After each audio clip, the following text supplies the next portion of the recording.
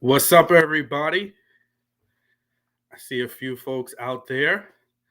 I figured we come in enough time for those of you on East Coast time, we could ring in the new year together.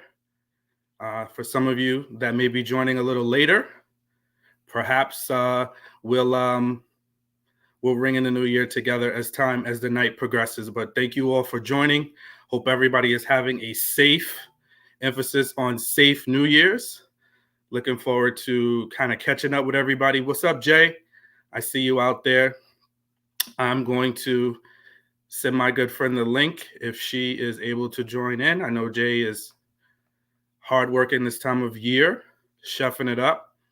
But again, thank you all for joining. I figured what better way to kind of get together. We haven't really collectively got together and had a stream on the channel for a couple of weeks. We didn't have Ready to Love last week, so now we have this episode that aired tonight, and we got the live on Jay's channel, another round. So we'll be on there tomorrow night to really dive in. We can lightly touch on it. What's up, the Salsa consummate supporter? Appreciate you. The Salsa, tell us, is it what time is it in Switzerland? I don't know the time difference. I always get it messed up. Is it already New Year's Day there, or are you guys a little behind? I know we got California that is on 3 hours behind us. So, thanks, Britt. I appreciate you. I went and visited the barber yesterday to make sure I was right for New Year's. So appreciate that. Okay, so happy New Year's to you then, DeSalsa. We already got some folks in here. What's going on, everybody? All right, cool, Jay. I'll send you the link after you grab a bite. But guys, I'm sorry. I didn't really fully get to watch all of Ready to Love. I'll be prepared tomorrow night to dive in, but I didn't get a chance to fully dive in. I was getting ready, running around. I got caught up on the phone with my brother in North Carolina, chopping it up with him, which we had a really dope conversation. So, but I heard some interesting things went on tonight. So feel free, anybody who watched it, drop a little, any teasers. I don't care. I heard somebody was saying something went down. I know that there was obviously a lead into what happened with Phil and Shiloh, some drama between the two of them. But I really don't know what fully took place between the two of them. I did see a little interaction with Sydney. I think I saw her crying or something, but I missed out on that. Now, you guys tell me if you do. I don't really do New Year's resolutions, so I don't really get into those too much. I find that at the end of the day, oh no, she's a Dusty. I don't know. I find for me that I don't stick to them, so I really try to avoid those New Year's resolutions. I'll go into like, these are some things I want to do. Like I was on Crystal's channel the other day and I mentioned some things that I'm focusing on, right? And these are things that I'm actively working on like now, real time. And yeah, will they carry over into 2022? 100%. This channel is a big part of that. What I want to do, being clear about my direction. I already started discussing different types of collaborations that I would like to have in the new year. Some of the topic and content and things that I want to talk about, right? Being more deliberate about, putting out and pushing out content. So those are some of the things I have, have thought about. But is anybody doing New Year's resolutions? I mean, listen, I don't want to knock it. If that's what you're doing, go for it. That's just not me. That's not my thing. But is anybody out there have New Year's resolutions? Is that something you're actively committing to do? Listen, drop a comment in there. I know another thing that, I'm excited about this year and this platform gives us that opportunity to be able to do that is, really talk about relationships, talk about the dynamics that exist in between men and women. So I'm looking to do that, right? So she's a dusty. What does that mean? So she's suspect. She misled us about something. So hold on while I look for, because it's about to be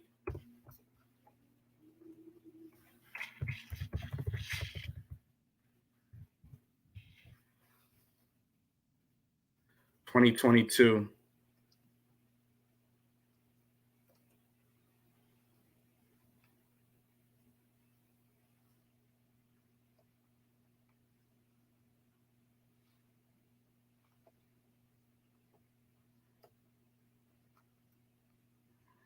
So happy New Year's. You know what? I was gonna show something, but just my luck, I probably get flagged for it. So happy New Year's to all those of us on the East Coast. Happy New Year's. Appreciate you all joining me and spending your New Year's with me. Thank you, Miss Creative. I appreciate that. Is truly creative of you. So I appreciate you. I did have a blessed Christmas. I hope everybody did as well. Oh, I love this. I'm going to read this. I hope you have a blessed Christmas. Happy New Year. May God fill your 2022 with internal peace, love, and joy with continued blessings. Oh, that's beautiful. The same to you, Miss Creative. I love it. Appreciate that. Appreciate you. All of you. Again, I know we still got some folks. It's still 2021, but happy New Year for all of those on the East Coast or anybody out there that it's New Year's Eve. So I appreciate y'all. So sounds like the order of the day is Shiloh. So from what I saw, now I'll say this. I'm still trying to understand and process what led into and what caused there to be a physical interaction between the two of them. So I want to understand that. So you're on Central Time. So yeah, you're an hour behind us, right, Miss Creative? Oh, that's right. It's the year of the tiger. What does that mean? It sounds good though. I'll take it. Let me see. I wonder is there a way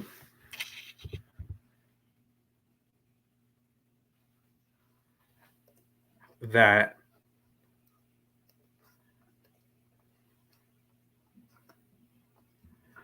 oh, okay. So she was drunk. That's what I kind of thought.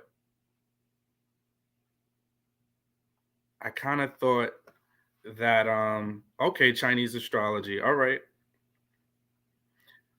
But what does the year of the tiger represent? What? Man, not the intimacy coach that is stumbling down an alley. Oh man, so you mean he picked her up trying to prevent her from getting into a dangerous situation at 4 a.m. Nah, that's crazy. That right there is crazy. Man, oh man. What's going on with Ready to Love? What's going on with these reality shows?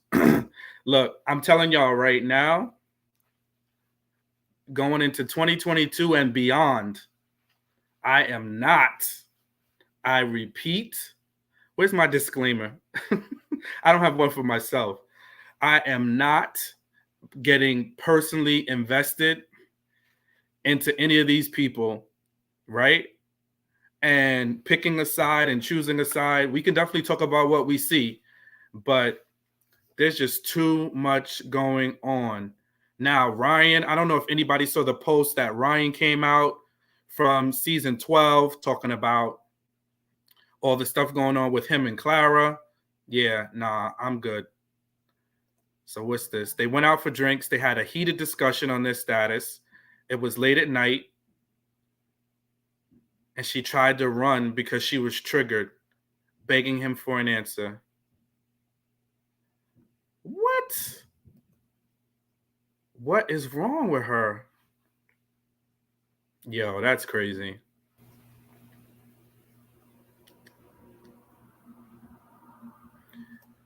And she's still upset. I got you. Yeah, y'all, let's not look to these shows for dating advice, please. Because they out here just, we got fingers in the face.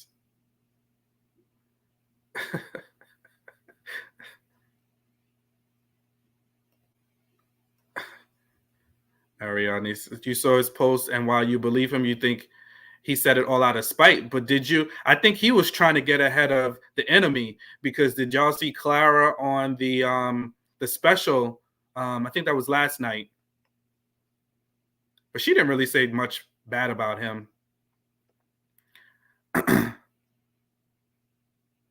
Somebody else was telling me that he asked for a white woman. I don't know if I remember him saying that or saying he was open, but if y'all say it, I believe y'all. Again, I'm not no fight for me. But then I just thought it was annoying that here comes Virginia trying to come out with a response.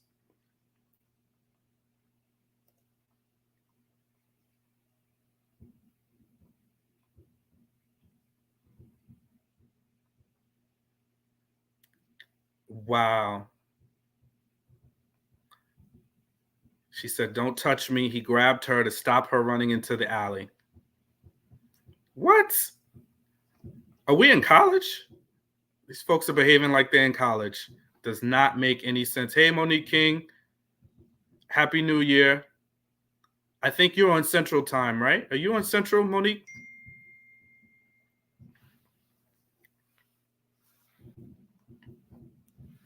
What's up, T Big Key? Happy New Year to you too.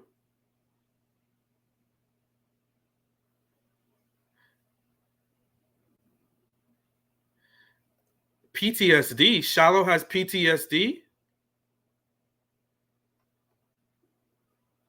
What in the world? Yo, I can't keep up. What is it was that serious. It was that serious. Oh man. I don't understand why these people just can't go away when the season is over. I know we're jumping all over the place. We're back to Married at First Sight.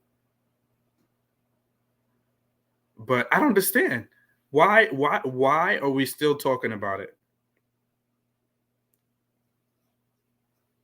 It's like and then he wrote like this whole 3-page post. What's up, Danny? Happy New Year. Like on critical race theory. Like now Ryan is talking about critical race theory. Oh, she was grabbed abusively as a teen. Okay. But where was she running down an alley? Where was she gonna go? Was she planning to drive home? Like now I'm curious about what's the nature of their relationship. Like it must things must be progressing because I don't understand why she's so personally invested in somebody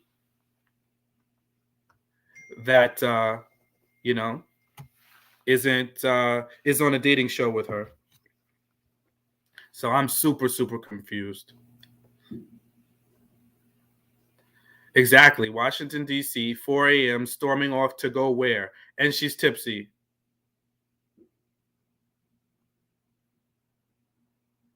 Yeah, don't it makes no sense.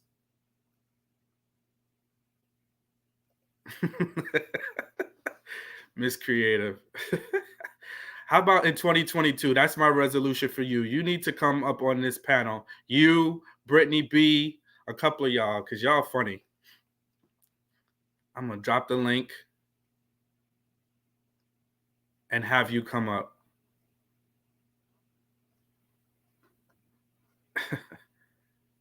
Where was all of what, Ariane?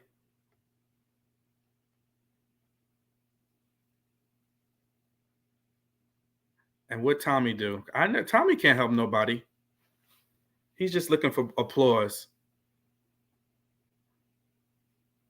What she went through in her teens. But what does that have to do with running down a street? Jay, hold your thoughts.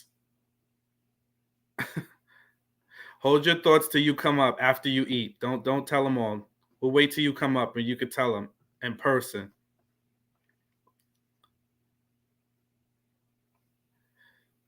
Oh, that's I got you. Oh, okay.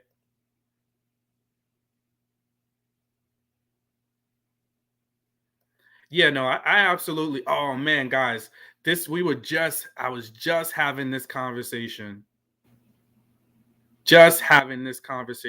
about interracial dating, right? And what that means, what it looks like, what are the potential dangers, like what is the thought process? Literally, I had like a 2 hour conversation around interracial dating. Happy New Year, Tasia. That's right. I got it right. Yeah, I happen to come from the school of thought of there's nothing wrong with it, but what's your preference and why, right? So do you particularly go after a race that's other than yours, and why do you do that, right? You know, if you can't help who you fall in love with. Sometimes it's your environment.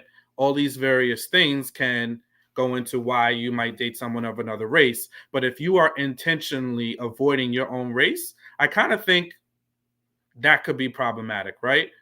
You know, like if you are going out of your way to avoid black women. Yeah, I think that might be an issue. That might be something that we should talk about, right? Or that should you should think about if you totally avoid black women. Why would you do that, right? Like what's behind that? If you are black, why are you going out to purposely say I exclusively want to date any women that are not black, right? Now, again, I'm saying like if you're in proximity, you know, you happen to live in an area that's predominantly another race, or you went to school with another race and these things just kind of happened, or your work environment and different things like that, and it happened, that I can kind of get on with.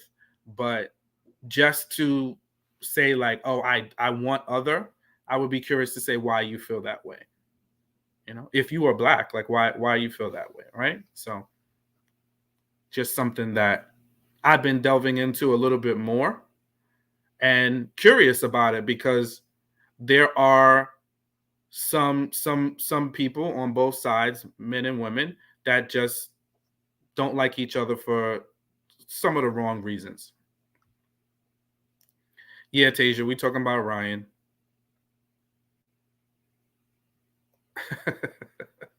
Yeah, that cowlick that Ryan had, that was an interesting hairstyle choice. I'll give you that, Miss Creative.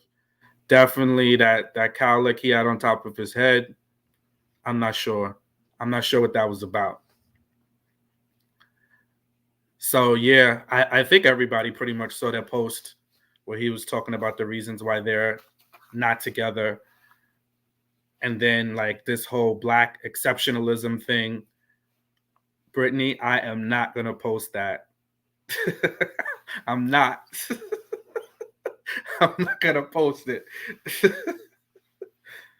Oh God. What is with these randos in here? These bots. I don't really Clara didn't really say much about race in any of her things. Now, he alluded to her going on TikTok. So I don't follow her on TikTok.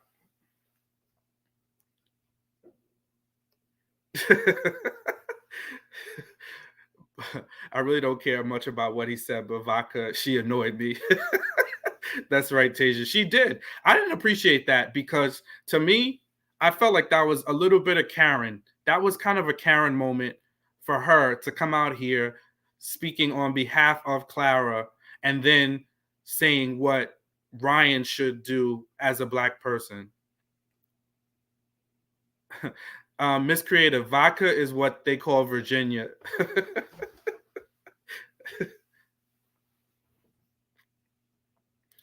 Yeah, she was. Danny, she was, but she didn't really say anything much about what Ryan addressed. She just talked about the fact that they're not together anymore. That it really wasn't. They had a lot of disagreements and heated arguments. She thought the relationship was moving in one direction, and he didn't. Um, that's pretty much what she said.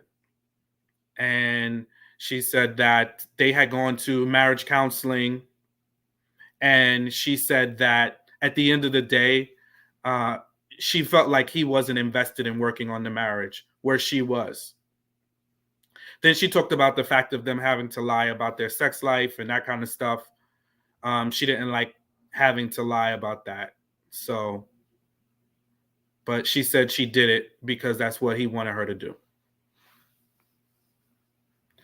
But that's the thing with Virginia. She's always in somebody else's business because wasn't she talking? She made some, she did some rant about Jacob.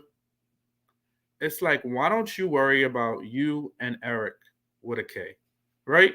Worry about him and that relationship and why that dissolved. Why are you jumping in into somebody else's marriage or lack thereof? If Clara has something she wants to say, then let her let her address it. Yeah, that was the part where again I heard it and I could understand that, right? Like if you are somebody that is actively open um to dating another race, there is an element of you having to understand what that means. Now, the other part of it, which I do get, you as the other race, especially if that person is a minority, they're a black person, you need to do some self work.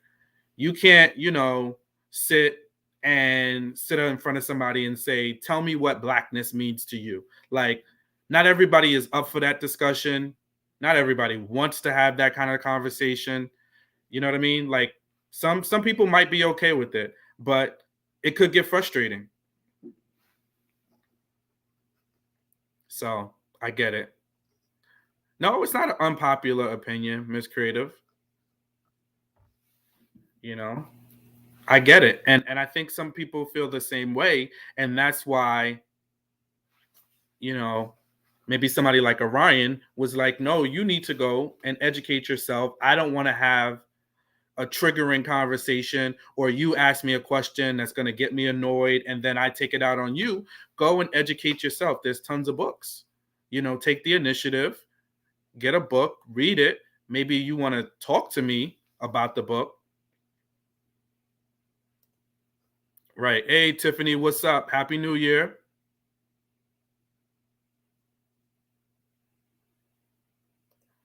Yeah, Tasia, that's a lot of people were saying that, right? Talking about, and that's a big thing. I was talking about that too. And I think, like, look,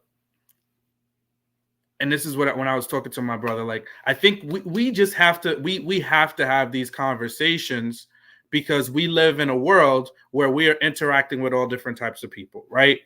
Not everybody is going to look like us, think like us, have our same experience, and that doesn't mean even black people aren't also a monolith. There's a lot of black people that feel differently, right? Some people don't mind interracial dating. Some people don't like it at all, right?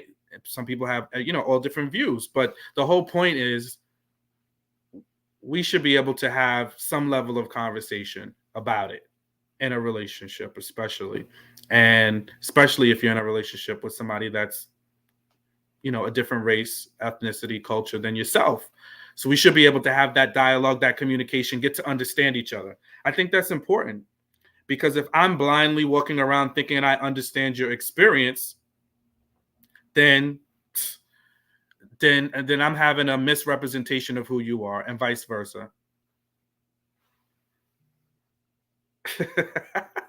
Danny, what Chris said, saying you drink shots and I take shots to Virginia was, yeah, it was. Chris had a couple good. He wasn't having it with Virginia. He kept putting her in her place. I think that was probably one of the few right things that he did. Because Virginia was way involved into too many different things. But again, I think these conversations are super important. We should have them, but have them with an open mind, right? I don't have all the answers. Really, nobody does. And have them not like looking to point blame. I think that's what sometimes happens, especially. Hold on one second.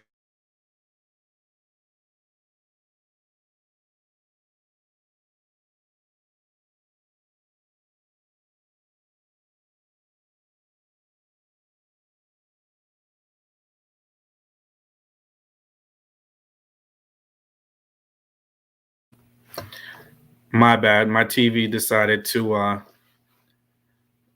pop on over here. But yeah, no, I do think we need to have these conversations, and underneath it is, really just also between men and women. We gotta flesh some of this stuff out. You know what I mean? We gotta flesh it out, be able to talk to each other, have some difficult conversations. So we'll definitely be doing some of that in 2022. We'll get some different folks up here and have some good dialogue, right? Because I'm like one of those people. I want to see us come together. I want to see us be able to have good dialogue, good conversations. And I guess I see the best in people in that aspect. You know, I think we got a real good shot at growing and building better relationships and marriages and families together. So that's going to be a major focus of mine. So back to Shiloh. She was hurt and bitter, and to come for Phil's character is wrong.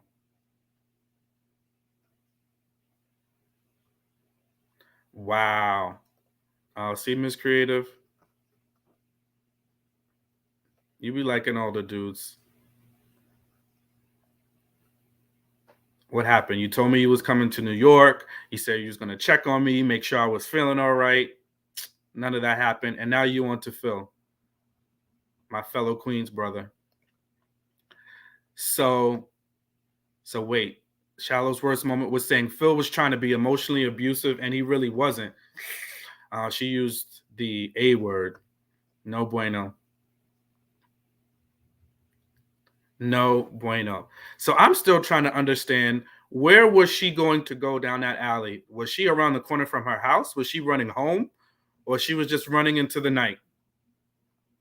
Like, seriously? Shallow, come on. You're on a dating show, sis. Like, what did you expect? There's going to be other women. His non-answer, or whatever he was saying that you were trying to press him for, that's your answer. And she was screaming, "Leave me alone." Man. Yeah, that's a tricky thing though. That physical part, like, I just think sometimes, you're well intentioned. You just gotta be, you gotta be careful. You have to be careful. So you guys feel like was he justified in touching her, or it just was something that got blown out of proportion, but you feel like he still shouldn't have touched her? Because I'm assuming they didn't show the scene, they just explained it. Because it sounded like it was something that took place off camera. So that would be the only thing I would say is, granted, if she's about to make a mistake or whatever, just, you know, try to avoid the touching.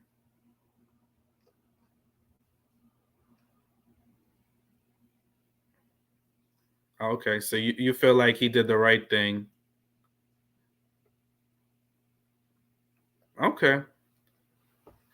I think that's the other message is like,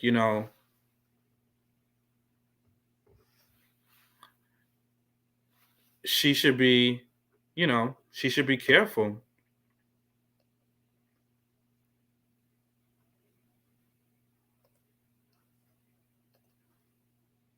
You know what I mean? Like, just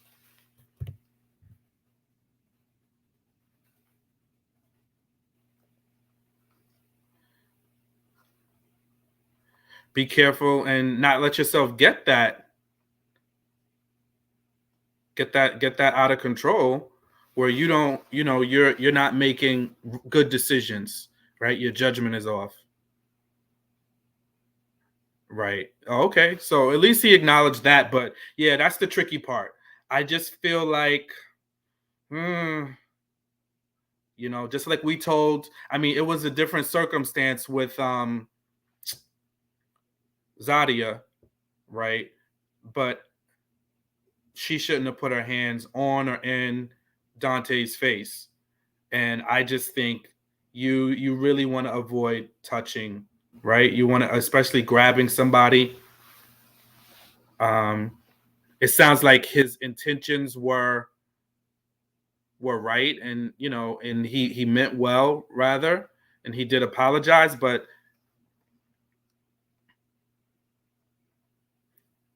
seems like he triggered her. Jay, I did send you the link. I emailed you.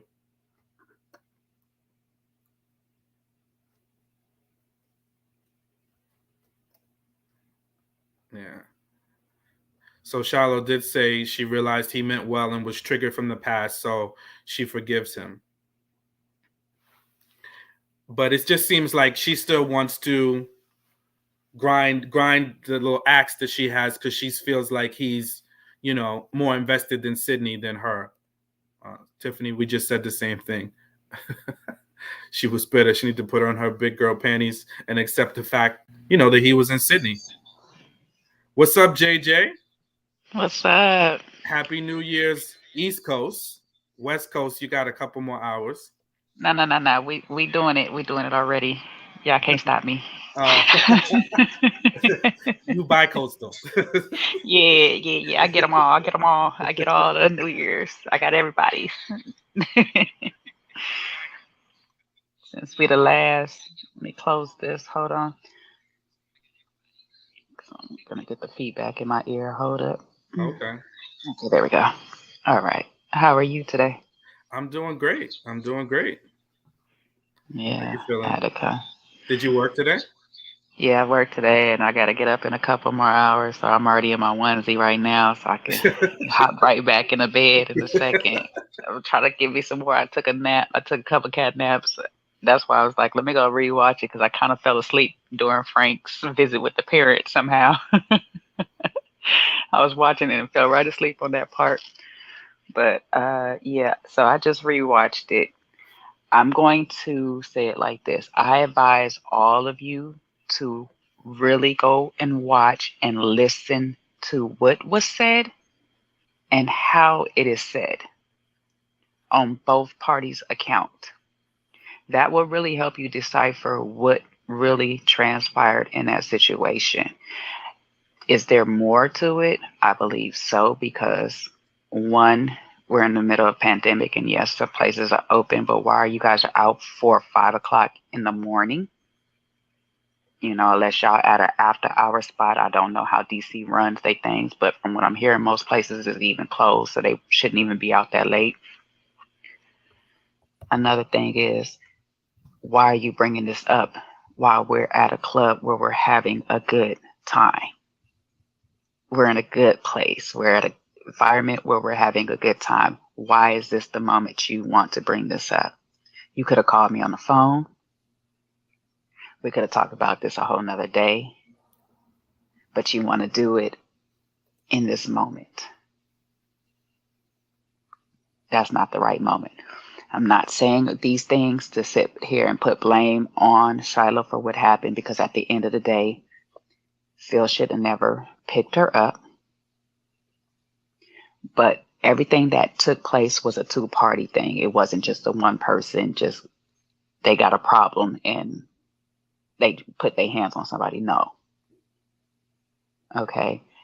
You're going down an alley. Now, when you listen to what was said, when Phil tells it, he says she walked away and just walked down a random alley. So that means he's been following her already to keep an eye on her. Then she decides that she wants to go down the alley. Now, I'm going to tell you guys this right here because I have done these things. I have played these games, gone down roads. Trust me, my dude tell you, I done took me some long walks in the neighborhood now late at night being pissed off. And what goes on in my mind in those times is, I hope something happened to me so he could feel bad. I'm not going to even hear BS y'all like that. You know what I'm saying? That's the real stuff that goes on when I'm really pissed off and I go on these late night rant walks. It's really, I hope something happens to me so he can feel bad about himself. Why would I be walking down a dark alley, 4 a.m. in the morning, in club attire?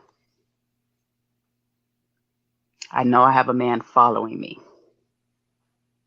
I need attention. Wrong way to get attention.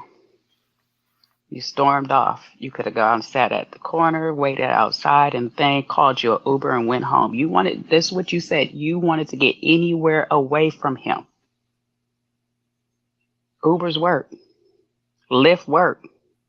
Hell, you're in DC, taxi cabs work. Why would you go walk down an alley unless you were having some other things going on in your head? That's not what you do. And then you want to sit here and tell him that he could have sat there at the end of the alley and waited and just watched you. So if somebody snatch you from that other end, it's too late. Why he watching?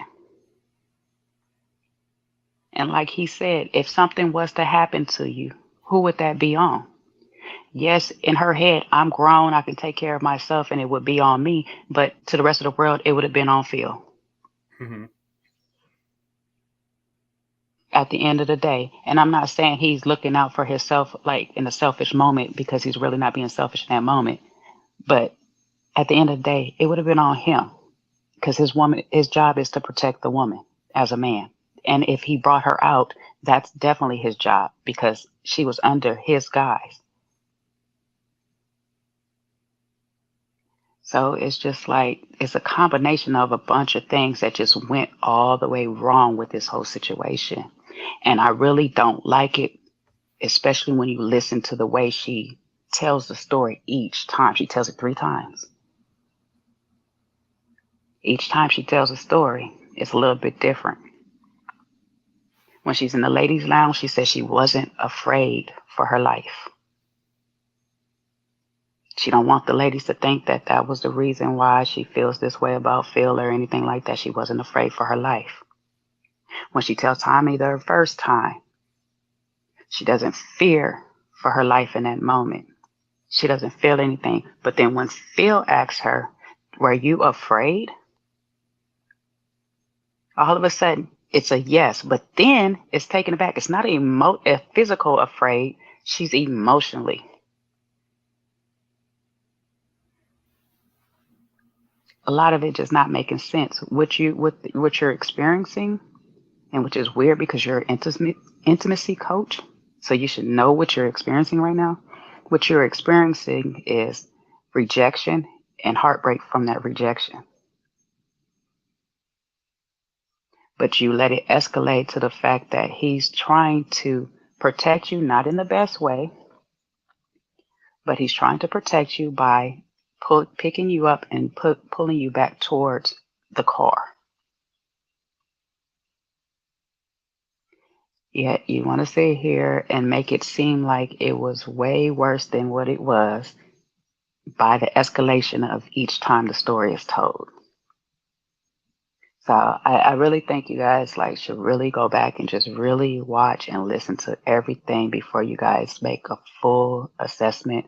And I'm not going to really go into a full assessment myself or whatnot of how I really think because I want to see what happens at the reunion. I really want to see what Phil because see that's the problem. Phil never got to really give his side of it. And the best thing he said is that he just feels like his character is being assassinated. And I give him this because I've even heard some people when I was watching it on the live earlier talk about he gave a apology, like a backhanded apology where he had a but behind it. There was no but. Listen to it again too. There was no but.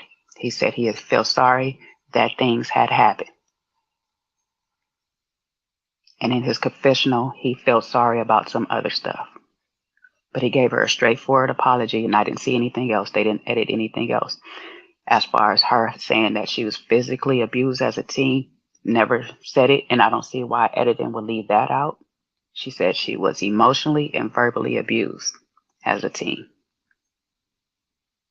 Now, I'm not saying that no physical abuse ever happened as a teen, but that would be an odd thing for editing to leave that out, especially with the dynamic of what happened between them two that night.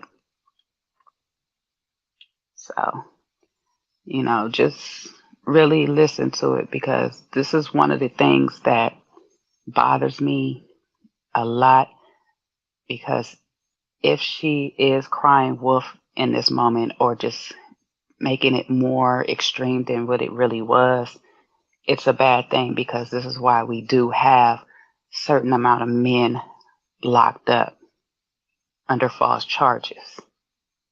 This is why certain women can't feel protected when they really go through things. And nobody believes them because people, and I'm not saying she's this, but there are people that are out here that put false claims on people, and it starts to numb the sound of people that really need the help. So, y'all gotta just really listen to what people saying and how they say it. The story should always stay the same every time they say it. If this is an emotional thing that you're going through, that story never changes unless you're trying to create some type of uh, emotions or reactions out of other people around you. So sorry to get up on here and go off, Sean, but yeah. Oh, Happy New Year's. you had to say what you had to say. Happy New Year. You said a mouthful. But look, I think you added some color and clarity, right? And even gave some context to behind the scenes of what sometimes things like that are done for, right? Like what somebody might, do that, why they might do that, right? Because it didn't really make any sense. Just hearing it. Yeah. Now there's one thing I really need clarity on because she tells Phil you don't have the marks to remind you. So I don't know if him picking her up left marks on her or something in her past. That's why I said I don't want to take away that she was ever physically abused in her past, because it's She had there, but marks on it her. was never. That's what she says. You don't. She tells Phil you don't have the marks to remind you. So that's what I'm saying. I don't know that part because this is when she goes and her Phil has a talk. Sit down.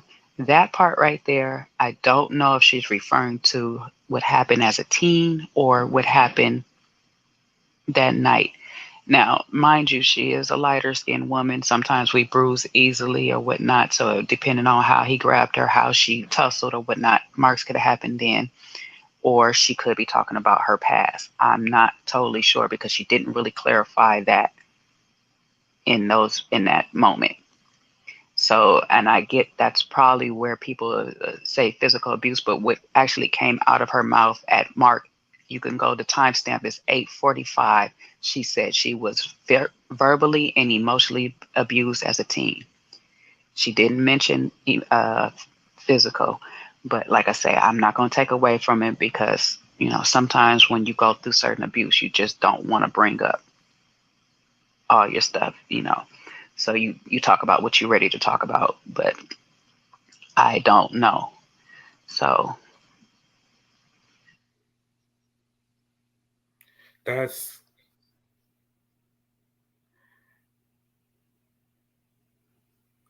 yeah, no, that's a little wild. If she had some but some people are saying like the marks were from emotional scars from her past. we all got those, though. It's kind of weird, you know what I'm saying? Like I'm telling you, I've been abused emotionally, physically, um, verbally. I have been abused and stuff like that, and I know the difference. Like when those nights that I'm ready to storm off on stuff like that, my dude has grabbed me to stop me, try to prevent me from leaving out the house. I never will ever feel like he's physically trying to hurt me. I don't even feel like he's emotionally trying to hurt me in that moment. He's Mm-hmm. really trying to stop me from going out and being crazy or whatnot. So the stuff that she comes up with, she's saying that she don't feel like he was physically trying to hurt her, but emotionally, yes. And it's not because of the picking up. See, if she never put the picking up and she just left it with the fact that he won't give her a straightforward answer, I can grasp that. I can really take that moment and say, okay, I see where she's going with the emotional abuse. But she's intensifying the grabbing part and then trying to link it to the fact that she's emotionally abused. And it's something you have to watch. I know when we have the panel, I'll listen to other people's views and maybe I'll find something there which links it together, but it kind of don't make sense. That part right there just don't make sense. So I'm just trying to figure it out.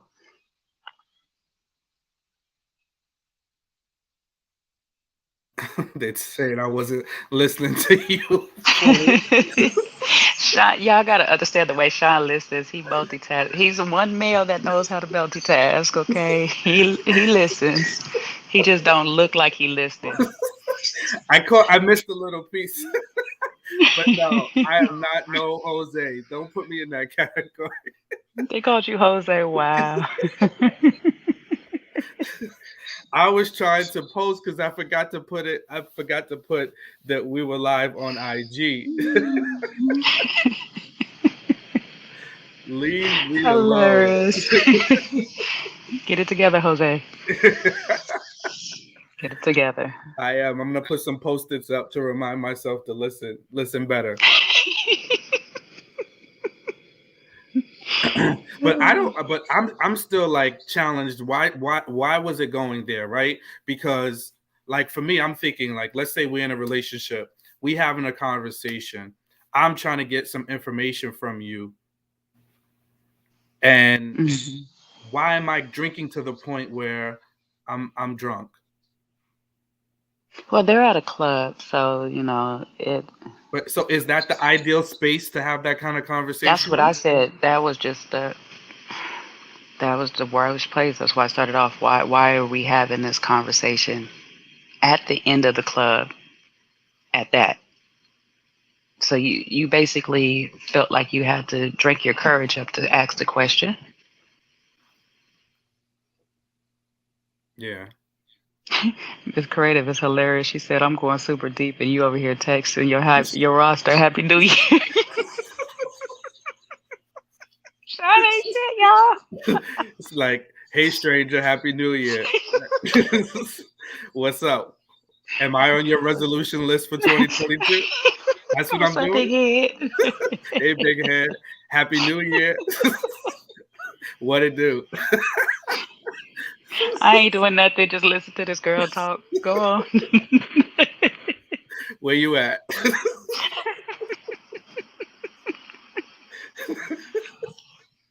Come on now. I'm so This dead. creative, don't do me like that. Come on. Definitely not. See, well, maybe if you had social media and I invite all subscribers to connect with me on social media, Instagram specifically, you would see the post. So you would know the evidence that I just literally dropped a post 10 minutes ago about the live that we're having right now. So, but since you are not on social media, you're not going to know.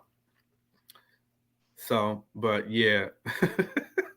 they Deja said they Robinson. said copy and paste. Yeah, copy and paste real quick. Deja Life of Robinson bars, said, "Good bro. thing." Deja, you saying the whole thing right there, but that's a problem. She shouldn't be here if you still that triggered by your past. You need to go get that therapy, cause, and maybe she will after this, cause maybe she didn't know she was that triggered. Mm-hmm. What's up, Martina? Happy New Year. Yeah, definitely. I think this definitely shed a light on the fact that um why that there's some issues that need to be addressed by her, right? You know, there's stuff from your past that you haven't dealt with, and now here you are in this setting. It's a lot of things. So Hmm. I know Tiffany Adams is saying wrong place, wrong time. Tiffany also Yeah, said Tommy that okay, so Tommy did give them he some he some he's advice.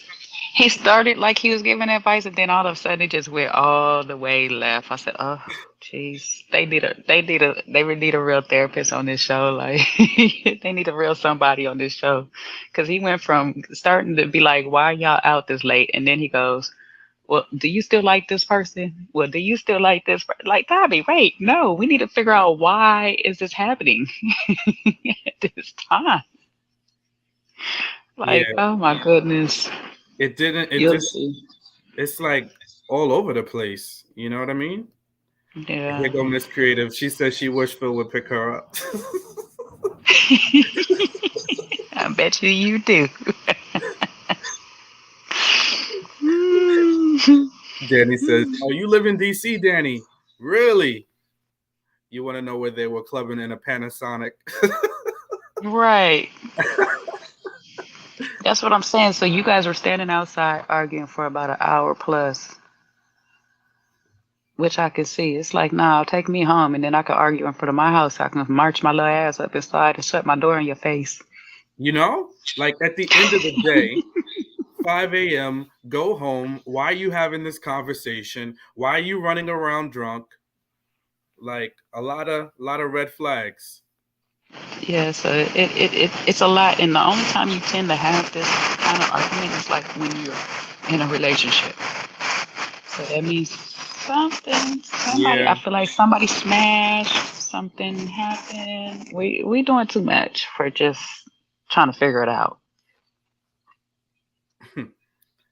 Little Steve Harvey was out of his depth. Clap for me, everybody. Clap for me. Come on. At least he not uncle, Can't nephew, stand it. cousin Tommy. Oh, God. Clap it up. Oh, it's the little Steve Harvey for me. I like Um, that one. That's the best one yet. Daha, yeah.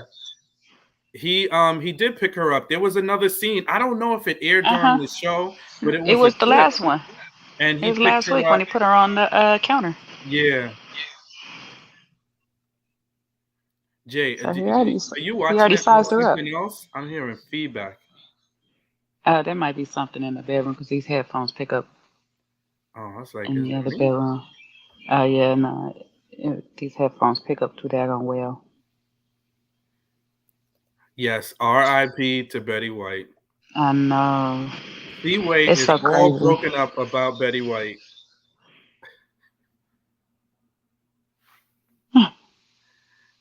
Oh, did I mess it up? You know I always mess it up. How did you say her name, Jay? Because I said Daha. Deja? Oh, Deja. Uh huh. This is my cousin name, so I know. Yeah, Betty White. Hey, That's listen, it's I did the J like a H. What you want? you okay, Daha. Hispanic? Huh? Okay, Hispanic. You out here calling me yay yay? Everybody be calling me yay yay. Oh gosh. Listen, I just got Tasia's name right, so leave me be. All right, Deja. Like, yeah, Betty White passed, and it was sad. I was like, dang, she almost made it to a whole nother year. Well, at least she ended out the year. She did good. Y'all, that lady Dang. lived to 99 and a half. I was Come about on. to say, that's what I say, it's 99. She almost made it to 100. Last golden girl standing.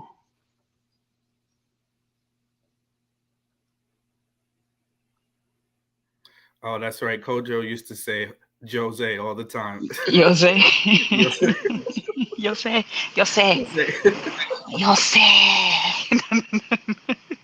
I guess maybe I'm detached. I don't know why y'all are so sad. I don't get it. The lady lived a full life. I'm not super sad. It's just it's sad because she's the last golden girl. She Miss was holding Creative, strong. don't be sick. But it's the same. I feel the same about what's our black one? Why I can't think of her name right now? I can see her face. Cicely Tyson. Yes, there we go. Yeah, yeah. And she Cicely didn't even Tyson. live. Was she 80 or 90 when she No, she was passed? 90. She She was was 90 90. something. I thought she was 99 too. Yeah, I met her too. She was. Oh yeah, you met her looking the same way, huh? Yeah, exactly. Mrs. Her and Jane Morgan Pittman. Freeman. Yeah, like look, guys, I have empathy, but the lady, she lived a full life. And yes, she had a big birthday party that they were planning for her 100th, and she missed it by a few weeks. So, it definitely, anytime somebody passes on, um it's sad, but let's just celebrate her life. Don't get too sad. It's not like a tragic death is what I'm trying to say. I got an ice box where my heart used to be. I was about to say, is that Amarion that got her?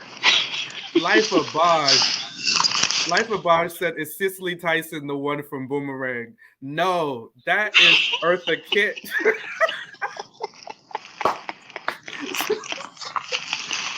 Cicely Oh, here we Tyson go. is from, if you ever watched the Everything story of else. Jane Pittman. I mean, but like No, she's James iconic. She's Earl. in so many movies.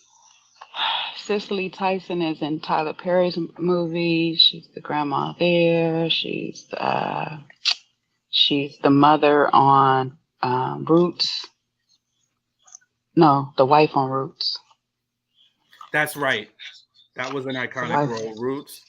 But I always Yeah. I always remember her from the life of Jane Pittman. Mm-hmm. Oh, here come my. I need to tune out this first. Not too young, never mind. You know what? Life of Baj, get off. Get off. You too young to be awake. Go to bed. Don't be trying to old shame us. That's right. This is now this we gonna celebrate. This is a legend right here. Not that Betty White wasn't a legend, so Who you talking about? Cicely yeah. or Eartha Kitt? Because Eartha Kitt was the one too. Yeah, The she first was a legend Catwoman. for sure. But this right here, this is Cicely Tyson. Hmm. Legendary. She hit the Rihanna before Rihanna. Yeah, a lot of people came up under her tutelage. I think she made it to 99 as well. She made it 90 something. Yeah, Cicely is no joke.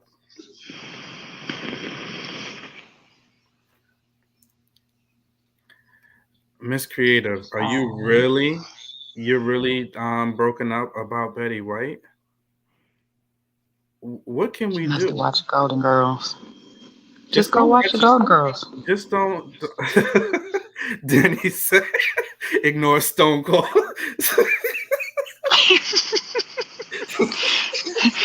Sean Austin, Stone Cold Sean Austin. My bad, y'all. Now, Cicely, I can rock with that. I guess. Forgive me. Let's just. Who knows how much Shiloh drank? That's the thing. She never said how much she drank. What McCall said he had Didn't one she say shot. four or She said five she was drinks? I drinking. thought she said No, four she or said five. she was just like we had drinks with a Z. A couple of Z's. right? Yes. She was taken aback.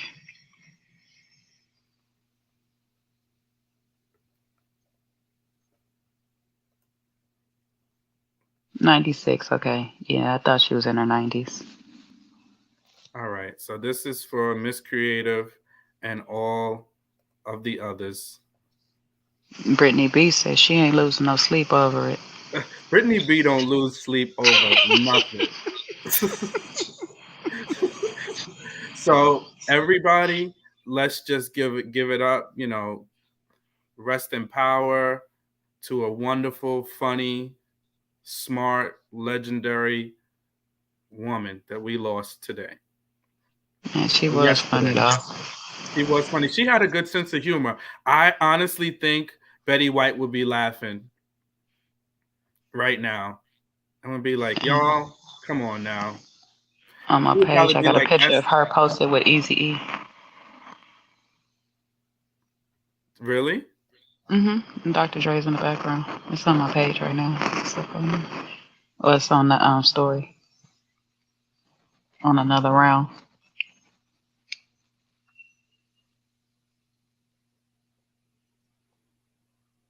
But yes, let's give it up. Now this right here, this is Betty White.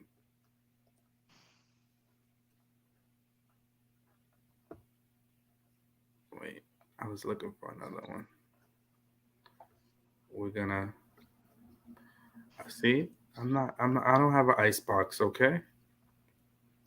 All I know is if I turn 100, we celebrating my. If I turn 99, we celebrating 100 every single day from the day I turn 99. I don't know when I'm gonna go. Every day about to be a party. That's it, right? I'm not trying to wait to the day. That's it. All of them. I think she was the last one left, right? Of the Yeah, Golden she Girls. was the last one. She's the last one left. Hey, you know what's so funny? I didn't know the mama was like one of. She was like younger than most of them ladies. The one that played the mama. I was like, oh wow. Mm-hmm. I liked her. Danny, I we're liked the gonna tip a mama. 40. We're gonna tip a 40 to her memory. Oh jeez. I just had that song, the Gangster Link, on my head. This is something Gangster Link. I need to go to bed. I gotta He be up. said find a picture of all right, I'm over this Betty White stuff now. Come on, y'all. Find a picture of who?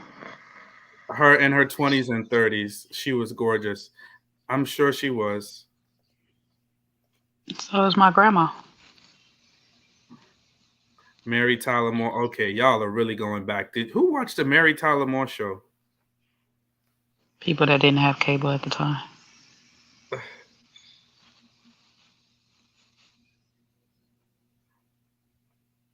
All right, okay, guys. Forgive me. I'm gonna go into the new year better. So, um, we did a memorial. Like, what do y'all want from me? What more do you want from me? What do you want from me?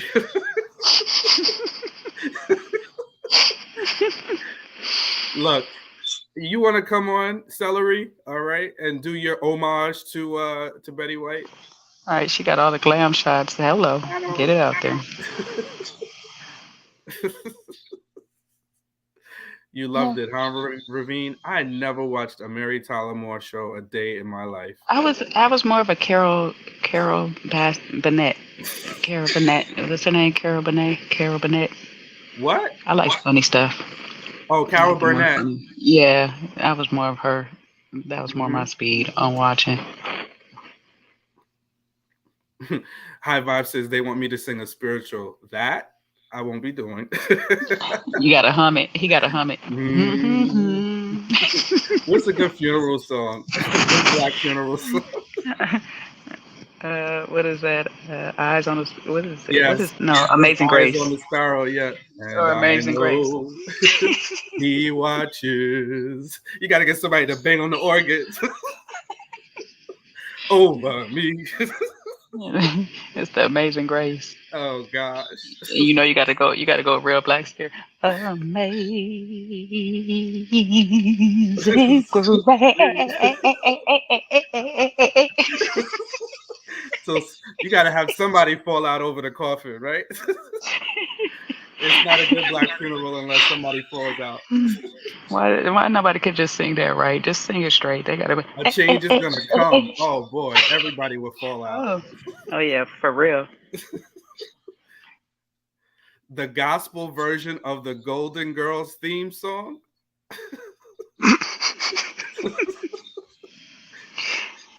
If you Oh, threw a party.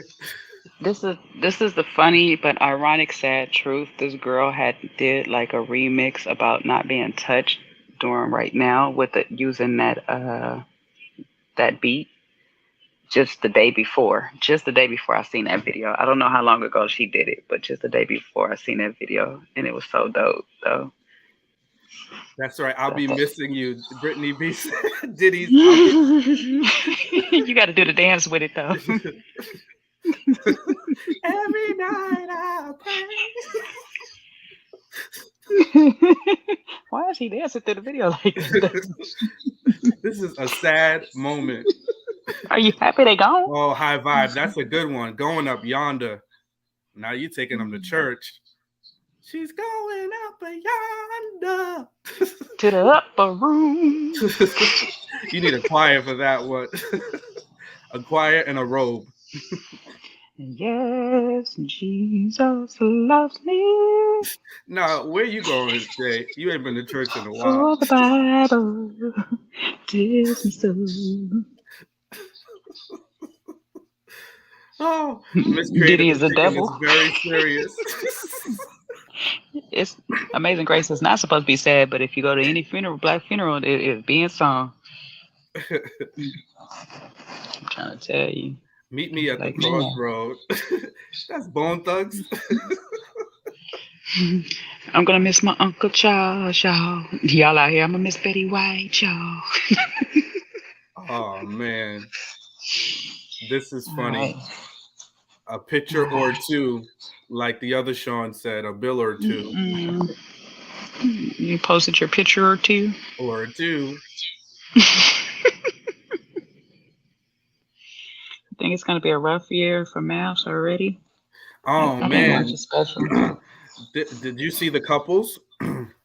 I seen the couples, but I missed the special. I didn't watch the special. Yeah, Kevin Frazier said none of them are gonna make it. Oh, okay. Well, thanks for the vote of confidence. Yep, none of them are gonna make it, and I might tend to agree. I think Uh, this they're gonna have their challenges. but guess who's back on? Who's gonna be back on television? Oh, Rudy Huxtable. No, no, no, no. Somebody from Housewives.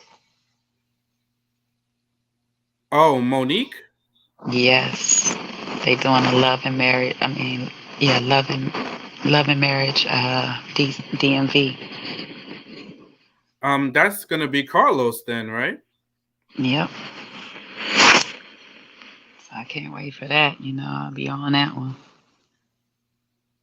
Yeah, we have to check that out. Got some Yeah, no, I went interesting to New couples in Year's there. Eve one time, Brittany, and years ago. But it's too many folks. It's crazy. It's chaotic. So only one time years and years ago. All right. I'm gonna have to leave you, Sean, because I'm gonna have to get up in Oh, like you gonna four love me and leave hours. me, huh? And you know that's how I do. You know what I'm saying? I gotta just hit my sneaky link and get back before I'm knowing I'm missing out the bed. All right. Well, we'll be together tomorrow. Yeah, we'll definitely be together tomorrow.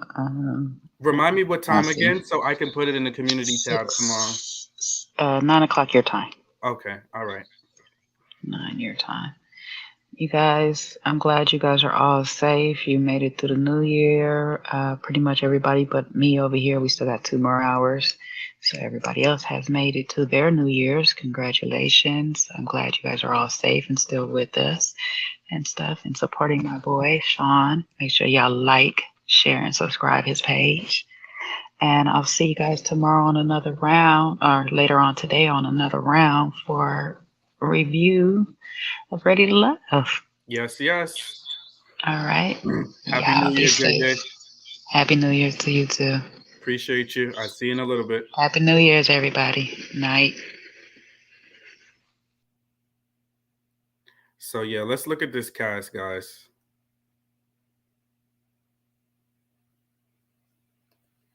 Let's look at this cast. And I saw you, Tyronda. No, he we are divesting ourselves from the word dusty. How about that? What y'all think about that? So, for those that didn't know, this gentleman, where is he? This one here. He doesn't have a job. He quit his job, and he's been driving around, or he got laid off. I'm sorry, during the pandemic from his job, and he's been traveling the East Coast in his car. So I don't know. I don't know what his financial situation is. So let us see. But I'm divesting myself from the word dusty in 2022. So that's my resolution. No dusties, no pick Mishas. I'm done. That's my goal. But I don't know, guys. I think it's going to be real interesting, especially since his wife said, I think her name is Toy. She said that Brittany, I know you will. She said she wanted a guy making six figures. So I don't know. Maybe he's making six figures in his car. I'm not sure. I think I 100% know that the experts play with people, which is why there is nowhere in the world that I'm going to get too emotionally involved in these folks because the girl said she wanted somebody financially stable, somebody able to build a life with, and making six figures, and they gave her somebody that doesn't work and is driving around in his car.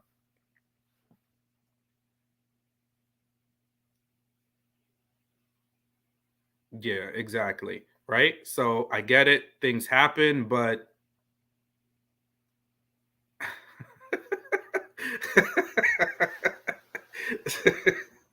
no, the dust didn't get in my lungs about Steve.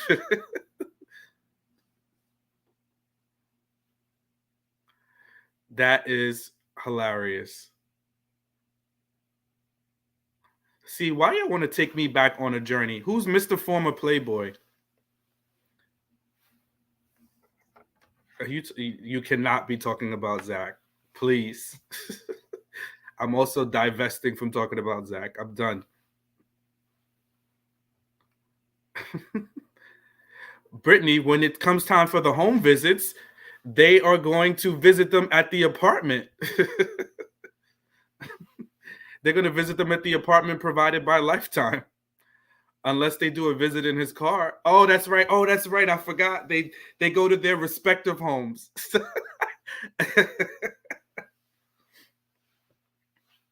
That is hilarious. Hey, what's up? This queen won't quit. Happy New Year. Thanks for joining us. Oh, the new Mr. Playboy. Well, isn't he? Didn't he say he was reformed? That's Elijah Wan, right? Yes, Ravine. I don't want to talk about the past, and I don't think they were anyway. I just didn't understand who they were talking about. But yeah, this is Elijah Wan. Yeah, that's going to be interesting. I don't think they're going to make it. But funny enough, he is friends with one of the other former castmates' husband. I forget who it was. Hey, what's up, Crystal? Happy New Year, my friend. Jepti. Yeah, that's right, Tasia. Thank you.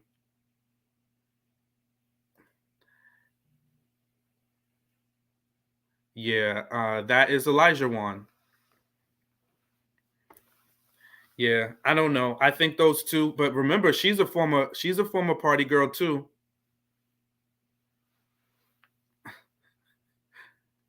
And you think Michael's gonna he's gonna mess it up.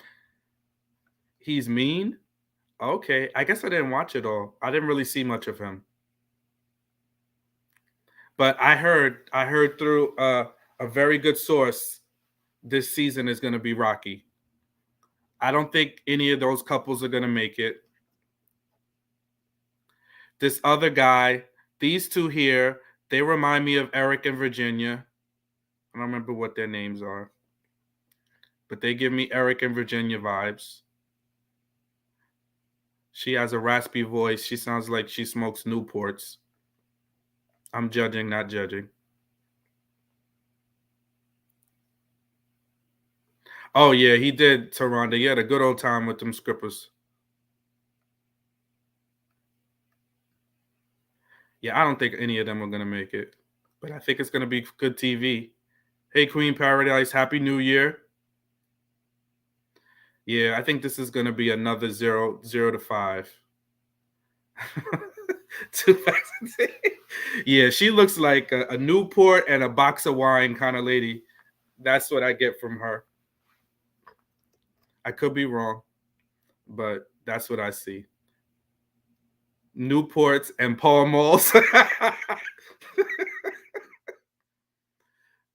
Absolutely. It's going to be fun. I'm watching. But I'm telling you, over here, I'm just I think you guys know the vibe on my channel, right? And I love it cuz y'all already got it down pat. I'm not getting serious.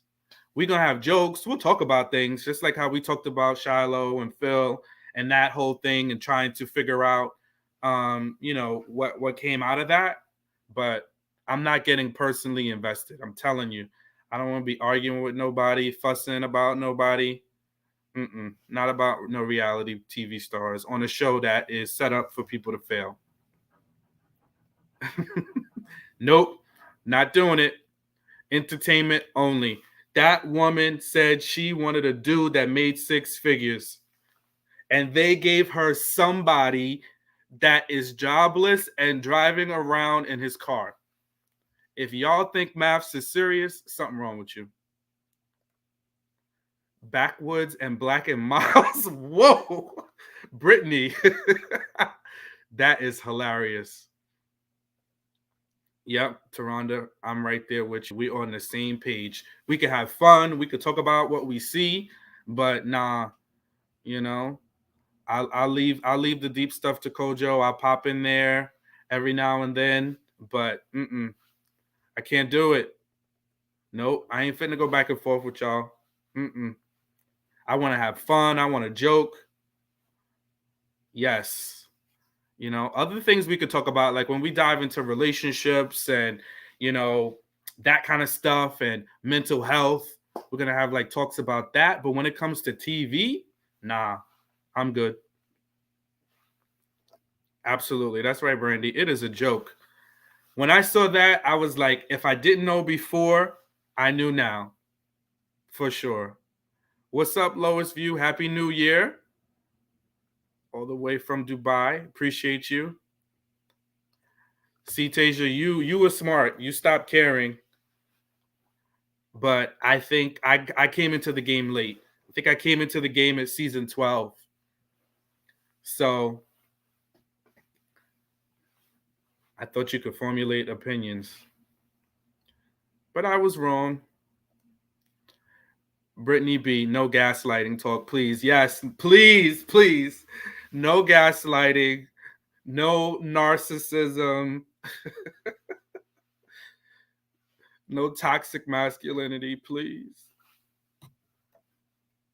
Please, please. Yeah, that's gonna be the vibe. You can come over here. We'll talk. We'll laugh. We'll talk. We'll do all of that. What's up, Juicy G? Happy New Year. Thanks for joining us.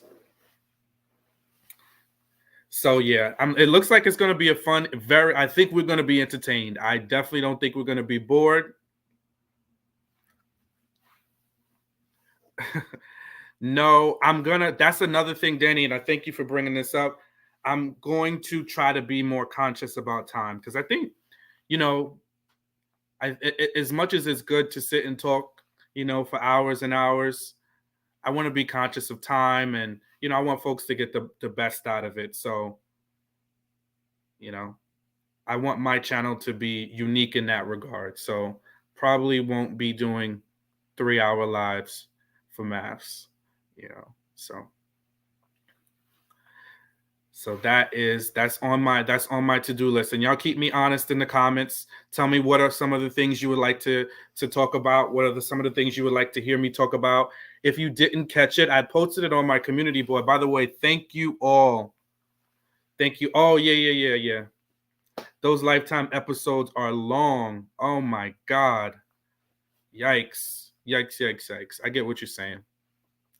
Um, But thank you all for helping me get to my community tab. The channel is growing nicely. We are a little over 600 subscribers right now, and I appreciate all. As of the last time I saw my count, 603. So please like, share, subscribe.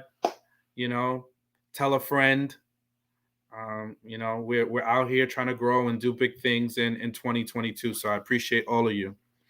Um, So yeah, no, check out the video. I posted it. Kojo dropped it, but we filmed it sometime in November. We had a really good conversation, talking about relationships, talking about the uh, the things that we're looking for and the things that we need to give as leaders in relationships, right? So we talked about our role, our responsibility as men as well. Shared some stories, gave some insight into my past. So please check it out. I think it was a good conversation. I would love to hear, I'm sure Kojo would as well. I had touch base earlier with him a couple of days ago via Instagram. He's living it up, having a great time. If you guys haven't seen him dancing all across Ghana. But yes, so yeah, we definitely, I think we did a solid job of having try to have a balanced conversation, because I think that's one of the things that I learned. Right, it's balanced. Can't be all over here blaming women. Um, you know. Oh, so you watched that one too, Taronda, where we held him accountable?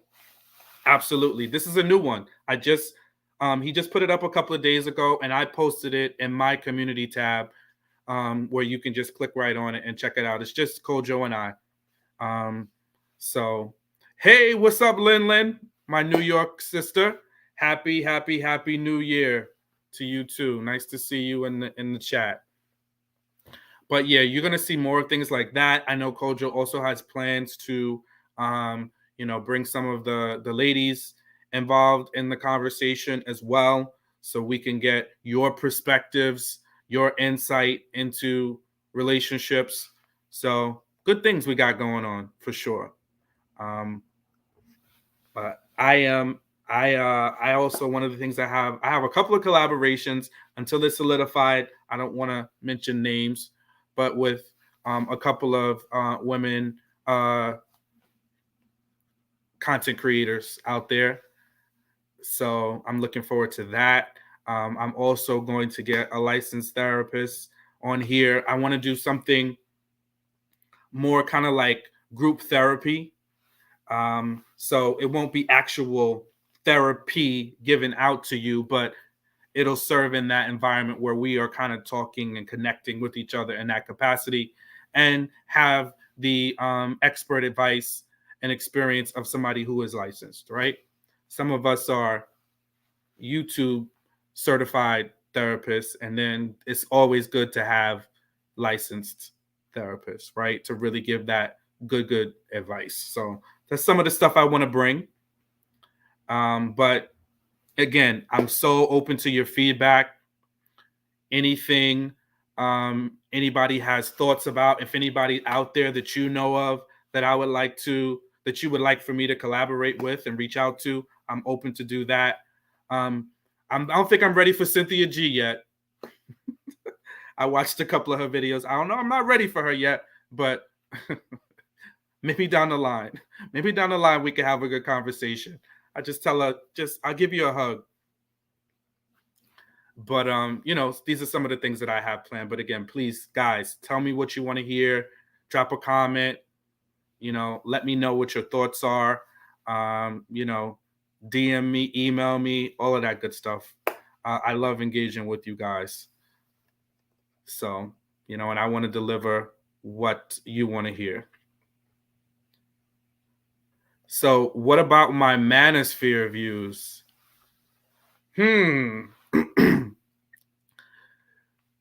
So, this I've evolved, I'll say, right? I think there's some truth to some of the points of the manosphere, in terms of some of the things that, us as men are looking for from women.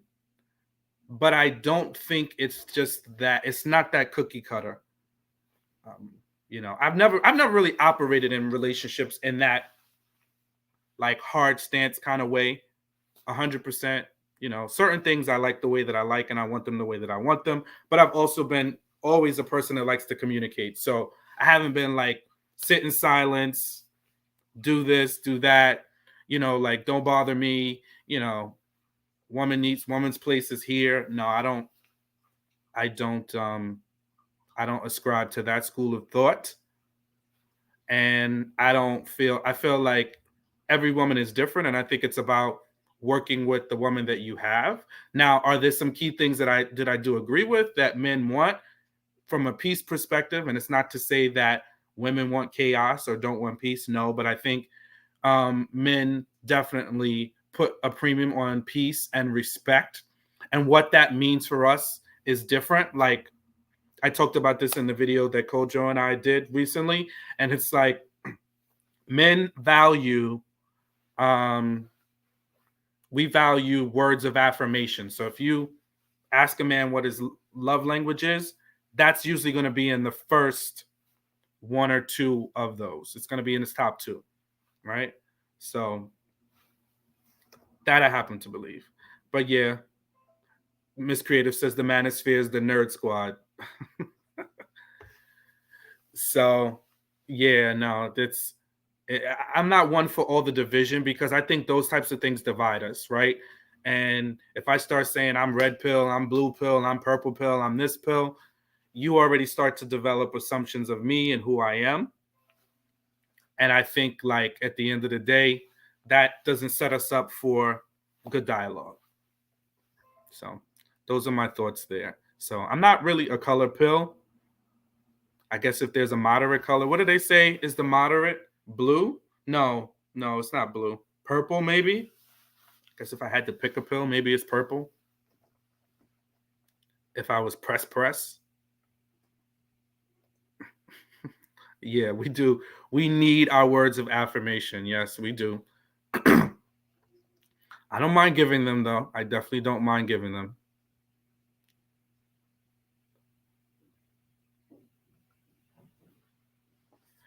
So, yeah, yeah. Now, Lin, we're going to definitely wait till you see if you get a chance to watch a little bit of the special from the recent maths. They're mismatching people.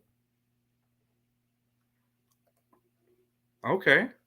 I like that. Men appreciate women consideration. Okay.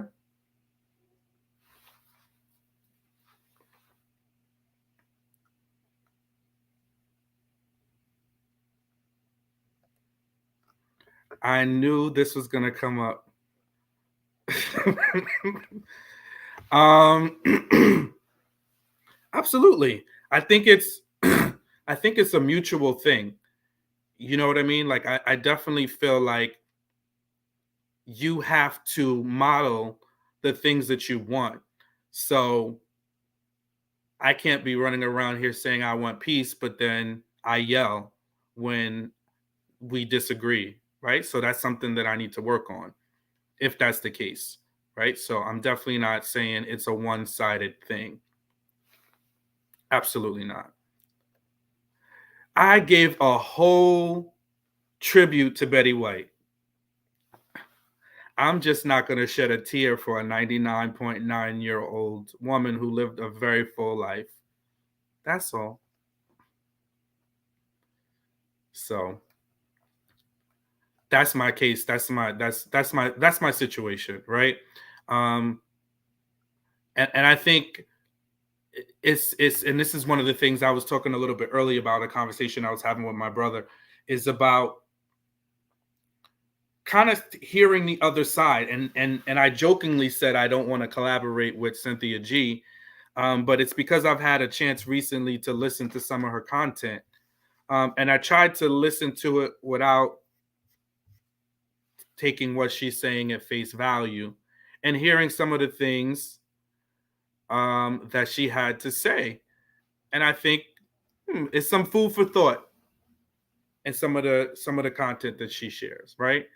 Um, so I think we all need to listen to each other a little more and hear what each other is saying. That way, we can have better relationships and not be so fixed in one position. No, Tasia, I'm not shedding any tears. I'm not shedding tears for her. She was 99. Come on, guys. Really? Maybe that's the difference between men and women. I don't know. Maybe that's just a thing. Sometimes we're a little hardened to certain aspects. So I get it. I did a whole tribute though. Tasia, you saw it. I did a whole tribute for Betty White. So I got empathy. But yeah, those are a couple of the things I'm looking forward to. Um I'm looking forward to Married at First Sight. I think that's going to be fun. I'm looking forward to seeing what's next with this Ready to Love season. I think there's going to be some good shows, some more good shows coming out. Jay mentioned Monique is going to be in the DMV, Married in the DMV. The Selling Tampa, that was good.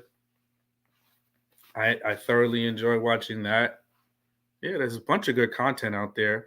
I can't wait for Our Kind of People to come back on in a couple of weeks. I think we got a couple of real estate shows on OWN, at least one. Then we have that Napa show, which is more of like a sitcom. It's about a black family that owns a winery. So some good black content out there for us to watch, and good content. Oh, This Is Us. I think that starts when? Tuesday? That's my show. Yeah, it definitely does. So we'll have to. No, Tasia, I didn't do a review of selling Tampa, but who did? Corey Black did one. Miss Misha did one that was really good. So, and we talked about it a little bit on. I think we talked about it on Crystal's Live a couple of days ago when we did. We had so much fun, Crystal. That Black Card Revoked. That was a lot of fun. Yeah, Tiffany, I'm with you. Like Chadwick Boseman,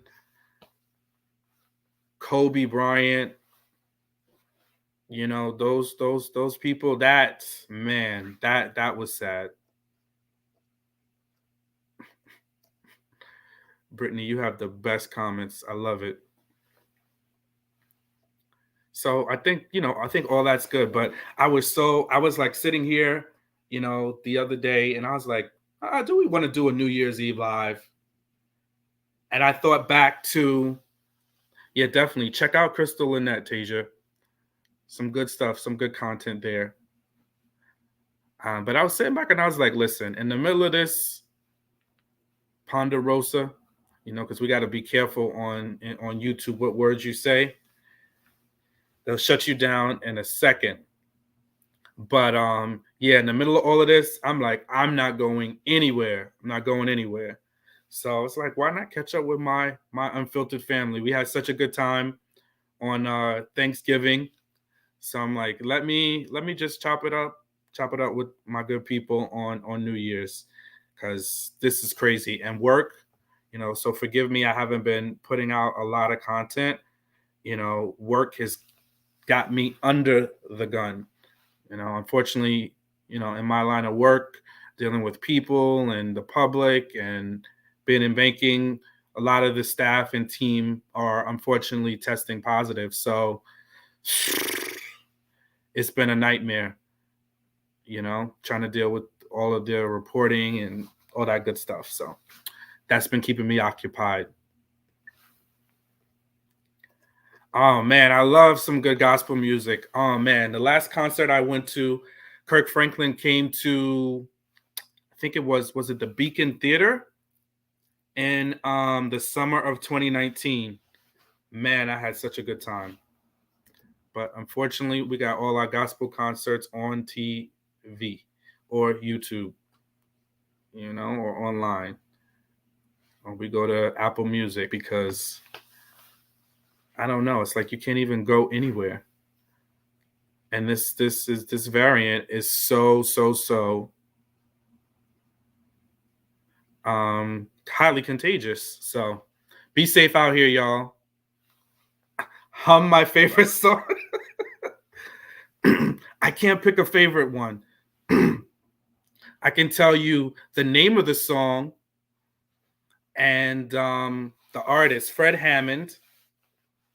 And shout out to Crystal, who gave all of us that have been on her panel regularly Christmas gifts. And I don't know if Crystal, you knew this, but "No weapon formed against me shall prosper" is my favorite scripture.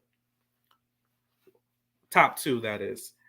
And that was on the mug you gave me, and that is my favorite Fred Hammond song. So that's one of them. But I definitely love anything Fred Hammond. Now look, Miss Creative, I am not. I'm telling you right now, I'm not going to go out in public and be in no group setting celebrating for New Year's Eve. Are you kidding me? In New York City, maybe if I live somewhere where we could be outside in an open space, but not New York City, not Times Square when the ball drops. I'm good on that. Yeah. I'm good on that. So, I mean, I go out. I'm not quarantined in my house. I do go out, run my errands. I went to the mall the other day, but I'm double masked and social distancing because this is real. I appreciate you. Yeah, we do. I love our lives. It's like a good intimate connection conversation. We get to talk, have a good time, we laugh, we think. So yeah, we different up north. This is next level around here. Every There's not one person that doesn't know anybody, if it's not even themselves, that hasn't had Covina. You know, so it is rampant around here. Yep, me too. Me too, Lin. I need to get my booster. Turn on the TV. You can see it anytime. Do you know how many hundreds of thousands of people are out there in Times Square? Nah, I'm good. And there's people that come there intentionally knowing that they're tourists, pickpocketing, scams. Nah, I'll stay away. I'll watch it from afar. So, but I had more fun up here with y'all, having a good time. I know it's about to be New Year's West Coast time in about 27 minutes. So we'll stay on. We'll stay on till then. That's right, Taronda. Don't you live in New York too, right?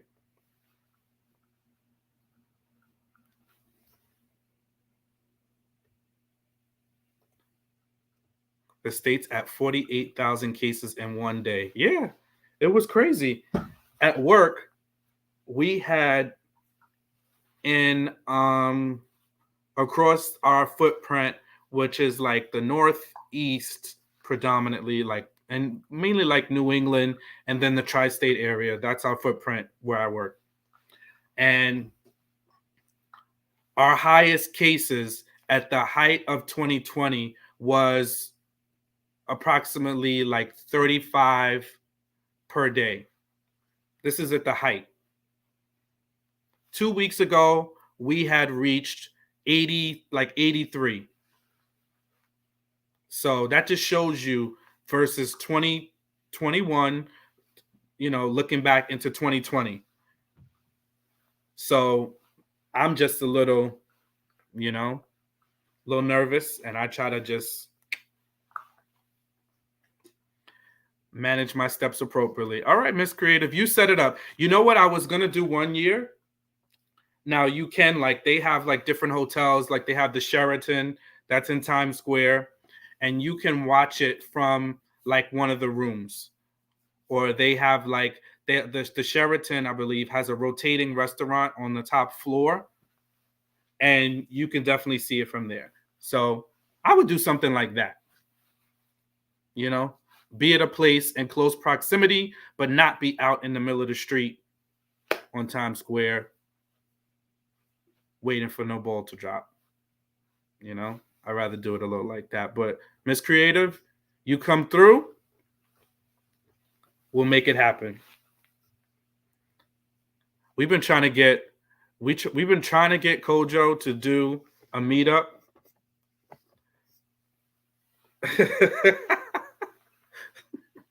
No, y'all ain't all staying in my house. I'll give y'all some Airbnb locations.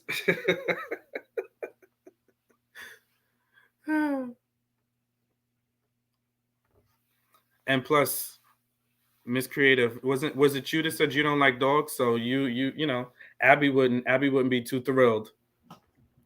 Confetti? No, I don't want to see no confetti. But I would go for the experience, or if people wanted to go, but to go now. But again, like I said, I like that idea of it, like watching it from afar, like from a building close enough, but not being in the thick of things.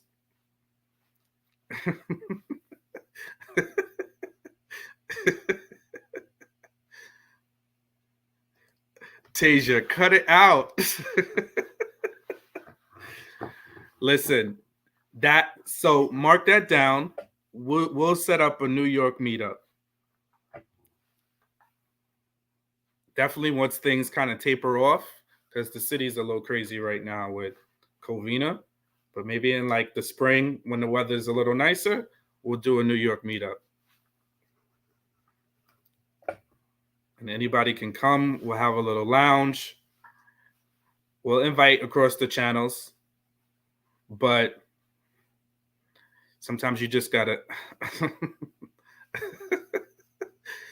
Why you say I'm scary, Taronda? Yes, sir. No, sir. But that would be fun. So we will. See, Tiffany, you sound like a New Yorker. I don't understand. I mean, Taronda's a New Yorker too, but some New Yorkers like to be in the thick of things. I need y'all to stop this narrative. Cut it out. First of all, Miss Creative, ain't nothing poor about you. You running around here traveling all over multiple states for work. Please. Nobody believes you. But yeah, see, that's right, Taronda. So if it were to take place in like a venue, then that's all locked and loaded. You don't have anything to worry about. All right, see. Oh, Crystal, you trying to pull Atlanta's a hot spot too now. The only thing good about Atlanta is the airport and the fact that it's a central hub. That's right.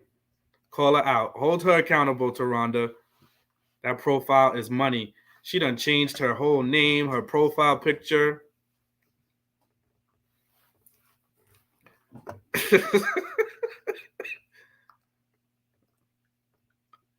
Why y'all do me like that? Come on.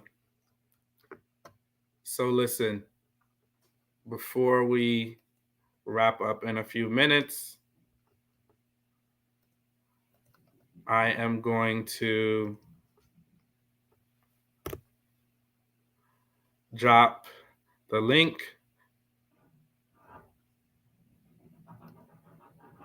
So anybody, you don't have to cam up, but anybody that would like to come up, feel free. Let me pin it.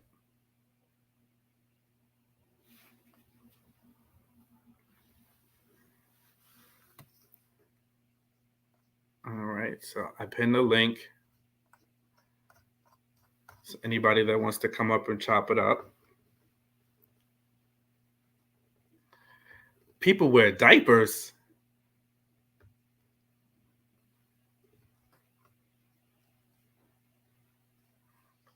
What?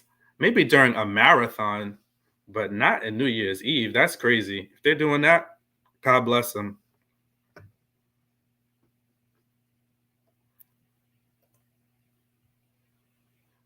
Coco Brown, what are you talking about?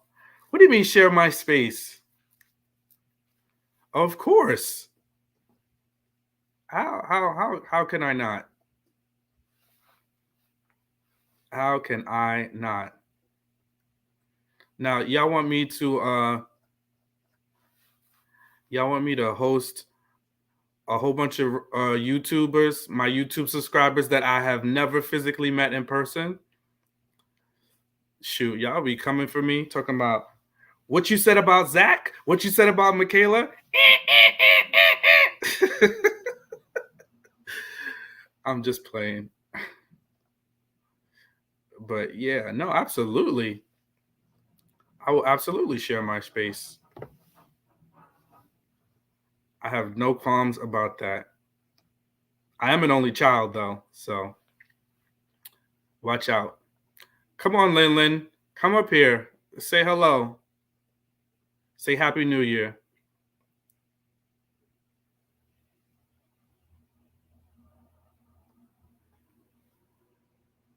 Okay. Yeah, yeah. See? Even Lin Lin. And Lin Lin technically lives probably like 20 minutes, I think, a town, 30 minutes from me. She's a fellow New Yorker. Come on up, Lin Lin. You always make us laugh. Miss Creative is shy. She never comes up. Brittany B blazes the comments, but never comes up. Crystal, you out there. Come up, Crystal. Come on, guys.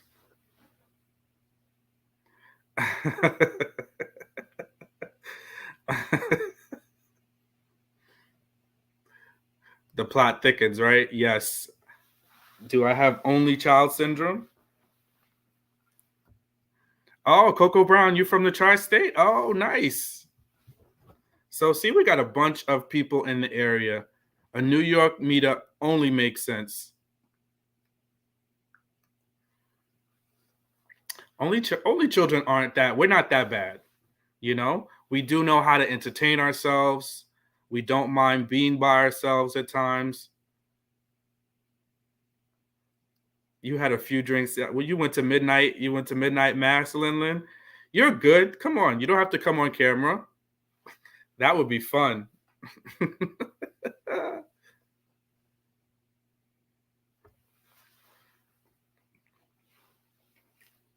Y'all gonna leave me up here by myself. All right, I see y'all.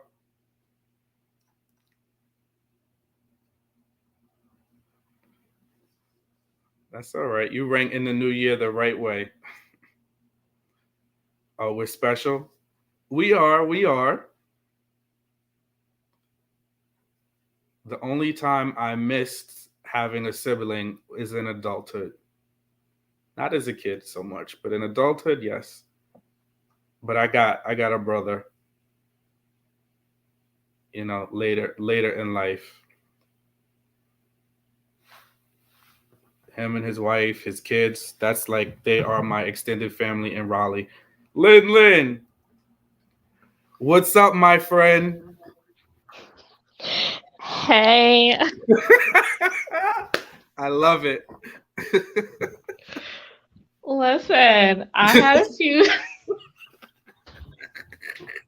I was just chilling in the comments. Why you gotta call me out? So Oh gosh, Lin, I appreciate you. You cracked me up.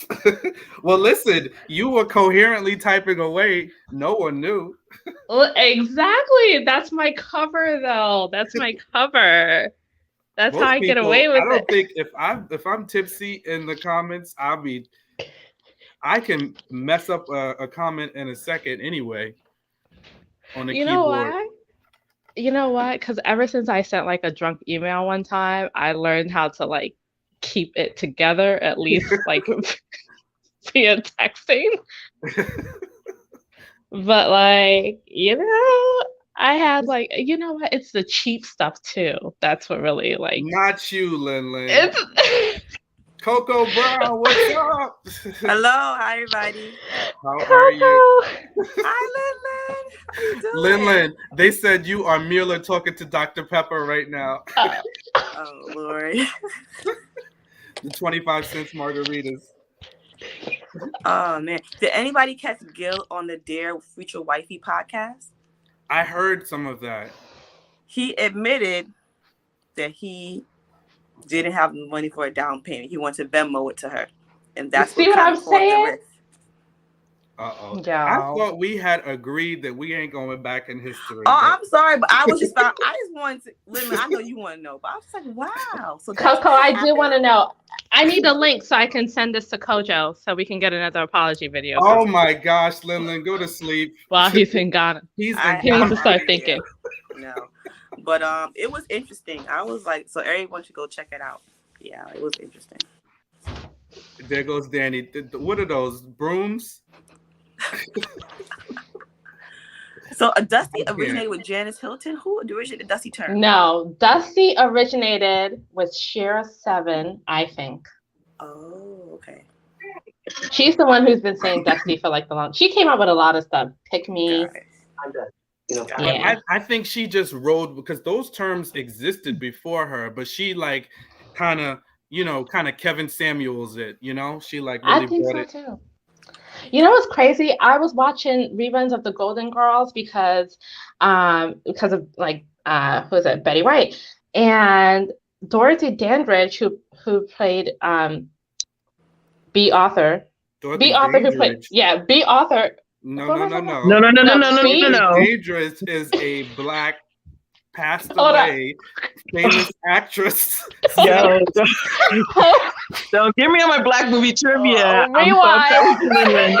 I was sitting here in the cut, not saying a word. Not Dorothy Dandridge. I was waiting for her to clean it up. She's gonna get it. She's gonna clean it up. Wait a minute. B author is hold on. B author, she's the real person. Dorothy is her character. Yes. Right? Okay, yeah. So But Dorothy, we all know what Dorothy Dorothy's right, exactly. But I got the first name right though. Okay, I got the first name right. It was a Dorothy on the show. Yes, there was. Yes. Yeah. But Dorothy Dandridge is like a Hollywood, actress from back in the day. Halle Berry did the whole movie using Dorothy Dandridge on HBO. It's a big thing. She was nominated. Yeah. Yes. Sean, you could clip that part out. Okay. You can clip that out. She said pick me on Golden Girls.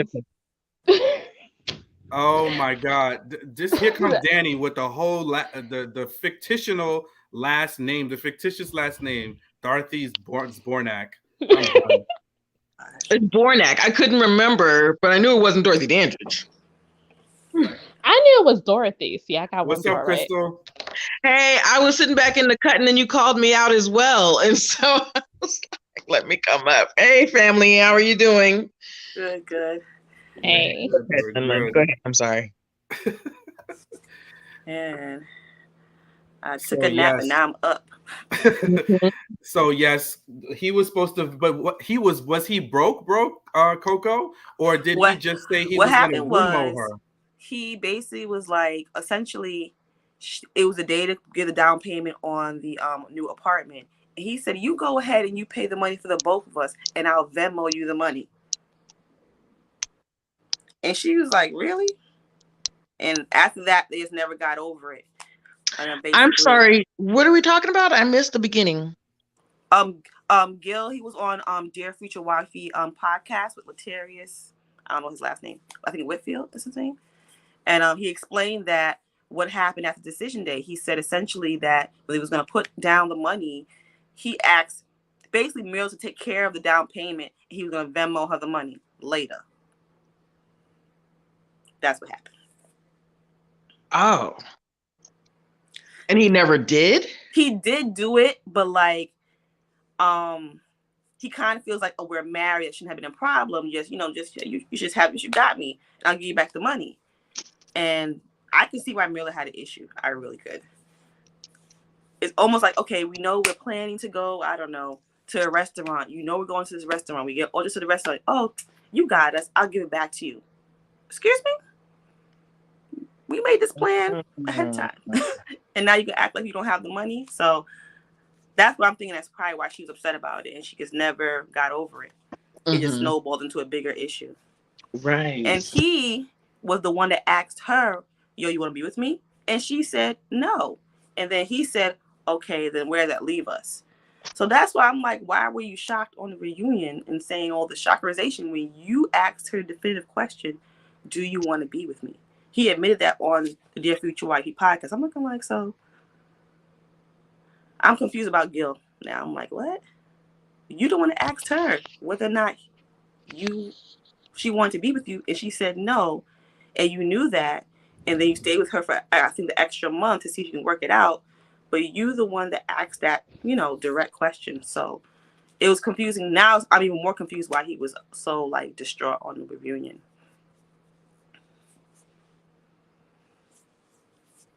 I can't figure. Thank you for this tea. Top of the new year, in Coco. heaven. Coco, She's so happy. I'm still not calling him a Dusty, but she is so happy with that. No, he's not a I'm Dusty. not happy, but like, I mean, intuition is strong. Hello? Intuition is strong for a reason. All right, Dorothy Dangerous. Hey, I got 50. I got a 50%. I got half of that part right. She was a Dorothy. Thinking in 2022. Yeah, I like can't it. confuse her with Dorothy Don't make me sing Brandy to you. Almost doesn't count. No, but there was a very confusing conversation. I'm like, because basically it just seems like there's something else that happened that he is hiding. That is why I believe that. Apart. I definitely believe that. There's more to it. And that's why, if that was all it was, then he wouldn't be protecting Mila and not really getting into it. And I think that's why there's something more to the story. Oh, but Latarius got it out of him. See, Gil think he's smart, but he ain't that smart. Gil said he had issues with communication earlier on when he kind of used to be like kind of angry and blow up, and he learned to kind of talk through things. So could that kind of sprinkled into what happened? Maybe. Could be. So go watch it. Dear Future Wifey podcast, Latarius Whitfield, I think his last name is. Gil does too much talking though. I can't listen. And he's on two podcasts. I like. Yeah, then he does these long-winded lives, and people are sending stuff to his PO box. I can't. It's too. What? I'm ready to divest. And I think that maybe that is the extra stuff that all of the my major thing was him in the beginning. You remember at the was it the honeymoon? It's like squawking, squawk, squawk, squawk, behind your wife's back. Maybe there was more of that than we saw. So, but I'm still not going to call him a Dusty. I'm not going to do that. But I'm not gonna. I'll do it for you, Crystals. I was just going to say, there's plenty of folks that will do it. Don't worry about it. Yeah. I would say Son ain't right. And I don't Janice use is the number one. Son ain't right. And then, well, that is my big issue with him was you still should not have talked about your wife behind her back. You should still if he kept doing stuff like that, that's a big problem to me. Yeah. Like, he seemed very personable when I saw him on his Instagram live or whatever it was. I think this is why he's an actor. Like, people were coming for us saying, oh, y'all can't believe he was crying. But as I watched back everything, he knew that she didn't want to walk no dog on the honeymoon, on the veranda they were on. And then on Where Are They Now, he's crying about her basically getting a dog when he had later on conversations with his friends, like, oh yeah, she's changed now. She went from not liking Hype to wanting a dog of her own, then to Where Are They Now, kind of crying about it, saying, oh, it was a slap in the face. I'm like, there's a little bit of dramatization in there somewhere, just a teens. And see, that to me was no big deal, because to me, people that say that they don't want a dog, but they maybe just done. I just wish she was much more specific. I got a dog, but she's hyperallergenic, and she's tiny. But Sean even said she doesn't. Well, no, she doesn't. She doesn't shed. She literally has never shed, like that type of thing. She just didn't want a big mess. That's something different than having, a big dog. And she said, well, maybe I'll have to get used to it. Sean even said he was not an advocate for dogs, and now he's got Abby. His dog's name's Abby, right? Yeah. So, but for her to be just like, no, I'm not going to do this, I'm not going to do that, and just really complain constantly, and now for her to be, loving on dogs, that didn't surprise me. Yeah, I'm gonna leave it alone, but I feel like Gil complained the whole season. I don't think it was just one-sided of the complainerization. Coco Brown is not having it. Okay, I'm still Team Merla. I'm with you, Coco. Because listen, if you don't like animals, you can't get me to wipe the slobber off of a dog, and I like dogs. Like I would gladly hire someone to do that. Like, Merla was doing it to that because she started to like that dog. When people think a dog is just a big mess, but he's not. She realized, oh, this is actually a really sweet dog. I don't mind, I'd rather him not. Yeah, but then she's allowed to evolve, right? And like she ended up liking the dog, and it's like, okay, but that has nothing to do with like slapping you in the face. It's like she genuinely came to liking that dog. That's okay. It's not like let me get back at Gil, Yeah. If I ever got a dog, it'd probably be a Jack Russell Terrier. Oh, I know, Crystal. I know. Yeah. Yeah. But that's right, Tasia. I love my dog. I love my dog. I didn't want her, got her in the marriage, and I got her in the divorce. I love my dog. But yes, we're gonna put Gil and his dustiness to bed. Right? That's right, Cece. It's a gift that keeps giving. Everybody just got stories on this season 13. Yeah, it just keeps rolling around. And then here comes season 12. Yeah. I thought I was reading the title of someone's video earlier. That said season 12? No, that is season 12. Ryan and Claire. I was like, wow. Brittany, talking about them. I'm gonna block you. I am gonna block you. Yes. Now here comes Ryan. My Abby. You know what? That whole Ryan and Clara thing is still making me think about the Gil and Merla thing. I know we're trying to leave it, but are they officially divorced? Who? Gil and Merla. I believe so. Okay. Because, it's a legally binding marriage, and if Merla has more shmoney than Gilberto, then I don't know. Just saying. Coco, just saying. It's a thought. You reaching. It's a thought. It's a connection. That is a reach. They are not getting any money from their marriage. I think they have to sign prenuptials. Okay. They do like that's part. Yeah, okay. They sign prenuptials, so your assets are protected at least. Yeah. Now you think he would get asked for palimony? He damn sure would. I think if he could. Wait, hold up. What's palimony? That's when that's that's I the thought it was same with alimony. alimony. Yeah, okay, alimony. Mm-hmm. It's the But same thing. palimony is when the men get it. Oh, what is that? Paternity? What does that stand I for? think they put a P in front of Paternity it. leave and maternity leave, but I Yeah, think yeah, that's right. So alimony for both. paternity leave is for men. I think the P represents like patriarch. I don't know, but it's called. Oh, It's okay. alimony for both, but it's maternity and paternity leave. Right. Back and forth. So I'm sorry, I'm going to change it a little bit. Sean, I wasn't here in the live when you were talking about the Phil and Shiloh of it all. Yeah. What was your thoughts about that? Oh, they had to walk me through it because I didn't watch the whole thing. Oh, okay. I didn't watch that season at all. No. I got to go back and watch it. But pretty much what from the gist that I got from it is, one, he should not have put his hands on her. Two, he was trying to help her or prevent her from endangering herself. Mm-hmm. So, especially with her being drunk, running down an alley at 4 or 5 o'clock in the morning was not the best decision for her to be running in the wind for what she was running for. Made no sense.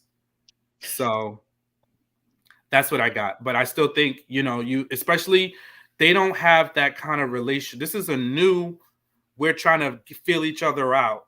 Why I would be grabbing you to hold you, I might not do it. I might just let you run. I'll strongly discourage you from running, but I don't think I'm going to grab anybody that I don't, like we don't have that kind of trust or, like I would be cautious about putting my hands on any woman, man, person, but definitely not in that environment, not in that state, and not enough to like pick them up in the air. Like I think that's too much. He did apologize, which I understand, but theoretically, I wouldn't have been a choice I would have made. Right. And did he say, it's not safe? It was. Yeah, he tried to discourage her, but she was not like determined. She was very yeah, so she was not like in a place to receive what he was telling her. Mm-hmm. But again, I still don't condone him picking her up. Yeah, I don't think that was the right choice. He did acknowledge it. He did apologize.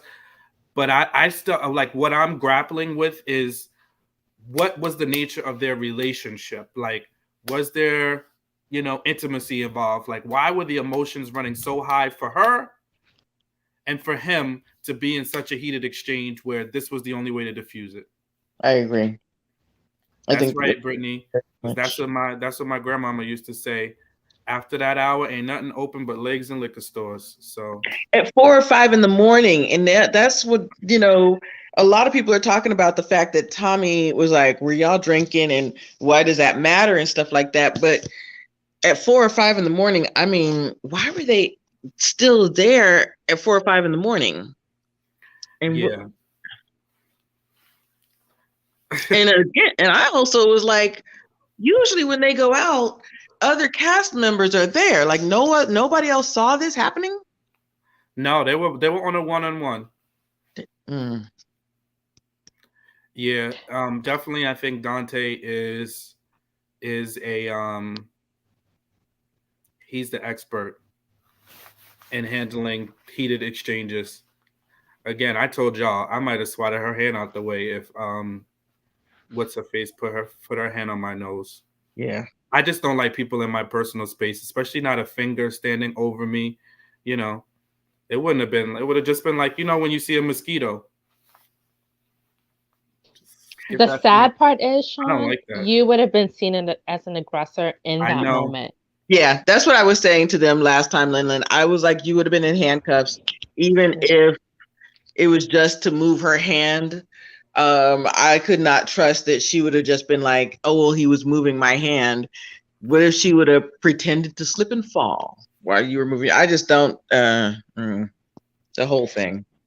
Zadia's entire, like that whole thing was just like so frustrating and infuriating, because like she is one of those women that takes advantage of, like, and I am like of the mindset that like I understand that like there are going to be women that will try a guy and it's completely out of order and not right, and you should not do that.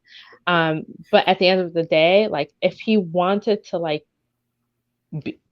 hurt you, like most of the time, most guys are going to be stronger than a girl, and that's just like the fact of the matter. So like if you ever did want to like retaliate, like you would, most men would have the upper hand, like if it were to come to like a physical fight. However, I don't like that there are women who think that it's okay to um step to a guy because they can use that excuse that like, oh, but I'm a woman. And it's like, no, no. And that's why I get back to like, no, we should be able to call out like aggressive behavior like that, because that was completely messed up and wrong. And I applaud Dante for like being able to hold his cool, because there are a lot of men out here that would not be able to hold that kind of cool and would like give Zadia exactly what she was looking for.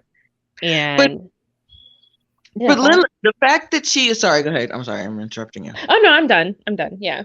Well, I was gonna say the fact that she considered it, what did she call it? A big mama talking to.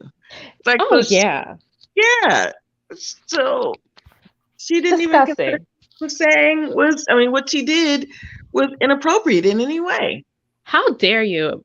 First of all, like I'm not even a Dante fan, but he has a mom. Like you are not his There you mom. go. How dare you? How dare you think that it's your place to talk to another grown adult as if he is your child? Like you're giving him a big mama talk. He has a mother. Excuse yourself, please. Oh, we lost Crystal. Hopefully she'll pop back on. But yeah, that whole scene, like it pissed me off so much. Like, please go Yeah, that somewhere, was Zadia. crazy. Somebody should have said something to her, and like honestly, I wouldn't have minded if Dante even called the cops on her and like got her like press some charges on her. I don't know. Like to me, like that's like a big, I guess maybe trigger, I guess, but like I just don't think it's right. Like no one has the right to put their hands on anybody. And so like to me, I feel like I consider that like a like a major violation. Like when you go to putting your hands on someone, invading people's personal space, like I consider that a major violation. Like step like step back. Step back, like step off. Like you have no right to get in someone's personal space like that, let alone touch them.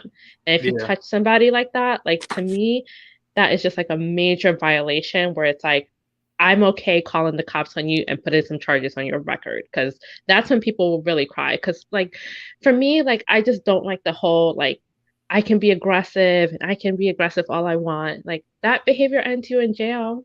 You end up in jail with that kind of behavior. That's how serious it can get. So like some people need to learn their lesson because they're thinking that they can act like this. And no, you're not allowed to act like that. That's why we have laws. Like no one's allowed to put their hands on anybody. So That's right. You tell them. I Zadia, didn't if see you that out there, you episode, hear but it. did she Oh, by like the way. hit him? Hmm? Did she mush him in the nose, or she hit him? No, she pushed his nose. She pushed his nose. Okay. Mm-hmm. Yeah, she pushed it. I stand corrected. Palimony is if an unmarried couple gets support. Alimony goes for both men and women. I stand corrected. Celery, help me out. okay, it's I knew good it was something. clarification. Listen, I feel like Gil, I think he has enough pride where he probably wouldn't ask for that. Even though like the petty side of me wants to say that he would, but I think that he like is too proud to like go back and ask. Like I don't think he's even that bitter enough to do something like that. But yeah, that's good to know. Abby, cut it out. She's going in. I don't know what I didn't see Sabrina's hair. Somebody said something about her wig. I don't know. I didn't see that. Did anybody see Sabrina? I missed it.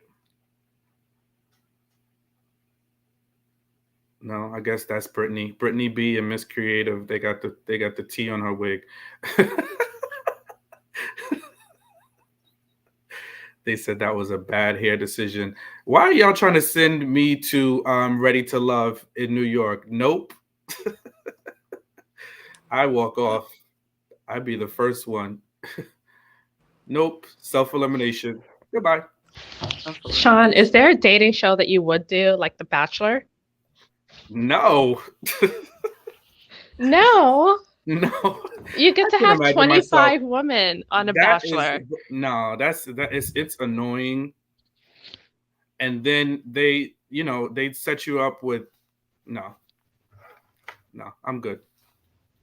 All of those roses, and then you gotta look at all the like. I don't have the patience for that. It's just too much. I feel like you'd be a good bachelor. You You're think open to so? You think I just don't like with all the tears and like, oh my god, I thought I loved you. It's like, no, I'm good. I Goodbye. fell in love with more than one woman. The most dramatic season of The Bachelor ever. And then the fantasy suites.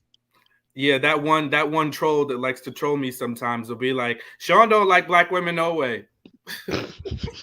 I told y'all he was colorist. If they had like all Latinas, or Exactly. they'd be like, see, Sean's a colorist. I told you, I knew it. Cancel him. Danny, that I definitely would do. I would refuse to clap for Uncle Nephew Tommy. They'd be like, clap for me. That's it. One clap. Oh man. I have a Krista Lynette. You said you're having a panel coming up soon for women or something like that. I remember you saying. Did you? In January? I don't know where I feel like I remember that. Oh, she's not there. Okay, no worries. So that's my question.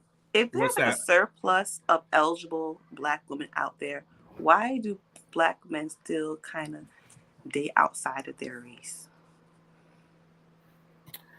Some of it happens to be proximity. So it depends on who you are in proximity to, whether it's work, living. Some of it, which is what I've come to learn most recently, is there are a population of black men who don't date black women. They have reasons, probably not all built in fact, but some of them avoid black women based on the stereotypes of black women. So that does exist. And some of that is just rooted in stereotypes, rooted in their own internalized issues.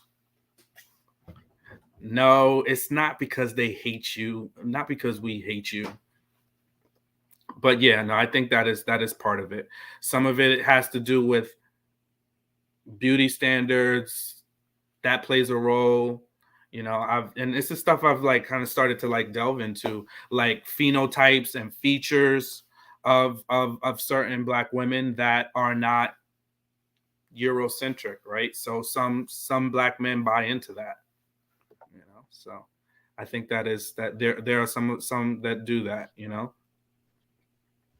So I think that's part of that the makes sense because I just was like, because I know, like, not to mention Kitten Heels. Not to, someone calls him that. I don't know his real, but we're not allowed to call him. But like, he's always, I think she calls him Kitten Heels. I'm so sorry, my bad. Cynthia G. But he constantly says, you're the average man makes X, Y, and Z money. The average that. Mm-hmm. But then he talks about women say, okay, you're fluffy, you're this. What's your size? But guess what?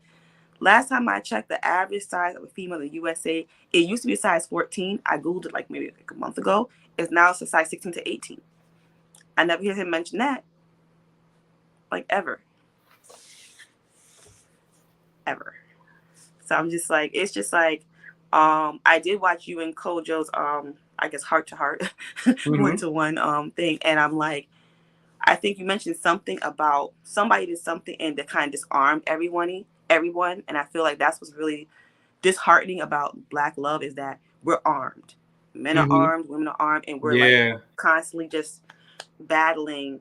So like, even if you see this attractive person on the street, you're not going to immediately think, okay, yeah, maybe we could talk. You're going to think, okay, what type of time? What issues they got, right? Yeah. Yeah, it's like your defenses are like, okay, does he even like black women or what's going on? Is he going to have all this rhetoric? Okay, I'm good, and I don't know how we can disarm ourselves and have a coming together versus the constant butting of the heads. To date myself, Hill Harper had a book called The Conversation, which was pretty good and kind of brokered certain conversations. So we will like be more in tune to listening versus just like butting heads or what have you. Yeah. Sean, I have a bone to pick with you. Oh, really? What? I'm talking about coming together. What did I do? I have a bone to pick with you about that heart to heart that Coco was talking about. The one that we just did? I don't know what it was, but it was like an hour plus. And I had to click off after 20 minutes because I was like, ooh, I like these guys. No, you have to keep watching it, Lin. Even Coco usually has her foot on my neck, boy. Coco will have her foot on my neck. I was shaking my head so hard 20 minutes in, I thought it might fall off my neck. I was like, I need to protect myself right now. Okay, so tell me what you heard, and then we can address it. Okay.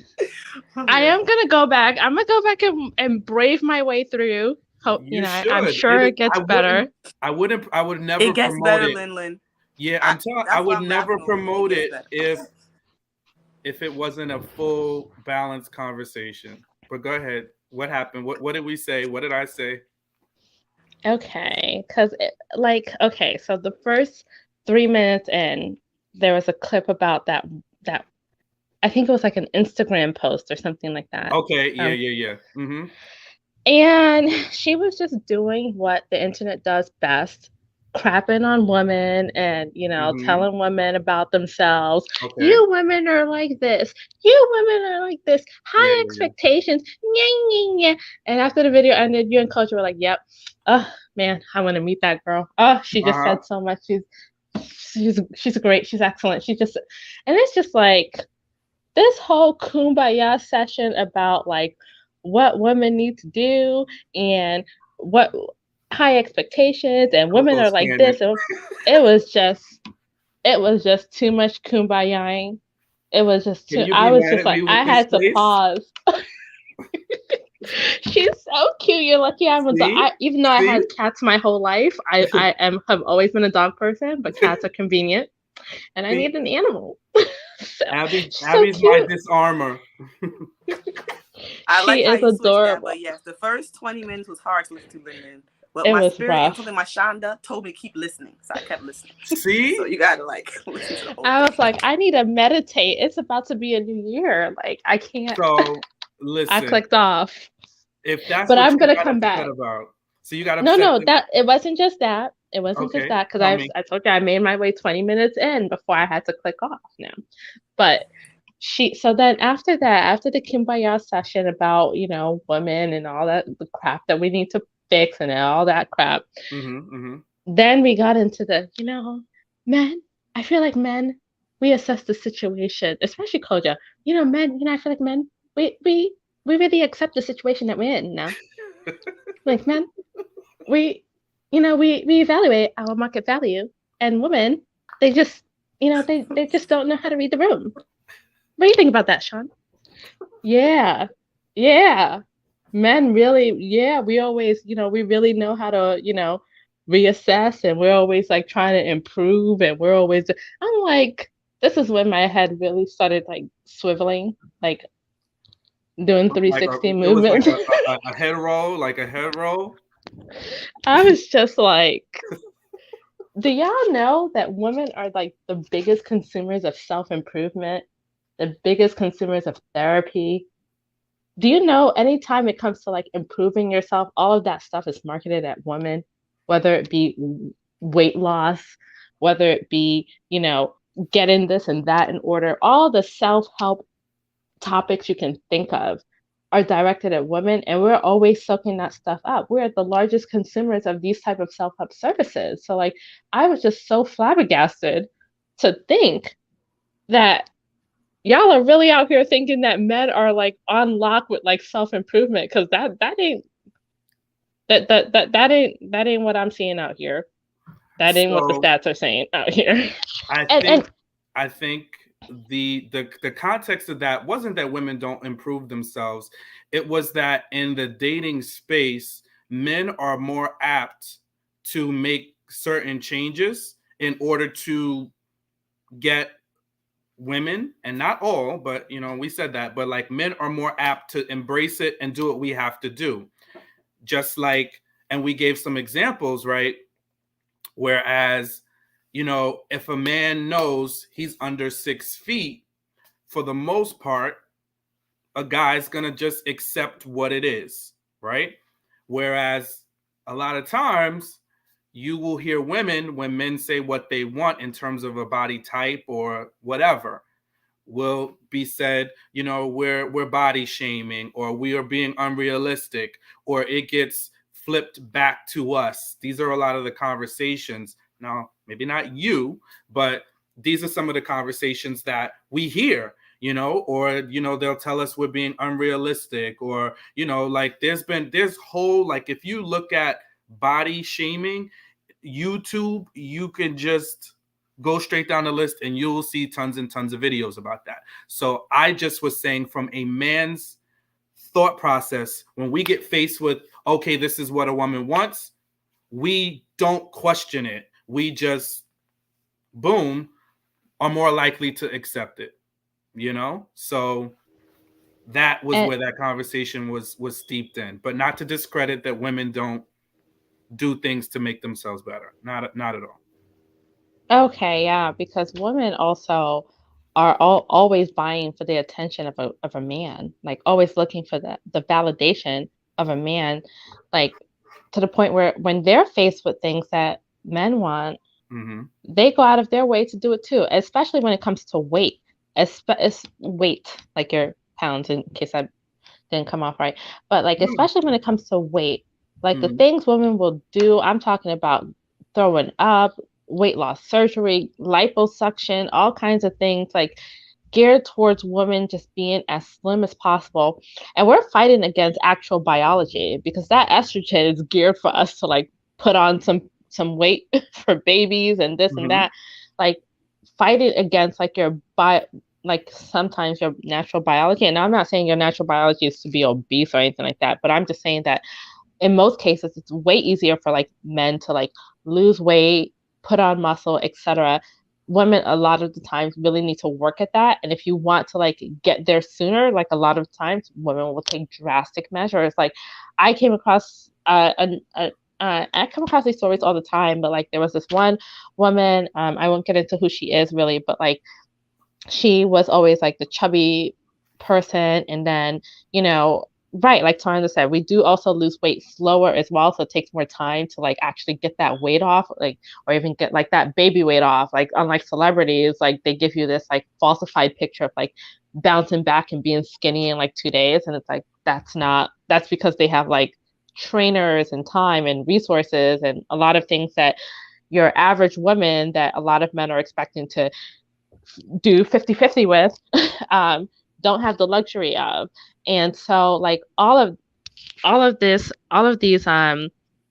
like obstacles women are constantly faced with. Plus there's like the beauty aspect too. You talk about beauty, you're talking about something that like you really cannot, you have a certain level of control over, but not that much. Because like, once again, that's like just your pure genetics, like whether or not like you're even like average attractive, above average attractive. And let's be honest, like most people are not above average. Like most people are somewhere between average, above average. Nobody is out here like nobody's a model out here. Not nobody, but like most people are not out here being models. Otherwise, like the industry would be super, super saturated, right? Like most people are just like average, everyday average people. Is average, and that's what most people fall in that range. Right. Yeah. But then you find, like, when we talk about unrealistic expectations, you have people like, for instance, I'm just giving an example, not to get back into math, but you have people like Ryan, for instance, out here thinking about Victoria's Secret models and then complaining about his dating life too. And it's like, sometimes it's kind of like all the things that that some men are out here saying women have unrealistic expectations. It's like, yeah, but do these men also have unrealistic expectations too? And like when you talk about, oh, I got rejected, or girls didn't want me and now they want me, I'm like, but were you batting out of your league to begin with? Like, were you going for the model types and not like the other girls that would actually appreciate you? Or like, now, who were you going for? No, I'm just giving examples. I'm just giving examples of like. Yeah, I mean, I think that is And I think like this part of our conversation was really just, and like I definitely implore you to listen to the second half, because the I first will. half was us just venting, right? Just like how you did, you vented and you shared some of the frustrations that you have with men, right? And that's that first part of that conversation was us kind of just letting off some of the things that we feel are issues in relationships, or some of the issues that we have with women, right? Um, and we didn't really, I don't think we were coming hard for you guys, but we were just kind of sharing from our perspective that sometimes we feel like, you know, just the nature of women, it's not as easy to hear like hard factual information from what we feel, you know, from a man's perspective.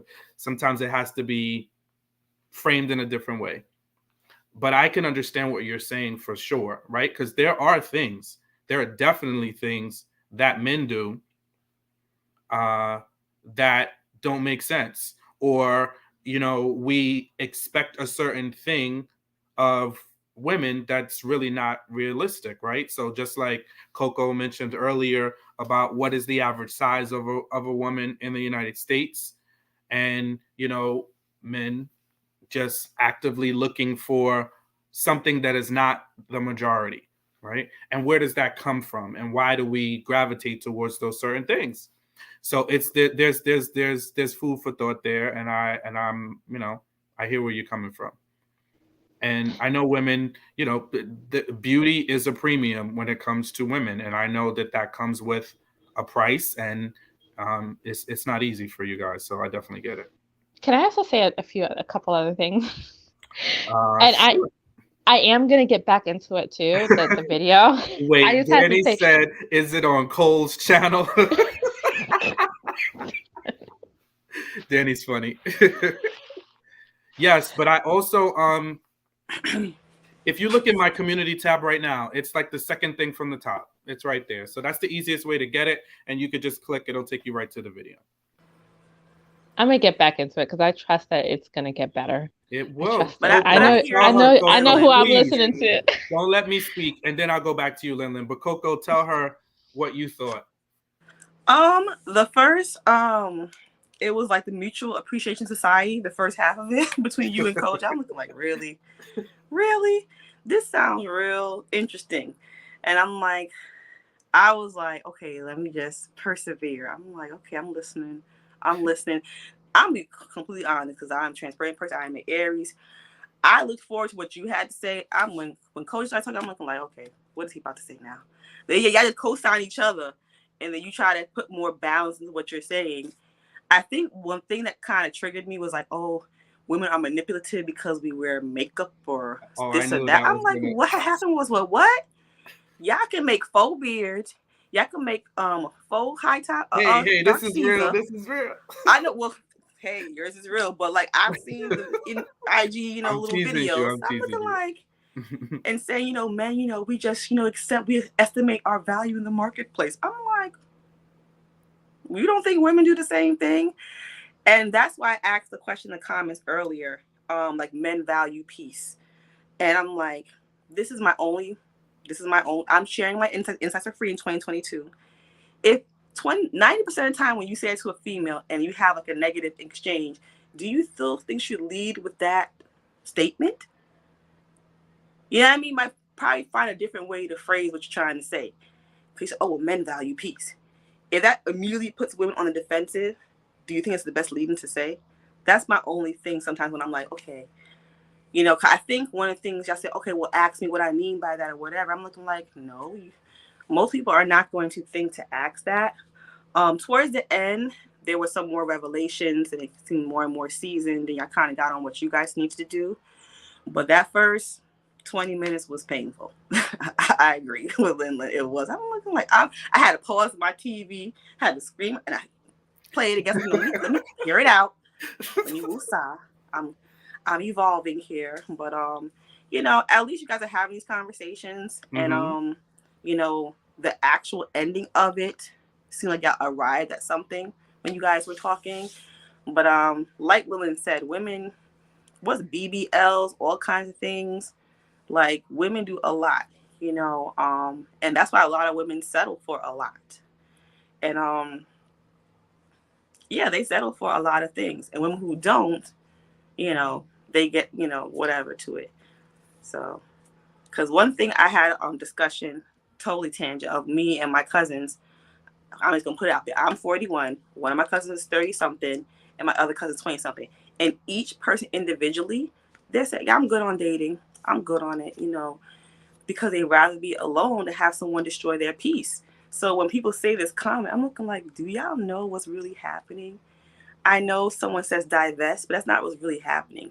Y'all are eroding the desire for women to actually want to go down this road of core relationship. They rather just stay by themselves. And I was shook when she's only 32 and she was saying this. I'm like, what? Like, you shouldn't be there yet. And the other one was like just turned 30. I'm like, wait a minute, you're not like 50 something, you're not older, you're like young, saying, yeah, I'm good on these dudes. I'm like, that's just sad. That's like scary. I think, yeah, that's scary. So, you know, kitten heels walking around here saying all this stuff, creating this negative environment, you know, for the whole female collective. It's just eroding women's hope and desire to be with someone. Yes, it's there, but they rather be alone and guard their peace than be with some bull swanky. That's just that's the long and short of it, you know. And I'm just sitting here, I listen to comments, I'm like, y'all are living this wonderful fantasy land. Like the conversations that I have and on the micro view of P things, I'm like, most people are not with it. They're not with it. They're like, whatever. I'll be by myself. I'll be, you know, I'll date here and there, but I'm not stressing myself out, you know. And it just is. I feel like women have evolved, and I'm not saying anything against men, but I feel like when men say, okay, oh, you know, you make a lot of money, doesn't matter to me. You're this and that, doesn't matter to me. You have to realize, like, I'm an 80s baby. So most people, what they say to their daughters, go get an education, go do this, go do that. And I think Cornel West, some professor, there's like parallelism, meaning like men value their mothers and their daughters, but don't necessarily marry who's supposed to be their counterpart right next to them. Like if the same conversation that you're saying for us to lower our standards, do this and that, you wouldn't say that to your daughter. You wouldn't say it to your mother. You wouldn't say it to your sister. You wouldn't say it to someone like, you know, you care about in that way. So it's just kind of like, it's just weird to me. It's just weird to me that the different levels. You know, it is what it is, but it's just kind of weird to me that people really have this fantasy world that yes, women are just sitting at home and you know we're listening to everything, and it's just like, no, that's not it. Their really desire to even want to get into the game is being eroded, and that's one thing everyone is missing. It's an undercurrent. The more people I speak to, I'm like, yo, I'm not expecting them at this young of an age to say something like that. It's wild. It's something people don't know is happening, but it is.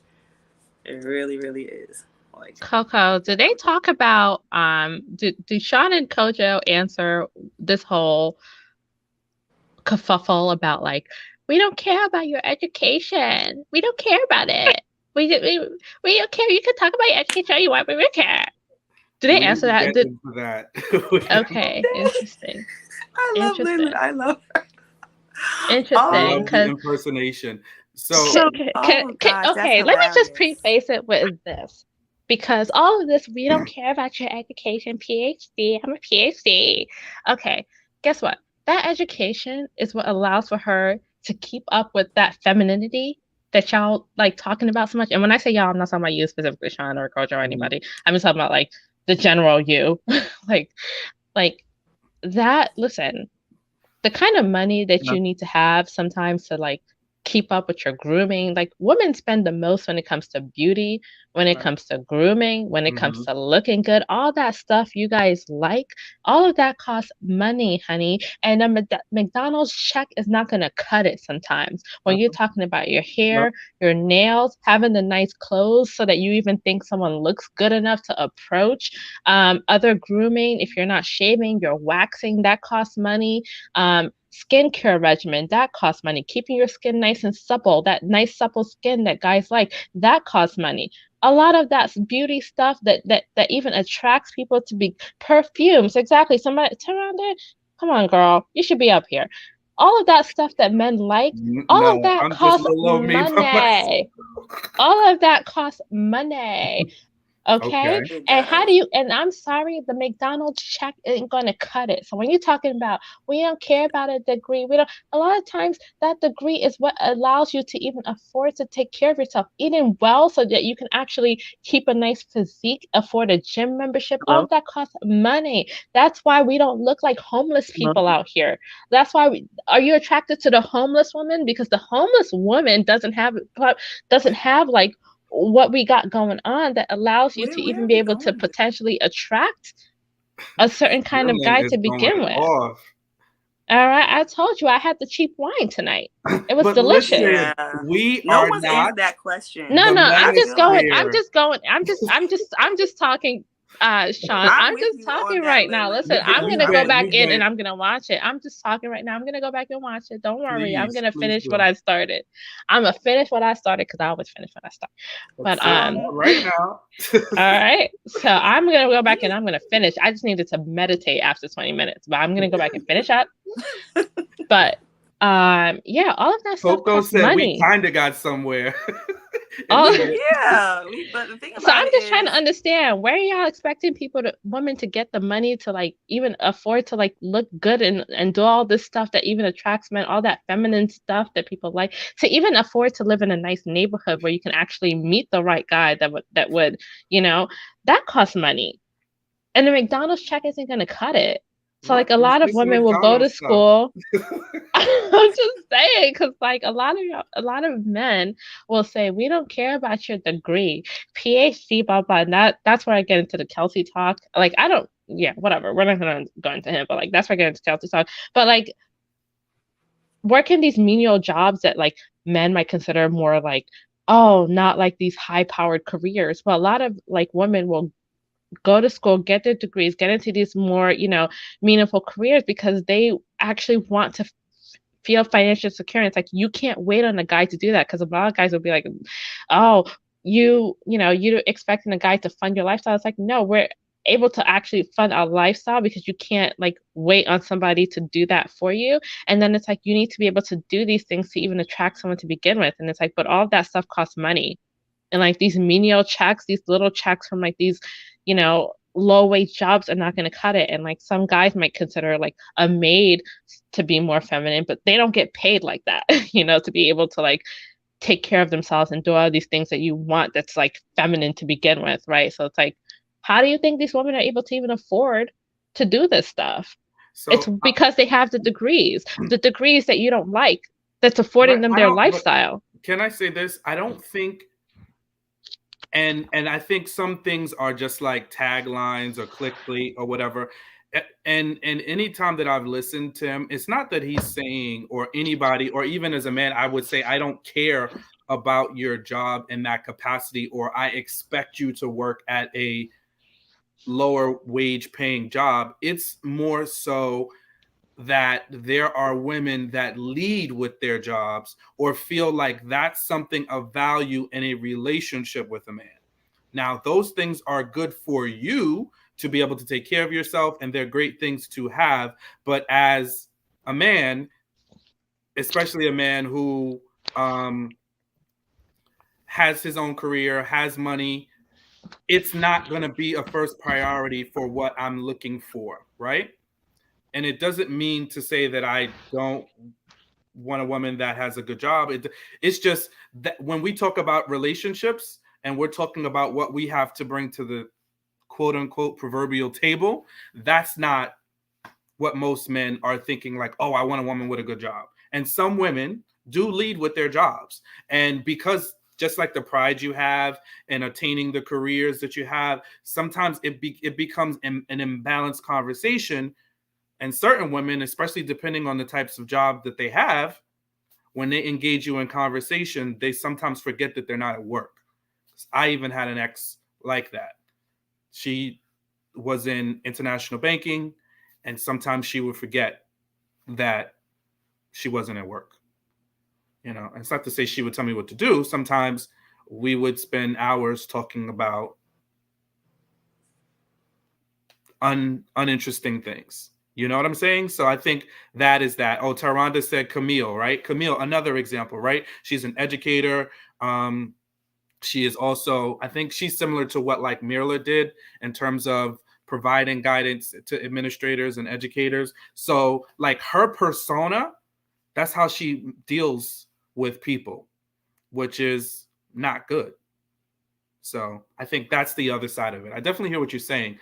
I don't think any man should minimize a woman, and I've seen that happen, or feel like whether if he doesn't have as much as that woman might feel like he needs to bring her down a peg, like that kind of stuff. Like I definitely get the I guess if you want to call it, if it's misogyny or just whatever it is, the disrespectful behavior.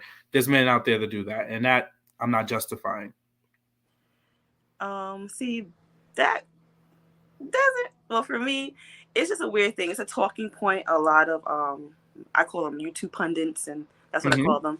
The thing about it is, okay, I feel like again these phrases that we use. Oh, what do you bring to the table? Yeah, I'm like that's a way. It's like a gotcha term. Like it's almost like okay, like for me, this is my answer. If you cannot rightly discern my value, then we don't need to talk. Period. You please. Most guys who pursue women they want to pursue, they see their value. Like what I'm not. I have nothing to prove. I don't have to explain it to defend. If you can't see it, oh well. That's where I'm at with it. As far as education is concerned, it's a weird thing to say. Oh, we don't care about your education. We don't care about how much money you make. And I'm just kind of like, the question that's it's kind of I don't know what the word is. Is it male privilege? Why do I care that you don't care about my education? Like why? Like that's like oh like just so you know we don't care about your education. Like it's a very weird thing to say. It's very loaded, and it's just like okay, well I care. I'm very proud of my I call it my grit degree going for my master's. I'm proud of it. I don't really talk about it at all to me because I'm like whatever you finish, whether you're at trade school, studying to be on the railroad, whatever it is, I give people respect for whatever they finish, whatever it is. So I'm just like, it's almost like you wouldn't want, like, you wouldn't want to, no offense, a less than smart female. You wouldn't want somebody you couldn't have discussions with. Education comes into that too. Right. So it's kind of like, oh, we don't care about your education.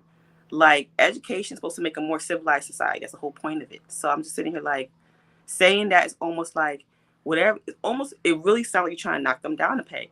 Not you specifically, but like people when they say that, oh, we don't care about your money, we don't care about this. But then quick riddle me this.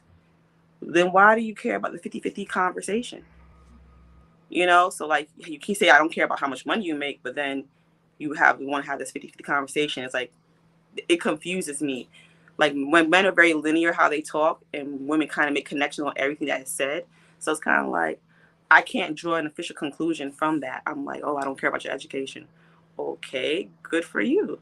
I don't care about how much money you make. Okay, good for you. But like those things do matter. You know what I'm saying? It matters if you can talk about, I don't know. To me, intelligence is very attractive. So like it matters if someone can't hold a conversation. It matters. To say I don't care about your education, I don't care about your money. It's like, okay. So you're gonna do all the providing if you don't care about my money? Like those same men are not saying that. They're saying, oh no, Great question. Well, I think that what happens with that is because then when we get to that point, that's when we have the modern versus traditional conversations, right? And that's where we go down that rabbit hole of, well, if that's the case, are you willing to stay home? Are you willing to take care of the house? Are you willing to do all the cooking and cleaning and all those things?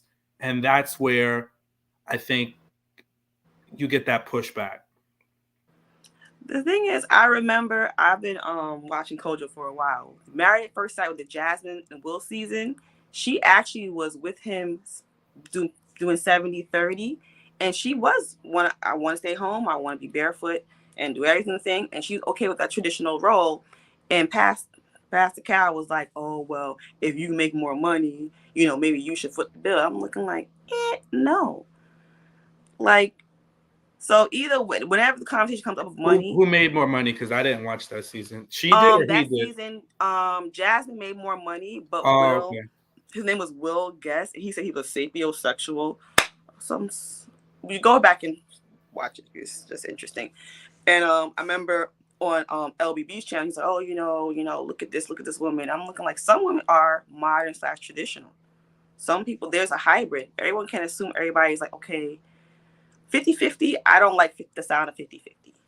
I just don't. It just, what are we going to do? Split. I don't know if anybody ever saw the Joy Luck Club. And there's a scene where she said, I don't think you should get credit for your ice cream anymore because everything was so 50-50. Everything comes like a bargain. Everything comes as like a checks and balances. It's just called reciprocity. Like, what do we mean 50-50? Like, I was just, these terms and these talking points sometimes really lead us down a rabbit hole because there's going to be ebbs and flows in a marriage or relationship. Sometimes it's going to be 70-30, and it's going to be on either person's 100%. side. So, like, it's just weird. I think to your point, and you made two good points. The first one was about the way men think. And I think that's why in these conversations that Kojo and I, and sometimes he'll have the other fellas on, is we are speaking in an unfiltered way, expressing ourselves because that's how men's minds work and process things. Now, the next part of that conversation is how men and women now can communicate together, right? Because women give more context, share more details, think in not always a linear same type way. Not all, but some, right? So that's just us telling you, just like you're speaking from your perspective, that's us speaking from our perspective, right? And telling you how we feel the state of relationships between men and women are, and what some of the things we see as problems, right? Some of it you mentioned too, like from the women's perspective, they're tired of some of the treatment that they're getting from men and not wanting to deal with Black men in general, right? And you have your reasons why. On the other end of it, we have some things that we feel like are issues in relationships and that plague us. And that's what, we want to kind of get to that middle point. But the other part about the 50-50 and all these other things and what do you bring to the table? I think sometimes we just by secondhand get annoyed at these things that really don't impact us in real life, right? I was married, was in other relationships. We never talked about any 50-50. You know what I mean? Like I don't ever remember having those conversations, right? We talked about the bills, we talked about the money, we looked at the budget, we figured what we had coming in, and then we managed appropriately, whether it was joint accounts, separate accounts, however we needed to manage our money. And I think that's what you have to do. Forget about this triggering language that does nothing, because in real life, like, it is what it is, right? Now, if you run up against somebody that says, I only want to do 50-50, then that's a conversation between you and them, and you can figure it out. But I think sometimes we just, by secondhand, get annoyed at these things. I can't ever remember asking a woman what she brings to the table. I don't think I've ever done that in all my years, right? So I think there's certain things you learn. You can ask the person questions about themselves, about their character, things like that. But this whole table conversation, it's another one of those things that just like it gets people worked up and annoyed. And sometimes it's unnecessary, right? So, I hear Yeah, you. definitely. And I don't know if I touched on. I think I talked about one of the things. I watch a lot of shows. I like The Grapevine, I watch a whole bunch of podcasts. And one of the things actually me and my brother actually spoke about this yesterday. They keep saying, "Oh, men are not told it's okay to cry." And fun fact, well, my background is West Indian. It's not, women are not told that we can just cry. I don't think my family's on the island Barbados, like, it was never say, yes, go ahead, girl, go ahead, keep crying. No, it's stop crying, you got this. Or if you ever see women on TV, they apologize for crying. Okay, I'm sorry, they walk away. Like, it's not okay for us to cry. And I don't know, I hear that so much. Like yes, men said it was not okay for them to cry. I'm like, it's not really okay for women to cry either, especially Black women. I don't think it's really something we are allowed to do. I'm like, me and my brother just talking about it. I'm looking like, why is this kept? Like, out of the females in my family, I am the most, how do you say? I'm sensitive, not emotional is a difference. I'm more logical than anything else. But like, it was frowned. Like, no, don't cry, be tough, let it roll off your back. That's why I scathe crying in public to this day. Not that I don't cry, but I don't like crying in front of people, period, because of that. Women are not, the thing about what I hear on the male conversation, I like to listen because I'm like, it's something I don't know or what have you, is that the, well, we'll consider millennials, whatever, but I thought I was a Gen Xer, but millennials, from 1980 on, we were not, I guess, nurtured to act a certain way. Like, men always say, oh, I didn't have my father in the house, so I know how to act a certain kind of way. We are not cultivated to be, sugar and sweet and everything nice. Not most women. You know, a lot of things I, learned from my grandmother and my mother, whatever, how, they see things, but not everybody is raised up like that. Like, we're not saying it's not okay to cry. You got to be tough.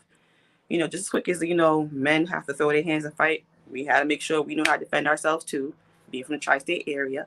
So it's just like saying that we are allowed to cry. No, we're actually not. And I think what's difficult to hear in these spaces sometimes is that when Black men are hard on us, I also feel Black women are hard on other Black women. So it's like in the collective of what we hear in what's coming at us, it's a level of I don't know. I don't want to say pain, but like it's pain that we had. There's no grace given to us, not from it seemed from some men or from some Black women, because they just jump on whatever the hot topic is. Like, let's just pick this person apart. And it's just a thing that I see a lot when I listen to different things. It's okay, these sound bites that everyone likes, and I'm like, no, actually, it's not okay for us to cry. Women always apologize for crying. I've never seen a woman just like, I'm crying, just let me cry, it's okay. I've never seen that. They always apologize. They either leave, they wash their face, they hide it, they get it together. So not only are men cultivated, okay, be tough, don't cry. Black women, a lot of us are cultivated to say, okay, you got to be tough, you got to deal with this, you got to deal with that as well. I agree, Coco. I can understand that. Yeah, I agree, Coco. I actually think it's like a part, it's definitely cultural, right? Because I feel like in with other ethnicities and other races of women, like it's definitely more accepted for women to cry and be emotional and all that. And I think that this is more probably specific to like Black women within the Black community because there's just that stronghold stereotype of like the strong Black woman, which a lot of Black women have bought into. Like I remember growing up, like I don't know, like I don't know, like I never really identified with that. And it was always like kind of odd because people would expect you, even though I'm not Black, I'm Nigerian American, but like people would expect you to like be this strong Black woman. And like if you're not, like I've literally had men tell me that I'm weak, like Black men tell me that I'm weak because maybe not that I even get emotional, because I actually don't think I'm that emotional of a person, or I don't like display it outright. Um, Maybe like when I feel more comfortable with people, I might be more comfortable to be more emotional, but like with everyday people, I'm not that emotional. But I've had like Black guys call me weak for like not wanting to fight somebody, or like not having ever been in a fight in my entire life. Like people will call you weak or say like, "Oh, you need to get into at least one fight." It's like this like grooming to be aggressive. And then at the same time getting vilified for being that aggressive person that I think the community grooms women to be, encouraging women to fight, fighting over them, um, wanting to know that your girl has hands, things like that. Like I don't know any other community that is like wants the girl to have hands. Like I don't understand that. Like why are we encouraging women in this behavior? But the community does, and I say the Black community, because that's where like I've seen this kind of stuff mostly like come from. But then at the same time, you know, they turn around and go, but they're so aggressive though. But it's like, but that's also what the community is grooming them for. Like, to me, like there are certain people that have touched on this topic, but like you think about like Black Lives Matter or like movements that are like fight anytime like it's about a fight, it's always a Black woman like at the forefront. It's always like a Black woman with her fist in the air. It's always that imagery of a Black woman and defending the community. Like that's what these women have been groomed to be. But then they also get vilified for it at the same time. And then, you know, not only by men, but also by women. And that's why I rolled my eyes so hard at that video 3 minutes in with that woman talking about, oh, I quit my dating channel or whatever. Like she took down her dating channel because women, once again, women have so many expectations and oh my God, it's just unbearable. I have to quit my program. It's just too much to deal with. And I'm just like, girl, bye. Girl, goodbye. Because I see it's like it's just too it's the pendulum has swung and it hasn't swung back. It's not in the middle. It's like very squarely towards telling women about themselves, like in the camp of telling women about themselves, berating women, telling them what they need to improve, on and on and on and on. And so that's where it kind of gets to like you almost have to like you can't help but laugh at it and like once you start hearing it, it's just like click off. Like I just click off now because I'm just like I already know where this is going. And like I watched it all through, like that clip that was played. I did watch it all through in that moment because I made 20 minutes in. I'm very proud of that. But like she like we've heard that before. There are 1,000+ people already saying this, and that's why it kind of gets frustrating. Where it's like, but what are guys doing? Like why is the hammer, the sledgehammer, constantly coming down in one direction? And it's everybody. It's like piling on, piling on, piling on, piling on. But nothing is ever said about the counterpart. And like again, like you know, I'm not trying to get into gender war anyway, because like I feel like it's just so almost pointless at this point too, because it's like, listen, people just need to work on themselves because nobody's out here an expert. Nobody's out here like living this perfect life. Mm-hmm. And even this life that like people think is perfect, like you don't know what's going on in there. So like it's best to just work on yourself anyway. But like I don't think it behooves anyone to just come out here and just denigrate a whole group of people and go, y'all are this and y'all are that and y'all need to fix yourselves and y'all need to do this, y'all need to do that, men and women. And that's where it kind of gets to like be somewhat self-righteous. And so sometimes like you are getting more of this like the strong pushback from like the female direction because it's like you're taking like there's only so much that you can like you can only take so many blows before it's like you have to stand up and like fight for yourself almost, I guess, because no one has like your back here. You know, and so sometimes it's like once I even hear a woman going in this direction, I'm like, go bye, go goodbye. Like I and it's not to say that there isn't some truth in what she said. Of course there is, but like you are the 1,000,001 person that is already saying this crap. Like the pendulum is clearly has swung in one direction, and it's sitting firmly in that direction because it's much easier to berate women, to talk down to women, to reprimand them, to admonish them, because women are constantly seek validation from men and other women. And so it's easier to like denigrate women and berate them because they're the ones that are going to come back more for their abuse, you know? And that's just kind of where I see it. So like I don't even like I don't know. I don't even like listen to women like that because as soon as they start getting in about other women, I'm like, girl, bye. Like, are you living some perfect life? Girl, goodbye. Goodbye. We're not having it with you either. Is your life perfect? Have you made all the right choices? Oh, you're shut. It just seemed like so dramatic. I'm closing my dating program because women are just too much. Okay, please go and have your Kevin Samuels podcast too. Okay, and just you guys go do a partnership too there. Okay, just because you're in that. Yes, it's kind of is like you do fall into that camp because there's so many, like there's a megaphone in one camp, and that's all, that's where it stays. That's where it stays. So it's like nowhere near equal. It's nowhere near like equal accountability.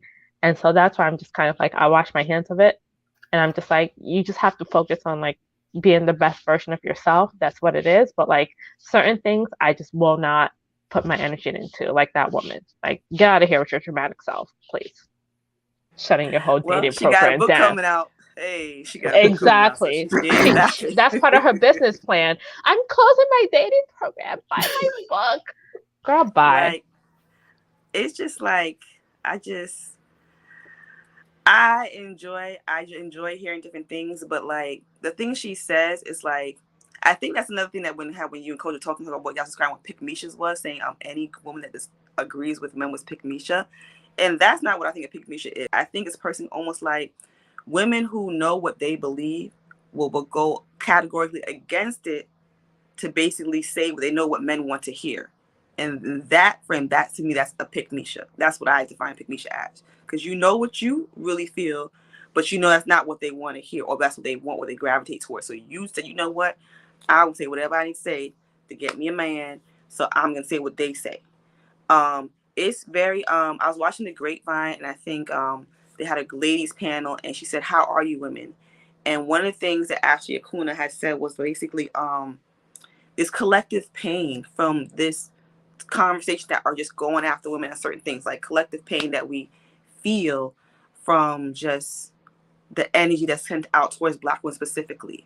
And it's Kitten Heels, it's other YouTube male pundits, other gurus that say things, and that's why you know, at the point you either you say you're not going to say nothing or throw your hands up. So April Mason, she talked about feminine energy and feminine or whatever.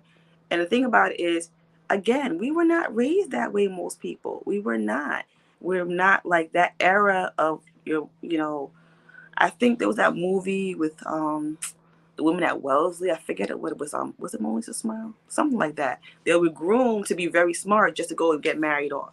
Long story short, and it's just interesting that everything just comes at the Black woman. Like I said, Black men are harder at Black women. Some, and Black women are harder at other Black women. And it's like we have to understand that we have to teach him things, but y'all don't understand that we may not have ever had what I call put the honey on your tongue modeled for us. It's a whole thing. Like people, literally, that's not how people are cultivated. Mm-hmm. And I think you and Coach say, "Oh, we hold each other accountable. We know whatever." I'm like, I'm that friend. I'm like, girl, you ain't right. And we do it all the time. Like, girl, I'm like, he's a good dude. You're doing wrong. I'm the one's gonna say that, and vice versa. My friend tell me the same thing as well. They'll come rebuke me in love. It's never like that's always how it is. So I'm just like, what pocket of females are they dealing with? I'm like, most women. I'm first generation American. My family's from Barbados, so we are very modern traditional. And a lot of women, a lot of what she's saying that women are not like that, we are like that. The people who I know. So I'm just like, who is she talking about? I guess that's when we get into that conversation where men like men like me or my friends, and we'll be like, listen, I don't know where y'all get this dusty stuff from, or where you get men talking about who don't, level up and do the things that they need to do, but women are out there experiencing those kind of men, right? So it's a reality, and I can't say it's not true. And I can definitely tell you there is an element of delusion out there in the dating space. Not you and some of the people that you know, but it does exist. And I think Danny had made a comment earlier, and I think this is something good. And this is where when I have dialogues like this kind of meandered into this different direction tonight, but it's definitely all good, great dialogue. But I think like it's us understanding each other, right? So me sitting and listening to both you and Lin, right? Hearing what you're saying and then me explaining what we meant by that, right? Because sometimes if you just take it at first glance, face value, there's offenses that could happen because the words are attached to a feeling, right? Or or somebody's taking it personal, right? So I think that's why it's so important to understand that when a man says he wants peace, it doesn't mean all women inherently don't give us peace. All women are chaotic. It just means for us, like men and women are different. And when we say that, we mean something very different. We don't mean what you mean. We don't think that women just want to run around and scream and yell at us. No, but women do interact, have conversations, do things in a different way. Some of those things, whether it's unintentional on your part, are things that don't bring us peace. You know what I'm saying? So some of that stuff, you may just be talking and telling me about your day, but you're actually stressing me out, right? So you might not know it. You might be like, "What? I'm just talking," but you probably are adding to my stress level. So it depends on when you do it. It depends on, are you checking in? Are you listening? Are you asking questions, or are you assuming? And then the flip for the same for me to you, right? So I think there's things, just like how you said, you don't want anybody to ask you that question. You take offense when somebody tells you they don't care about your education. Well, for you, you know, you worked hard to get your degrees, so they mean something to you. You don't want anybody discrediting you or the work that you did to put in it. So that's something for me to know. I may be telling you from a point in period, like, you know, I just don't need you to put it over my head, because that might have been a past experience, but for you it's offensive. So it's good for us to have that dialogue, so I know where you're coming from and vice versa. And I think that's where we kind of meet each other in the middle. Some of these other people, whether it's men on one side and women on the other, yeah, they're talking in sound bites because the average person is not going to listen for 3 or 4 hours. Or that's not what gets mass attention, is, you know, this kind of dialogue we're having. It's not going to get the million views and subscribers. But it's the dialogue that we need to have, right? It's the dialogue, you know, that we have to have. Taronda, I'm not calling y'all naggers, but sometimes, depending on what's being said. She done brought something else up. Who is where to turn that? That's what I feel about it. There's certain words that men know, in my personal opinion, that will either trigger a woman or shut us down. One is nag. One is, what's the other one? Needy. The other one is masculine energy. There's a few of them that's used, so it just shuts down communication. Yeah. Like, I had to learn that. Any therapist will say, don't use say you always or whatever, always a certain kind of frames, because that shuts down and it's a barrier to communication. Yeah. So I'm like, the minute something is said to me, like, oftentimes, like, I am an Aries, so I'm like, okay, I'm like a mild or spicy, one or the other. There's no in between. So I'm just here, okay. So I'll be holding myself together, like, okay, I'm hearing, I'm listening, I'm counting to 10. I said, okay. Now I heard the whole room. Okay, now I see. Yeah. But sometimes I'm like, okay. But as far as the piece is concerned, correct. What is one? Now you gave one thing. What are two things that women, I guess, do in your, eye view that destroy your peace or mess with your peace, and we don't know that we're doing it? Sometimes it could be the combativeness. Destroy your peace or mess with your peace. And hold on, Crystal. So combative, what do you mean by combative? So example. I'll give you one. It's the ping pong that we go through sometimes. So like, and I'm understanding to learn what it's rooted in these conversations. So I've learned to get past it, but it's just like when I say that I want peace, it gets thrown back at me. Well, are you bringing peace? And I want peace too. I think those are the things that it feels combative to us, because again, do some women speak directly? Yes, but typically women will expound on their words and get to a point. Some women are very direct. Cynthia G is direct as hell. Direct, right? But most, it's the direct, like we are direct. So I might say something, just like if a man says, I don't care about your degree, that's immediately interpreted as an offense. Or if I say I want peace, versus how you're asking me now, give me an example, I'm going to be hit with the, well, are you bringing peace? And I want peace too. And that happens to be like, uh, it's like, why can't we just have dialogue, right? Why do we have to go to this back and forth with each other unnecessarily? Okay, so I'm gonna ask a clarifying question for myself. I didn't really understand that. So basically, you say you want peace, and you feel like she's being combative, and she says she wants peace too. So what would be the appropriate response to you saying I want peace? If you are not like when women hear us say that, I guess it would be like, what are you looking to get out of that? So like if when you hear a man say, and that's where it comes down to, like when you hear a man say, we're talking about a relationship topic, right? And a man is asked what he wants, and then he says, I want peace, and then you respond, me too. Why? Like, why is that the response?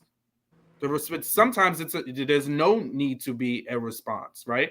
It's just okay. There's no response needed. You just okay, so you don't want a response. You say I want peace, and you kind of said what you had to say, and that's it. There shouldn't be any response from the female. Or if you don't understand what I mean, then say, what do you mean? Like that's what even we said in the video. Like if you don't get it, or if you feel like it's saying that women don't give men peace, then ask me what I mean by that. Okay. Because we don't do like typically, right? When a woman says, this is my list, this is what I want from a man, we're not going to say, oh, me too. We hear you for the most part. Or that's not true. Then the favorite line is your line. Your list is too long. That's what y'all usually say. So we may say that, right? So we may tell you, hey, listen, that's unrealistic, or that dig into that, right? Because the ping pong is the point that gets that's what is the piece disturbing thing, because it's like now we have to combat you and have this conversation that goes back and forth, right? If at the end of the day, what are you looking to get out of that exchange, right? So if you hear from a man he wants peace, what would you like to get out of that exchange, right? Are you looking to disprove that men don't give peace, that women are peaceful? Like what is it that's looking to come out of the conversation, I guess? I think that's goes to my earlier point that like that's a triggering statement. Like when you say, "Oh, I want peace," that's a headline. And I think when she says, "I want peace too," she kind of wants you to unpack that. What does that mean? Okay. Because it's like a loaded statement. I want to try to say, you know, for me, like this is everybody. All my friends know my health is my priority. My peace is my priority. Period. Can y'all hear me? That's how everything trickles down. We hear you now. That's how it is for me. Okay. I am good for. Thank you. I'm just checking my sound. Go ahead. Oh, okay. Go ahead. Sorry.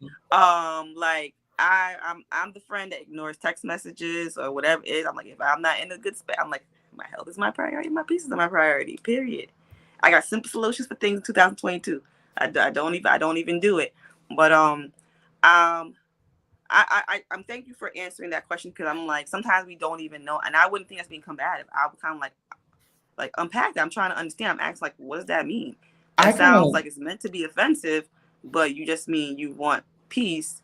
But I was just like, okay.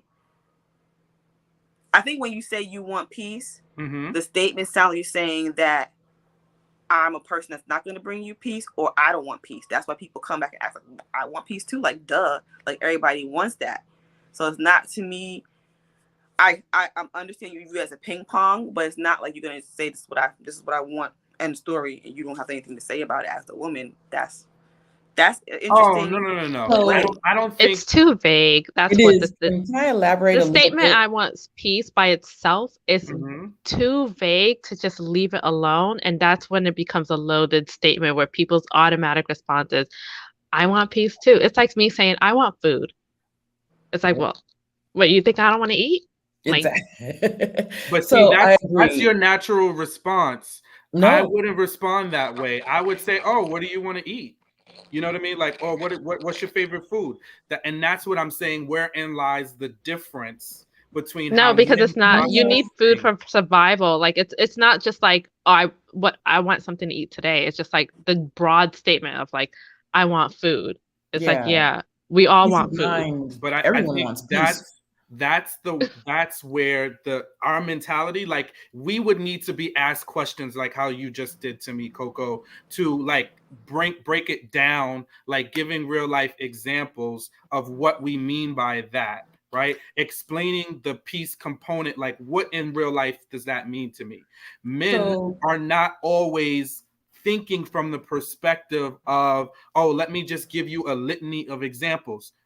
That's the directness part of it, that the way our mind works and how we speak. And there we need to be clearer in our communication, especially with women, because you hear something we're saying and interpret it in a different way than what it's meant.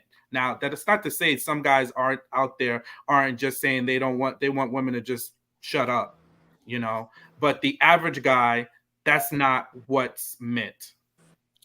So I don't know. I put it in the chat, and so I agree with what Coco's saying, because say I want peace, and you want somebody to just to make sure and bring you peace in your life and in your everyday life and in your childhood and in your relationship. But when you say I want peace, does that mean that you? Because we don't like to argue either. Well, some men and women do love to argue, but that's not what our goal is to do. Is to argue or to not have peace ourselves. So when you say I want peace, um, at what part are we not having peace? So is it I with the just think children or is it with I think you have to leave room just the way we as men do for the way we experience women, right? Like you can very candidly say like women don't do X, Y, and Z. Well, men very well experience women to be argumentative, right? And look to and have been, and I could think about, you know, and that's of course nothing is absolute, so it doesn't mean every woman, but for the most part a lot of men experience women to be argumentative and to challenge certain things. And when we try to get out of conversations or don't want to have disputes and arguments, in a lot of instances, it is women that escalate the situation. Now, it doesn't mean that there's not argumentative men. No, I'm not saying that. But for the most part, that is how men experience women, you know? And when a man says that, that's how we feel. It's a hard truth. And high vibe, you're 100% right. So that's a truth that we have to accept. Like men, you know, I pride myself on being somebody who is communicative, but a lot of guys aren't. And I'm not the expert either. You get what I mean? But yes, that is an issue with men. so We does are challenged in that area. I hear what you're saying about the to women, some women, as you just said, experience men to be non-communicators and men experience women to be argumentative, but as well, some women experience men to be argumentative as vice versa as far as the argumentative. And um I also put in the private chat that, do you mean that you just want to be able to come home and just sit and just go along with the status quo? You want us to not communicate at all with you? Like, please elaborate on the like. No, not at all. I think there is a way to communicate in conflict, right? I think if there's something that is bothering you, if there's something that is a problem, there is something that you're dissatisfied with in the relationship, there is a way to communicate that which is not combative, right? And that's where we have that femininity conversation that comes along with how you approach the Why man you that say you're. femininity? Keep going. Sorry. Go ahead. No, with the And I quotes. did the air quotes You do the because air quotes. that's what's part of that is there's some elements of where you understand the man that you're in relationship with, and there is some play to it, right? Where you know that that man, and you know how to deliver a message to him that's going to be received.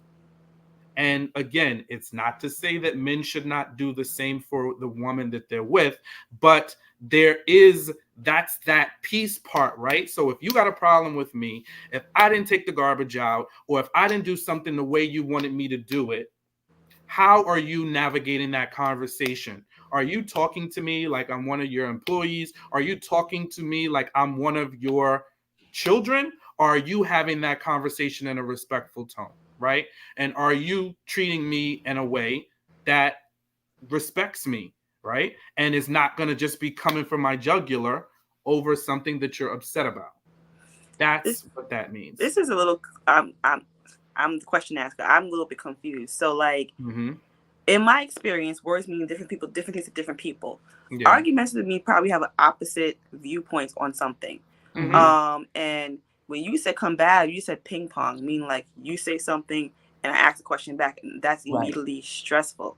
But I think before High Vice comment, you had different comment up there, and I think someone said basically going for our character. You saying you want peace. It's kind of insinuating that something about your character and comes off a little bit hostile. I don't think Queen of something you had before High Vice Well, comment up there. being somebody being combative is not an exchange of ideas, right? So I could feel one way about something, you could feel another way, just like we're having this conversation, like this conversation that we're having amongst myself, you, Lin, right? That's not combative. You are asking me questions, and you Mhm. are looking and seeking to find out what I mean by what I'm saying. And as the lone male representative up here, like I'm speaking to the main issue, right? As best as I can, representing what I believe to be the case. So that's not the combative part, is when you're not being receptive to what I'm saying. Like there has to be some movement or room for you to acknowledge that there are some issues with the way men experience women. And that leaves room for the same to happen for us to hear the wrong that we do, right? Just like High Vibes said, you guys experience men to be non-communicators, right? So I have to be able to accept that, because that is how men are showing up in relationships, and that's something to work on. I think women have to be open to hearing some of the things that men have problems with. Doesn't mean they're all right. Doesn't mean that men are trashing women. It just means be open to hearing how men are experiencing you, so that we can work on having better relationships with each other, and the vice versa is going to happen. But if every time I tell you, oh, this is a problem I have, you ping pong it back to me and you say, well, this is the problem that I have with men, and I'm not doing that, and this is what I'm doing, but I'm telling you, hey, hello, woo-hoo, this is how I'm experiencing you. This is how it feels to me.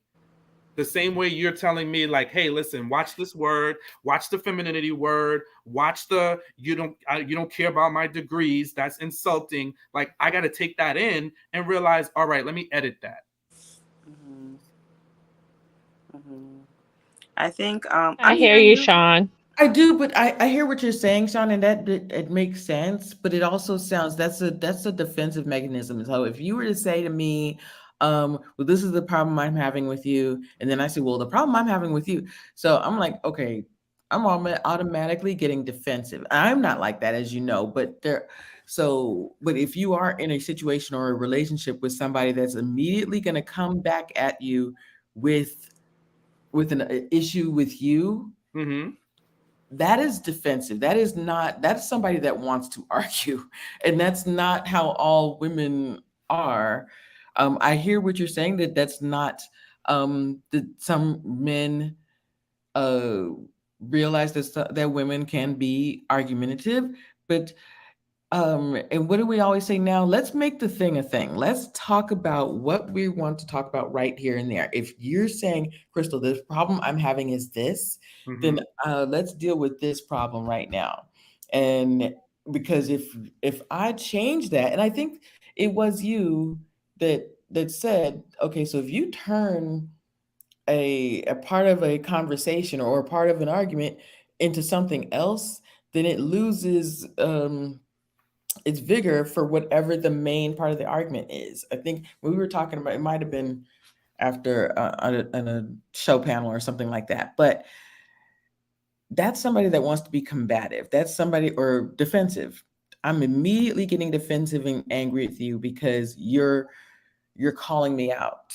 And that isn't a help. That isn't somebody that wants to communicate. That's not healthy communication. Do you understand what I'm saying? Mm-hmm. Okay. I mean, this is. I think it's so many layers to this, right? And this Queen Won't Quit said something too. Like, men and women do communicate very differently, right? So that's off the top, and I think let's start there and acknowledging that we are different, and it is okay. Like, you as a woman, Crystal, there's things that you feel, think, need, want. Same for you, Coco. Same for you, Lemon. They might not all be the same types of things, but there's certain things that you want, feel. I will never understand it. Like, you're just not gonna get. I'm just not gonna get it because I'm not a woman, right? So there's and the same for women to men. So I think there needs to be that room for both of us to accept that and then hear each other out. And then if there's an issue, let's ask before we jump, right? Same thing, and it's same for the both of us. Like, some men can be super defensive because of their triggers with whatever women they've experienced in the past. So they paint all women with a broad brush. So they just experience women in that way. And the same on the other end. You know, like, it's just like when I'll be talking, and sometimes in the chats, folks will throw up Kelsey Samuels. And it's like, no, I'm just talking. Like, yeah, it may sound Kevin Samuels-esque, but Kevin Samuels didn't invent the content that he's talking about. He just brought light to some things and added his twist to it to, do his own variety show, So, but that part happens. It's like, I say one word and it's like, oh, that's a Kevin Samuels talking point. And it's like, no, I'm not even trying to do that. Like, I don't care to do that because that's not going to get our conversation anywhere. Me trying to have Kevin Samuels dialogue, that's his shtick. That's what he does. More power to him. He's got 1 million+ subscribers. God bless him. That's not me. That's not Sean. I don't navigate my life in that way. So I think, like, it's hard when you get put in a box. And I'm sure there's certain women that you'll say something and they'll be like, oh, she a feminist, right? Or, say whatever word that, can be offensive. So I think we just have to avoid more of that and just have dialogue and really truly get to know and have conversations like this where we're understanding what each other is saying and not assuming.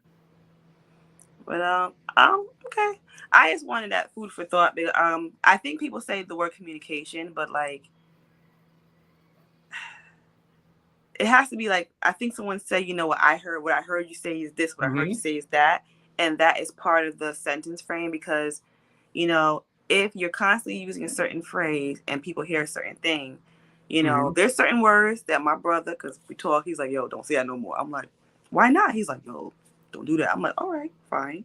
I learned from that, but like, then they still say words that are like triggering. I feel like, I don't know what I'm trying to say. Basic communication is encoding me in someone else's brain.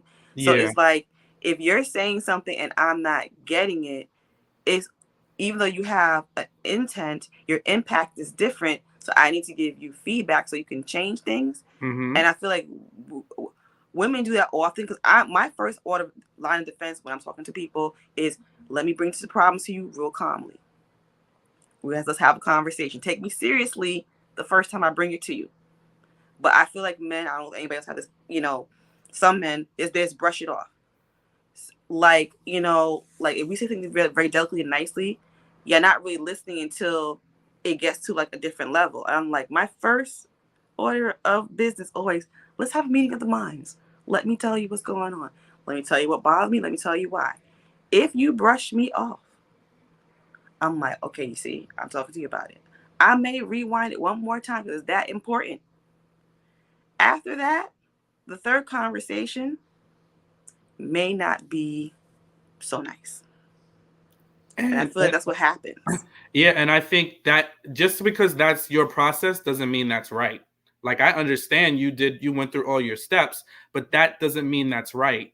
You know what I mean? Like, so that communication, the recipe is like 2 parts listening, 1 part speaking. So if we're talking, it's like, if you don't understand, the best thing to do is ask, don't assume, right? If somebody's not doing what you want them to do in the time frame that you want them to do it, you got to have everybody's adults. So nobody wants to be, whether it's me to you or you to me, nobody wants to be demeaned or talked down to, right? So even if I didn't do it the 5th time, talk to me, figure out why or what happened and why it didn't get done. But why? I'm sorry, But go ahead. I think that's the effective way to handle a relationship. Like, if you want to have an effective relationship, people don't automatically move and do things in the space and capacity that you always think they should do it. Just for me, like, I might say, Coco, I want you to do X. And if it's something you can accomplish quickly, you may do it. If it's something that takes further thought, something you might not really want to do, something that's on the bottom of your list of priorities, how you get to that is going to be how you get to it. So I think, like, it may not take you 5 times, but hey, my trigger may be the 2nd time. It may be the 3rd. But no matter what it is, if you don't do something the way I expect you to do it, it doesn't give me license to go off on you or to escalate. Oh, I'm not because going off. No. But it could be interpreted as that for the man. And that's what I'm saying. Like, you escalating, like, once you get to that 3rd time and you're at your wicks end and you're like, I'm done because I done asked this fool 3 times and I started out nice, but now I'm pissed. You know, it may not be a screaming, yelling, cursing, but it's going to be elevated, right? And we're going to feel it. Whatever it looks like, it's going to feel that way. So the same for us is, it's a no-win for me, because I'm like, it's 1 or 2 things might happen. It's either I give you the benefit of the doubt, I talk to you about it, you ignore me, and I just may not bring it up again. I'm like, okay, you just ignored me. One thing I learned, and this I learned in therapy, it's like, people, like, so, like, sometimes we get in our thoughts, and I was guilty of this. It's like, we think our way is the way, or we feel like, I'm being reasonable. I'm really being reasonable, right? And I'm going through all these steps, but you got to realize you're dealing with a whole nother person who has a whole nother set of experiences, who walks through life, navigates their lives differently. And that's the work in relationships. Yeah, it is stress, because you're bringing 2 different people who operate and have 2 different minds together in a relationship. They're not going to operate on your timeline always. And the way a relationship works effectively is you give that person grace, because trust and believe, you're going to do something to piss somebody off and to aggravate and grind their gears too. So it's the respect level of, I'm in love with this person. I love Coco. Coco is saying she loves Sean. This relationship, in order for it to work effectively, we can't be fighting each other. We're on the same team. So if Coco doesn't show up, do something I expect her to do in the timeline, I give Coco the grace, knowing who she is, and say, hey, listen, Coco, I asked you a couple times, what's going on? What's good? You could be like, listen, I'm having a bang up day. These people at work are killing me. You know, whatever it is, my parents, my family is stressing me out right now. I'm sorry. I'm going to get to it, right? That's clarity, because the average person is just not running around here not doing something just to piss you off, right? You know, do some people do petty things? Sure. But on average, if somebody's not doing something you want them to do and it's a feasible thing, there's a reason behind it. And sometimes we don't give the people the grace to show up and let us know why. We just get to the, you know, and then the shutdown doesn't help anybody, because now you shut it down, you internalize it, you fill in the blanks of the reasons why the person did what they did, not necessarily the reasons why they didn't do it, but you fill in the blanks, and now we've got issues on top of compounded issues. So that's just my little marriage nugget that I've I would have to go digging deep to but I think one thing I was thinking to myself, like, what was I thinking when you were saying that? Basically, it's almost like I guess the point I'm trying to make is, like, sometimes men ignore what their woman is saying. Like, just ignore it altogether. Like, we're not talking about fluff. We're not talking about taking the garbage. We're talking about, okay, cool, key core things to the relationship. Give me an example. We're not spending enough time together. Okay. And then he's like, kind of like just kind of make his blanket statement on it, and you're supposed to accept it. I'm like, like what? So, So or like that, like those core things, like like so why would you think a man might be some of the reasons? Why do you think they're doing that from your perspective when you hear him doing that?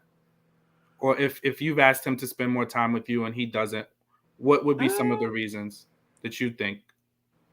I'm not, I'm like, I think where that came from is almost the switch up of like routine. Like, okay, we were spending this much time together and now we're not. So it's just saying, okay, it's just not gonna be that way anymore. Versus having a conversation, okay, like how can we compensate for that? I would prefer to have that kind of conversation, not just like, okay, yeah, well, this is what it is, get over it type situation. So when I say like, okay, and I think gift to men basically is basically if whatever she says and she's not being like, peevish or whatever, like a serious thing, and you take it serious the first time, you will have like zero arguments in your relationship. If she talks to you with sweet and honey and sugar, and you kind of really like deep it the first time, you really take the gravity of what she's saying the first time, you will be a very happy person. But if you kind of dismiss it and don't think it's important, because some men ignore things until it becomes a larger problem and a different type of energy discussion, and that's just a fact.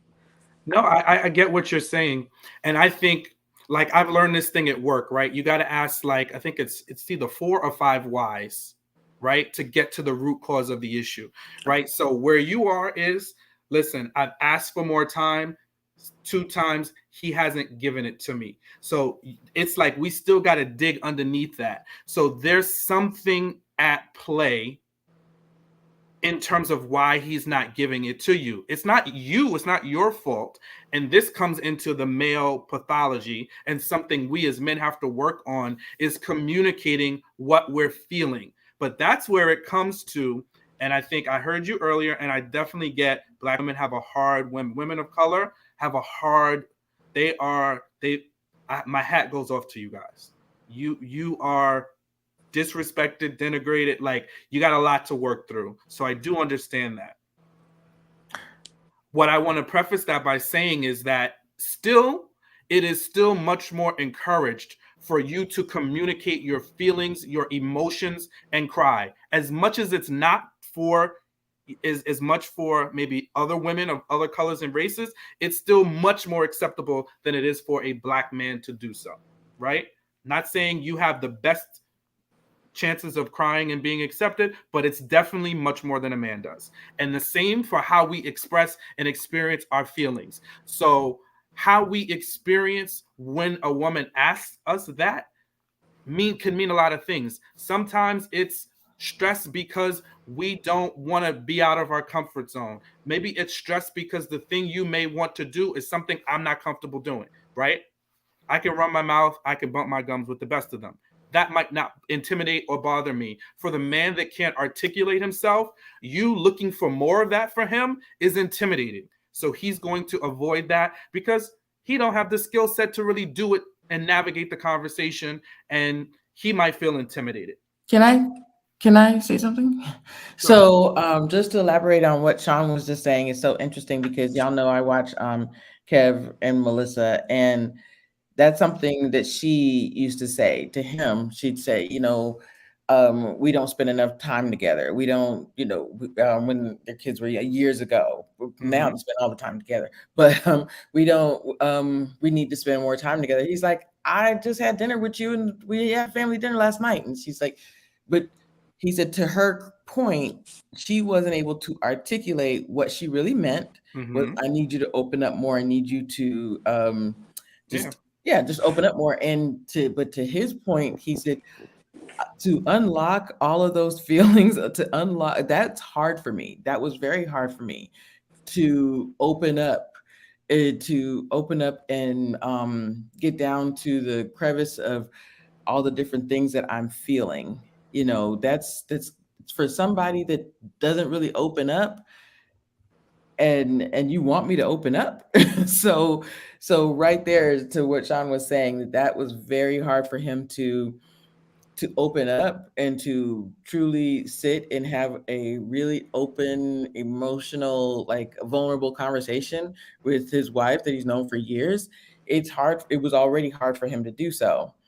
And it also was kind of hard for her to articulate what she really needed him to do, not just more time, but yeah, I see my husband or I see my boyfriend all the time, but it's not just that, not just the seeing you, Mm-hmm. but wanting to really get to know you and build on the relationship that we already have.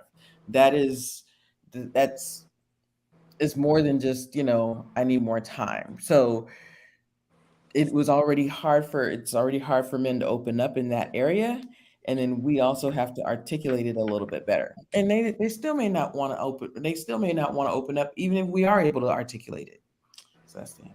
And then I think, just to your point in bringing up Melissa and Kevin, it's like you have a little bit of negotiation, right? Because he wanted more intimacy time and sexual time, right? Mm-hmm. And it's not that she didn't want it, but she wasn't also comfortable expressing that side of herself as much Right. as he That's wanted hard. to. So it was him pouring into her, him making space and room for her, him empowering and pushing her up.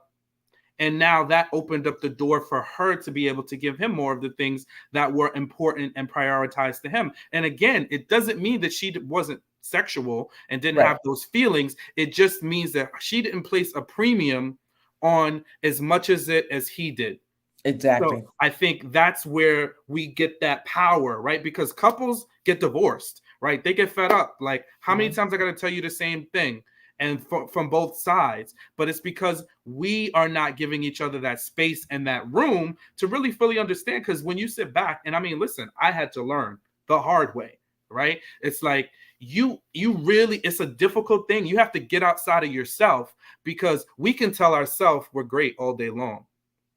And hell, I think I'm a great catch, but that doesn't always mean that I'm experienced that way. And we have to leave room for how people experience us, and for the fact that we ain't got it all together, and that we have to be able to hear sometimes some stuff about ourselves and own it and do some work on ourselves. And this is the last thing I'll say about like therapy and learning yourself and being effective in a relationship. Like, when you take that switch off of the other person and you shine it back on yourself in terms of what are you focusing on to show up better in your relationship, you are going to get a better outcome. Why we fight so much is because we both are pointing our fingers outward. I'm saying this is what stresses me out about women, and then women are throwing that same finger right back at me, and that's not getting us anywhere, right? Can we talk about it? Yeah, we should be able to talk about it. We should be able to talk about those conversations and tell what's bothering us, but I think we should avoid leading with those, especially in our real relationships. Yeah, I think you said to kind of communicate more, but I do recall the situation I was in, and when I did communicate more, and one thing I said, and it wouldn't go over well, but it was my truth, is like going from giving me this treatment to that treatment. It makes and I think like the example you just giving, it makes the woman feel either neglected or rejected. Mm-hmm. So it's just like, okay, I communicate that like real, like quick truth. And like Mm-hmm. Crystal said, because we, in my mind, I feel like most men don't really want to hear what women want to hear. If they see everything is combative. So even me bringing up the first time was a lot. Mm-hmm. And so like to say that I have to keep doing it again, I'm like, okay, it's important enough for me to do it again. It's a lot. And then like for it to still like be like brushed away, I'm like, okay. And then for me to be all the way direct, then for me, my directness now has offended that person. Yeah. I'm like, yeah, it's like rejection and neglect, period. So what would you do if it was a coworker? What would you do if it was, let's say, your boss? You were having the same issue with your boss. How would you navigate that? Your manager at work. My manager wants to spend more time with me. No. You were having a challenge in communicating something with your manager. How would you handle that? I'm the type of person I will like, if I had a relationship with you, I'm like, hey, can we talk about it for a second? Mm-hmm. And let's talk about it. Yeah. Like, kind of like, What if that first time didn't work, or second time? Oh, I wouldn't go back, keep doing it. So how would you coexist if you need to work with your manager? I can coexist. Like, you know what? It is what it is. You know what? We're in this, like, these are my priorities when it comes to my work world. And I can be cordial. We can, and move on from it. Maybe we can revisit at a later time, but it is what it is for right now. Let's put a pin in it.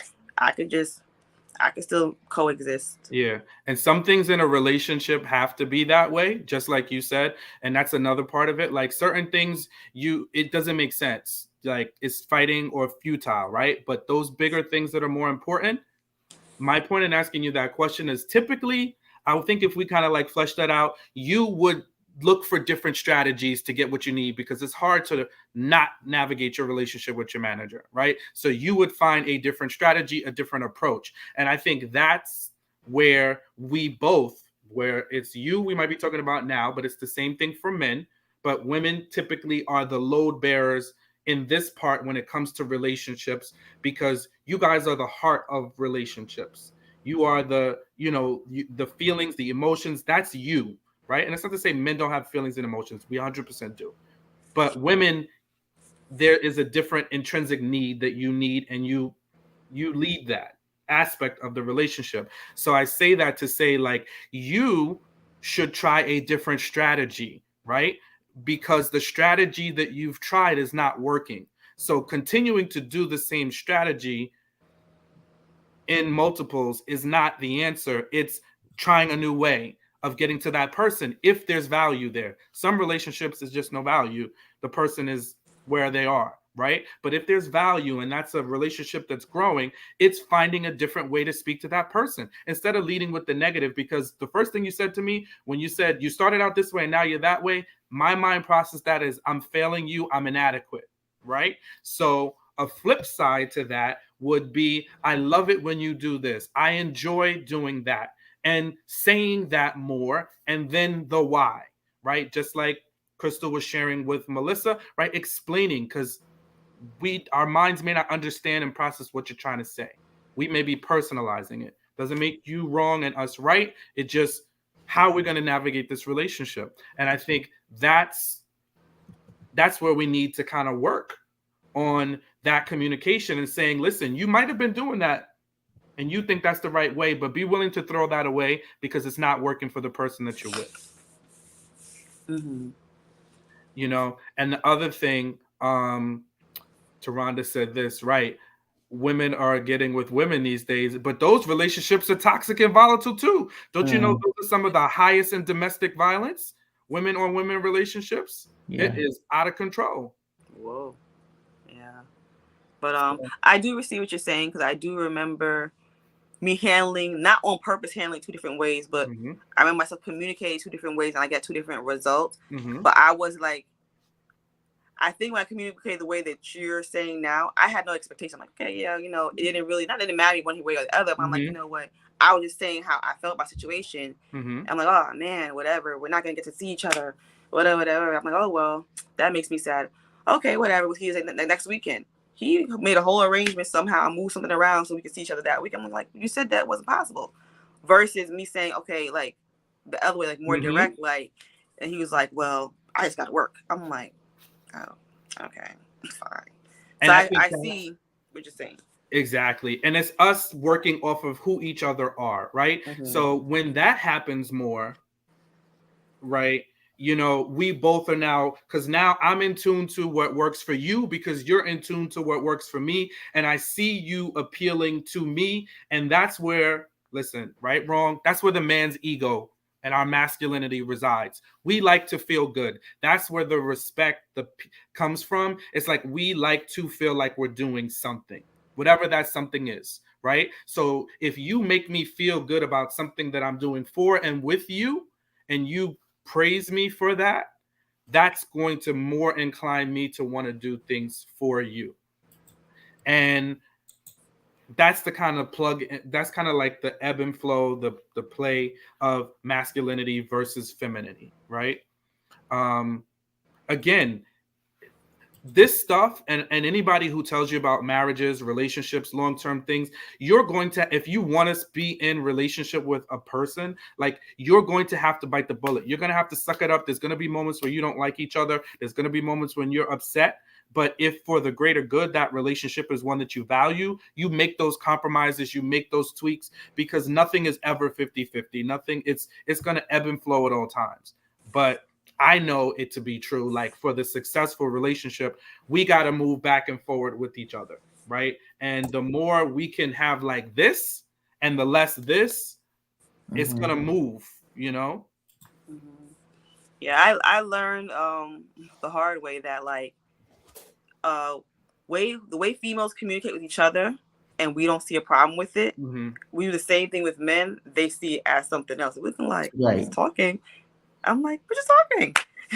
Especially from a West Indian family, everyone is like proving they're like debating and having their thing, and I'm like, Mm-hmm. long as we're still talking and having conversation, I'm like, we're good.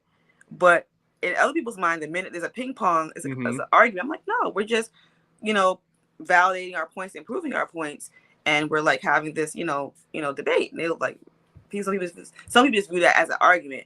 And I learned that. I'm like, oh, you see, it's an argument. I said, oh, okay. That's why nowadays I season my words with salt and pepper and sazon. That's my new phrase. That's what I do. Because I don't really, even though you think I'd be on your neck sometimes, I don't go all the way in. I restrain myself. I do. I really well, do. well, listen, Taronda, I had to get there, right? I'm doing the work on me, so it's learning, and it's day by day, and it's being open. Like, I even think, like, where I was a month ago is different from where I am today, because when that young lady came on, whatever her name was, I can't remember her name, but she came Annalisa. on, yeah, Annalisa, yeah, and she came on at 10. I took a step back and I'm like, I want to understand, I want to unpack this, I want to learn. And I had heard about Cynthia G, but never listened to her content. Now, she's a little to the far of the streams, but I took time to listen and hear without, and pulled out my defenses. And I'm like, wow, I hear some of the stuff that she was saying. And she talked about the crime that happens to Black women. And I see these alerts just popping up on my phone, on my news, and I'm like, this stuff really is happening. There has to be a reason for this. It has to be more than just proximity. It has to be more than just, Black men are frustrated with Black women. No, there's something underneath all of this. And I think that's how my mind works. Like, I know that there's room for me to grow, for other men to grow. And I don't mind having the conversations. Like I said, I talked with my brother, and we had a combative exchange in the beginning because he was not feeling what I was saying. But I think we got to be able to have these conversations. We have to be able to face our own internal issues that we might have, and then move forward. So I think that's the work that we need to do together to have good relationships. And hopefully my next relationship is better. It's so interesting, Sean, you say that, because I don't know if Lin told you, but I feel like we were in your show or Kia's show, and then I stopped into her show after Kojo's show just to Mm-hmm. see if she was going to be like respectful, because she said, I'm going to be breaking down the conversation. Mm-hmm. And Lyndon's the one that told me about Cynthia G. I had no idea who she was. And what's interesting is I have seen a lot of these other panels, women panels, that is Mm-hmm. just like just totally breaking Black men specifically down. And I just wonder, I really wanted to sit and I wanted to listen, Mm-hmm. because like we all said, she had points. She had points. It was the delivery. It was the anger and frustration, and it was the delivery in how she came on the show. So I really wanted to see, is she going to take one of the you guys, the panelists, and Mm-hmm. just really break down the conversation? And she did not, and that's my concern.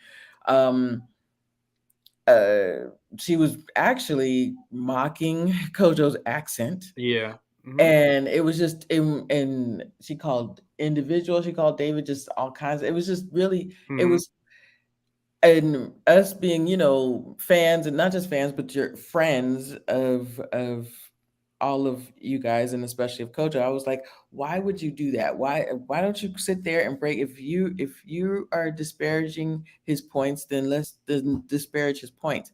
And I actually had to leave because Linlin would actually put something in the chat, and we as moderators But they will, were blocking y'all on her channel. we were being blocked for no reason either. Yeah, I Like, saw it. not because of cussing, not because of anything crazy, Oh no, but just because because she you were. disagreed with Linlin. Just because Linlin disagreed with her, she Yeah, would yeah. block her. And I said, wow. Yeah, I said that she was she, like, when you listen to Cynthia G, here's the thing. Like, I came across Cynthia G's Cynthia G's platform some time ago, I forget when.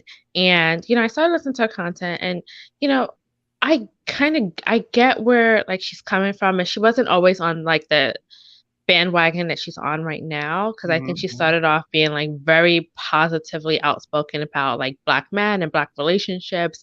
But, like, I think what happened is, like, with a lot of, like, the Black female, like, one of the reasons why you're seeing a lot of the pushback right now is because, like I said earlier, a lot of the messaging, a lot of the who needs to improve, who needs to do better, who needs to look at themselves and take accountability is heavily directed at women and has been for a very, very long time. And that's where, like, I have no real patience for, like, another person telling women what they need to improve on. And I think, like, it gets to a point where you think that there is equality on both sides, or, like, both people need to be held accountable. And it's like, you get that strong pushback, like, no, like, a lot of people already told women they need to be accountable. They need to do this. They need to take responsibility. A lot of women are and have been taking responsibility, but, like, the pendulum never swings the other way. Like, it's firmly on, like, a woman's neck, firmly on her neck, just, like, can't get your foot off that neck. And so, like, at some point, like, a lot of women, they get disillusioned where they think that it's, like, equal, or, like, some story will come out where, like, a Black woman gets harmed, and you don't see nearly as much outrage, right? Or you see even, like, defense, like, most notoriously, like, the recent story about that guy who, like, offed his, I think, like, his And the one in ex-girlfriend who, Maryland, and he was like a nurse or something like that. Or yeah, yeah, that yeah, was terrible. He killed 2 women. I mean, yeah. unalived 2 women, Yeah, I try not and to use that one word. was pregnant. Yeah, Yep. And and you saw a lot of defense. yeah. And so it gets to the point where it's just like, are you serious? Are you kidding me? Like, there is, like, such a lack of morality, like, I guess, when in certain spaces, because there is an agenda to just, like, obliterate the other party, by any means necessary. And it's just, like, such a clear agenda that it comes to the point where, like, I think, like, some people are going through stages of grief, unfortunately, and they're going through it very publicly. And I think, you're kind of seeing some channels for women, like, manifestation of, like, that grief. And so, that's kind of what I was commenting in Annalicia's channel, because you like, I know certain things about her just from, like, seeing her in other interviews. Like, she's a single mom, and Biracial. biracial. She's experienced, more than likely, toxic relationships. And, there's somewhat of a very clear, like, lashing out from, like, hurt, and she's spoken about her mom experiencing, like, just a horrible relationship too, I think, with a Black man. And you're seeing, like, this kind of, lashing out from hurt. I'm not saying it doesn't excuse her at all, but, like, it's very clear that, like, this is not, like, normal behavior. This is not rational behavior. Like, you don't just, like, completely come on someone's platform or approach someone and just outright disrespect them like that. Like, Yeah. it was just so, like, and then when you went onto her channel, like, just the continuation of it all, and, like, just the way that she spoke, you could just tell, like, this is someone who's hurting. And so that's why it was like, yeah. So anyway, I mentioned that in her chat, and the moderator blocked me. I think I said something probably more inflammatory, like, when you listen to Cynthia Chia, you end up like Exhibit A or something like that. And a Mhm. moderator blocked me. But like, I do think, and that's why I feel like you got to be careful. You got to be Mhm. careful when you get into this spaces. So like, I know you're listening to Cynthia Chia. I actually don't listen to her. Like, I kind of when I came across her platform, I consumed it for a little bit, but I was like, oh, this is just like way too much. Where it's like you consume that stuff Mhm. quite often, it will like start to affect you negatively. And so like Mhm. I just had to like tune that channel out, because you will like start to see the world very differently. And I'm not saying that's necessarily a bad thing, but like it's important to protect your energy too. Um, but I also think like an aspect of Cynthia G, like she's definitely mentioned that like I mean, she's grieving too. Like she's like, you don't think I felt bad when I realized that Black men don't protect us? Like you don't think that I hurt, that I cried when I realized that Black men weren't protecting us? And like she's mentioned that so many times, and I think that that's a big part of like where a lot of her, frustration and lashing out comes Mhm. from, where it's just like you just got to push back and just go like, I'm sick and tired of like no one standing up for me. And that's kind of what you're seeing with the manifestation of certain um, women content creators in these spaces. I Yeah, agree. it's interesting that and I'll let you go next, Crystal. It's interesting that, especially and I don't want any beef. So, Cynthia is a very intelligent woman. I don't want any debates. I told y'all what I'm going into 2022 with. I would welcome a conversation, but you know, I think like the intent is a little different. And as much as she calls Kevin Samuels what she calls him, um, her start is very similar. Like he got started talking about men and telling men how to level up, and then went into a different direction and really began to grow. You know, dealing with women and doing his shtick, right? And she's done the same thing with she will go at a dude, you know. She calls them air mattress mandingos. So but I say all that to say, as funny as they don't like each other, they do a very similar thing. Like many people will say there's some facts to things that Kevin Samuel says, right? And then same with her, but it's like everything's not so black and white. And that's my issue with her, the way she frames her argument. It's like it's black and white. It's like just divest yourself of black men. They're not about anything. They don't want you. They're not going to treat you well. Just leave them alone and don't deal with them. Don't worship them. They're for the streets, pretty much, right? It's like is that really the answer? Like there's got to be a better answer somewhere in the middle, right? Because then we just cease to coexist. So I just think like I get her points, I hear what she's saying, but at the end of the day, that can't be the answer. And any content creator like that just goes for people's jugular, or you just make these blanket, harsh, Mhm. sweeping statements, it's just kind of like, come on, you could do better than that. Like, but again, a lot of people are in this for different reasons. For me, I don't feel the need to have to be that way. I don't, need to go after women. I don't need to attack women. It's, I love women. I think there's things that we need to work on together to be successful in relationships, you know, for those that aren't having success. Some are. But that's my thing. I was just gonna say that you're right. It does really mess with your energy, and when you constantly are consuming that type of stuff, Lin, because when I was doing the started doing the men's panel, people would like send me stuff like, "Oh, Crystal, watch this," and I actually, now that I started going back, my cousin did send me. It wasn't Annalicia, so it might have been Cynthia G's, and I was like, "Gosh, these women are just like sitting here berating these men," but yeah, people just started sending me stuff. So you're right, when you're constantly consuming this content that is so black and white like that, it does mess with you. It does really just, yeah, it frustrates you. And same thing with Kevin Samuels. I was like, well, let me actually see. I'm not going to Mm-hmm. just say he's like this, just like Sean, in the beginning, I was like, let me actually take a dive into some other stuff, except for the one besides the one that went viral. And I was like, I can't watch this. This is yeah. That's a lot. The average at best one. Yeah. I was in the comment section when Annalisa was on, and at first I was listening to her because you do get to a space where you're kind of upset, you're kind of frustrated, and you're like just like, I'm not disempowered, but disillusioned about the whole entire thing. Yeah. And you kind of just go like you just do that, and then you kind of get to a place of not acceptance, but kind of like a little bit of apathy towards the situation. And I think when we're on Kojo's channel, we do Married at First Sight, and it gives us distance between the topic and us personally. But then when we had removed it in that particular instance, it made it more like it hit a nerve more, because there's not a distance of you talking about just people on TV. You're talking about yourself Real personally. life. Yeah. And she just kind of went in from there.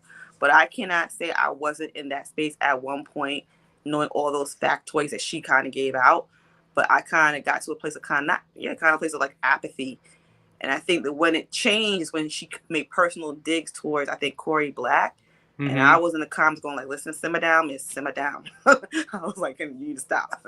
But at first I was listening to her because it is like, it is frustration, because there's something in women that I believe in God, that God placed in that we want to be with a man, specifically a Black man. I'm talking for myself.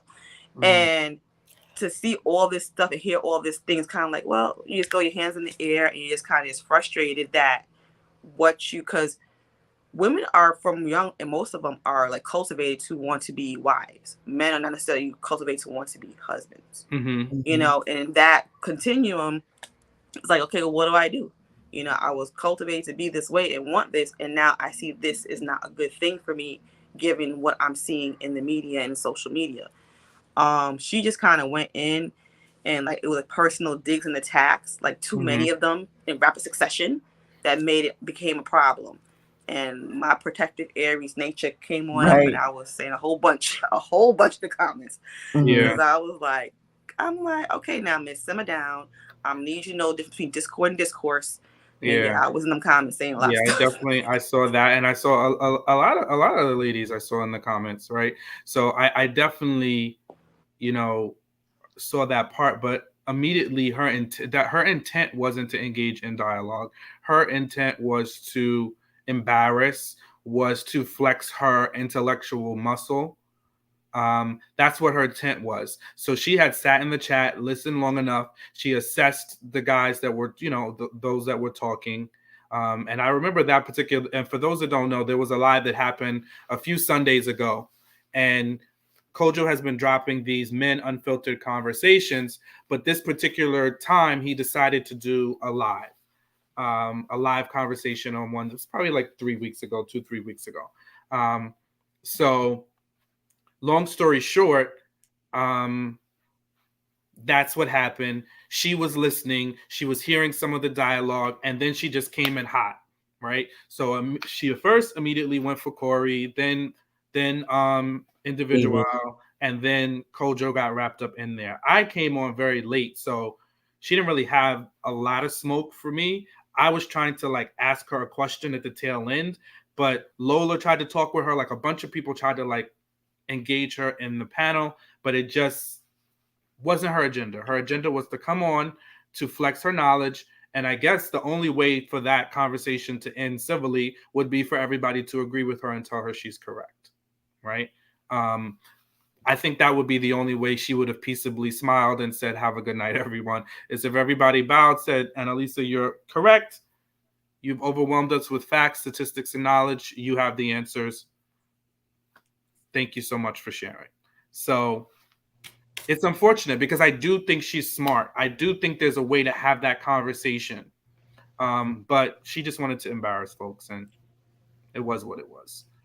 Because when you're in that stage of grief, when you're just like grieving, you don't really see anything else but like the the disdain, the hate, the anger, I guess it is, the anger that's overtaking your mind. It's almost like your brain has been rewired because like she wasn't talking to Sean, Kojo, Lola. She was just talking like to me when she saw you guys, it was almost like she just saw black men, like just a bunch of Yes. black men. Mm-hmm.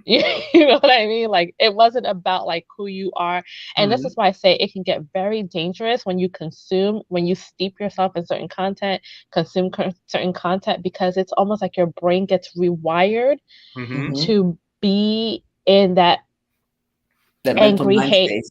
Yeah. Yeah, that angry haze. It's Mm-hmm. like a haze of anger, and you just want to like lash out and release. And like even Lola, like Lola agreed with her. She couldn't even see that. Like she couldn't even see Mm-hmm. it. She Yeah. couldn't even take it in because she was so in that haze of like, angry grief.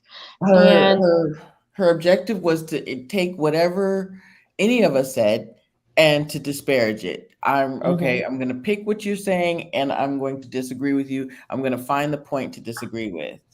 So it was, Yeah. and yeah. Hey, go ahead. Listening to, not to listen, but what they call it when you're just listening to respond. Yeah, It's just like, exactly. yeah, you're talking, but this, but this, but this. Like Mm-hmm. she already had her response and her talking points prepped. And Yes. it's like whatever you said, there was a talking point and response to combat it and go against it. And so you are wrong. And what now? Like, you know Let's what I figure it mean? It was out. like it was not, and that's a part of like, when you're steeping yourself in in that content, you feel like that is the world, and you feel like everybody is this archetype that we've been discussing, and it's like no, everyone is not this archetype that Cynthia T might be talking about. Yes, there are major issues that need to be addressed, but like going around to people and just like would she come up to you randomly and just start going in like that? No, no, In you can real only life, do right? that. And Yeah. that's what I question, when you guys said I would like to interview her, because the way Kojo interviews is and you as well, Sean, we ask about, your background, your childhood and those conversations, but Corey did, and not in a rude way, ask her, he didn't say who hurt you, but he wanted to know like what happened to start you on this path, and But and to that's have not a going conversation. anywhere. Right. Well, With that's my point. that, I think there is like for someone like her and the way she came in, there would be no way to. She's not in a space to have a conversation. She does And not. When you see her, she's going on other black male creators channels before, and mhm, she goes about it the same exact way. yes. She's not looking to have a dialogue and have I guess, a balanced conversation. She's coming into it with her perspective, and she And wants to beat you over the head with what she feels are her truths. So it's so just that's like my point for the with men's side, it's called red pill rage, right? So right, when you get to right. the point where you feel like you know everything about women and all the wrong and the ills of how women conduct themselves, you just go right in. And it's like you're in this state and there's nothing anybody can tell you differently. And that's wrong too. And I guess hers is pink pill rage. So No, And well, that's my y'all point. need to get to know Pink Pill because, like, Pink Pill, like, she's not.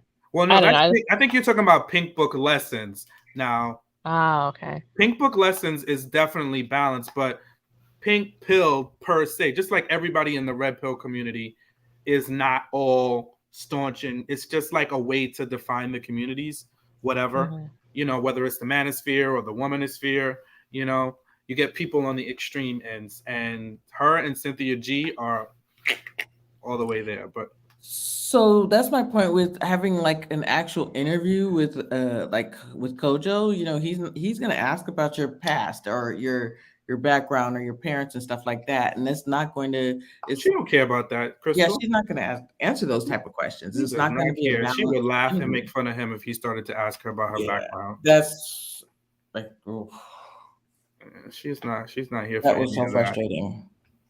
Yeah, so it's unfortunate, but I think look, it was an experience. It was eye opening, and I look to learn from anything. So I was just interested. So I saw her background.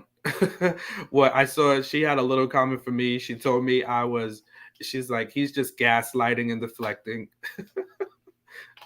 So, again, I think these terms come up, and we have such a fixed way of hearing each other. And that just goes back to the dialogue we were having earlier, is we need to hear what each other are saying, right? I need to hear what you feel like you're missing from a man. And I think that example that Coco, you shared, right? Like about wanting to spend more time and not getting that and trying to do it different ways.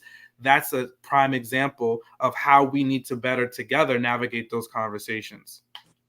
So yeah, but I think like I said in the beginning, like we have to disarm ourselves, because I think the general consensus on different platforms, okay, like men have an opinion, women have an opinion, and we're automatically at war. Ding, let's see who's gonna win this match. And that's what, she thought she was coming into, but that's not the energy at that space that we were on. So that's pretty much what it was, because other, I guess the manosphere, they come in with like, okay, I'm gonna have one on my show, you prove me wrong, we're gonna duke it out verbally. And it's like, no, I'm like, at this point, you think what you think, I think what I think, and it's okay. I come in a certain space, I like to learn, and it is what it is. But it seems like a boxing match, like ding, like like that's what it feels like majority of the time. Not like how we're kind of this conversation right now, trying to understand and seek to understand and ask questions. It seems like there's a war, it's a battle of the sexes. That's what it literally feels like all the time. Especially when it comes with Black men and Black women. Yeah. Listen, it's a work in progress, and something we need to make sure we're doing, right? Just like tonight wasn't the conversation that we planned to have. It just came up. Lindlin sparked us off with her her introduction into talking about the video that Kojo and I just did, right? But it opened up the door for dialogue, which needed to happen. And I think that's the stuff we got to do, right? I had to remove my defenses, because for me, I perceived it to be one way, but even you, Coco, heard it a different way at some points. So I think that's that part. And even somebody said in the comments, I think it was Danny or This Queen Won't Quit, they had said, like, that's where we need to navigate communication. It's like, okay, tell me what you meant by this before we go in. So I think we kicked off the new year. We're doing it the right way. So I appreciate y'all. Yes, I love the combo. Y'all know. It is definitely New Year's everywhere now, in every part of the world. For sure. Yeah, I think this was a good conversation. We'll definitely have more of these. Please, like I said, everyone, continue to, let me know what you all want to talk about. And again, like I said, we'll bring some experts in, and we'll dive in and have these conversations and kind of like unpack better ways to do it. Because for those like us here who want to be successful, we got to bridge that gap. Anybody have any closing remarks, comments before we go? Just thank you so much, Sean, for opening up the panel tonight for the new year. The ladies panel next episode is going to be January 9th. Probably going to be what submission looks like to them. And I'm probably going to touch on that, the, what do you call it? The masculine, feminine energy conversation. I'm doing air quotes, but you guys can't see me. But so yeah, we're probably January 9th. Got it. Okay. Yes. Coco Brown, I might have you. You know what? You may need to come be a guest. I love the combo. Okay. Yeah. Most definitely. I'm usually always in the comments. I was to say one time. Put your Instagram, put your stuff up there. We need to Follow Oh, Coco well, Brown I'm the Coco Brown Experience. Experience here on YouTube. My IG, I gotta make one for my YouTube channel. I don't have a Okay. separate one. Yeah. Okay. Thank you guys so much. Thank everybody in the chat. Yep. And I'm so happy for Sean getting to 666. Was it?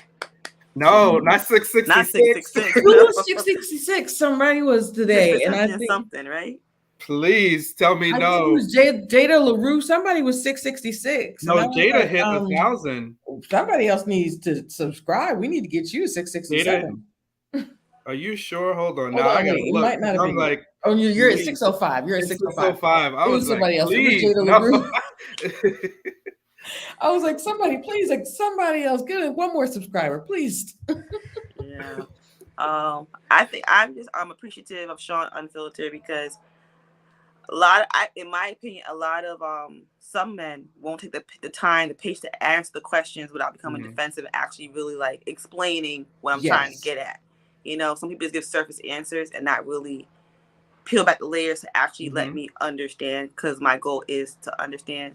Some people are kind of like real like how you say flippant about it. like so I appreciate you having the patience to like, you know, suss it out with us. Him and Corey Black as well. Yeah, I agree. Just like they will actually elaborate on what they're trying to say. Yes. I absolutely expound agree. and elaborate. Very important. And when's your But we birthday? don't give examples. Coco Brown? Say it again. When's your birthday? April 18th. Okay, she's in April. I'm a March. You're March Aries? March, yeah. I'm an April Aries, yeah. Well, thank y'all so much. No, you're welcome. Lin, any closing remarks for us? Sorry, I'm halfway asleep. Lin, we Oh, this queen won't quit. Her birthday is April 16th. Okay. Oh boy. Happy birthday, everybody. Yeah. That's why y'all be having your foot on my neck. All right, that's another thing. April Aaron was like, Crystal, for your birthday, let's go to New York. I said, but the Omarion is New York pretty good. He's singing in New York. Maybe by then, by the springtime, it'll, you know, usually the warmer weather, things die down. So let's hope and pray. Okay. For Marion. I appreciate all of you guys. Please, again, like, share, subscribe to Crystal Lynette on YouTube. Like, share, subscribe to the Coco Brown Experience. You know, appreciate all of you guys. Tomorrow, we will be on another round, Jay's channel, and we're going to dive into really the Ready to Love. So that'll be tomorrow, 9 p.m. Eastern, 6 p.m. Pacific. So look forward to seeing you all there. I thank you all. Thank you everybody in the comments, in the chat, all of you for kicking us off this 2022 in a great way, respectfully, with dialogue and understanding. So that's what this is all about. So again, thank you all. Appreciate you. Have a great day, and we'll see you later tonight. Bye, everyone. Good night. Bye.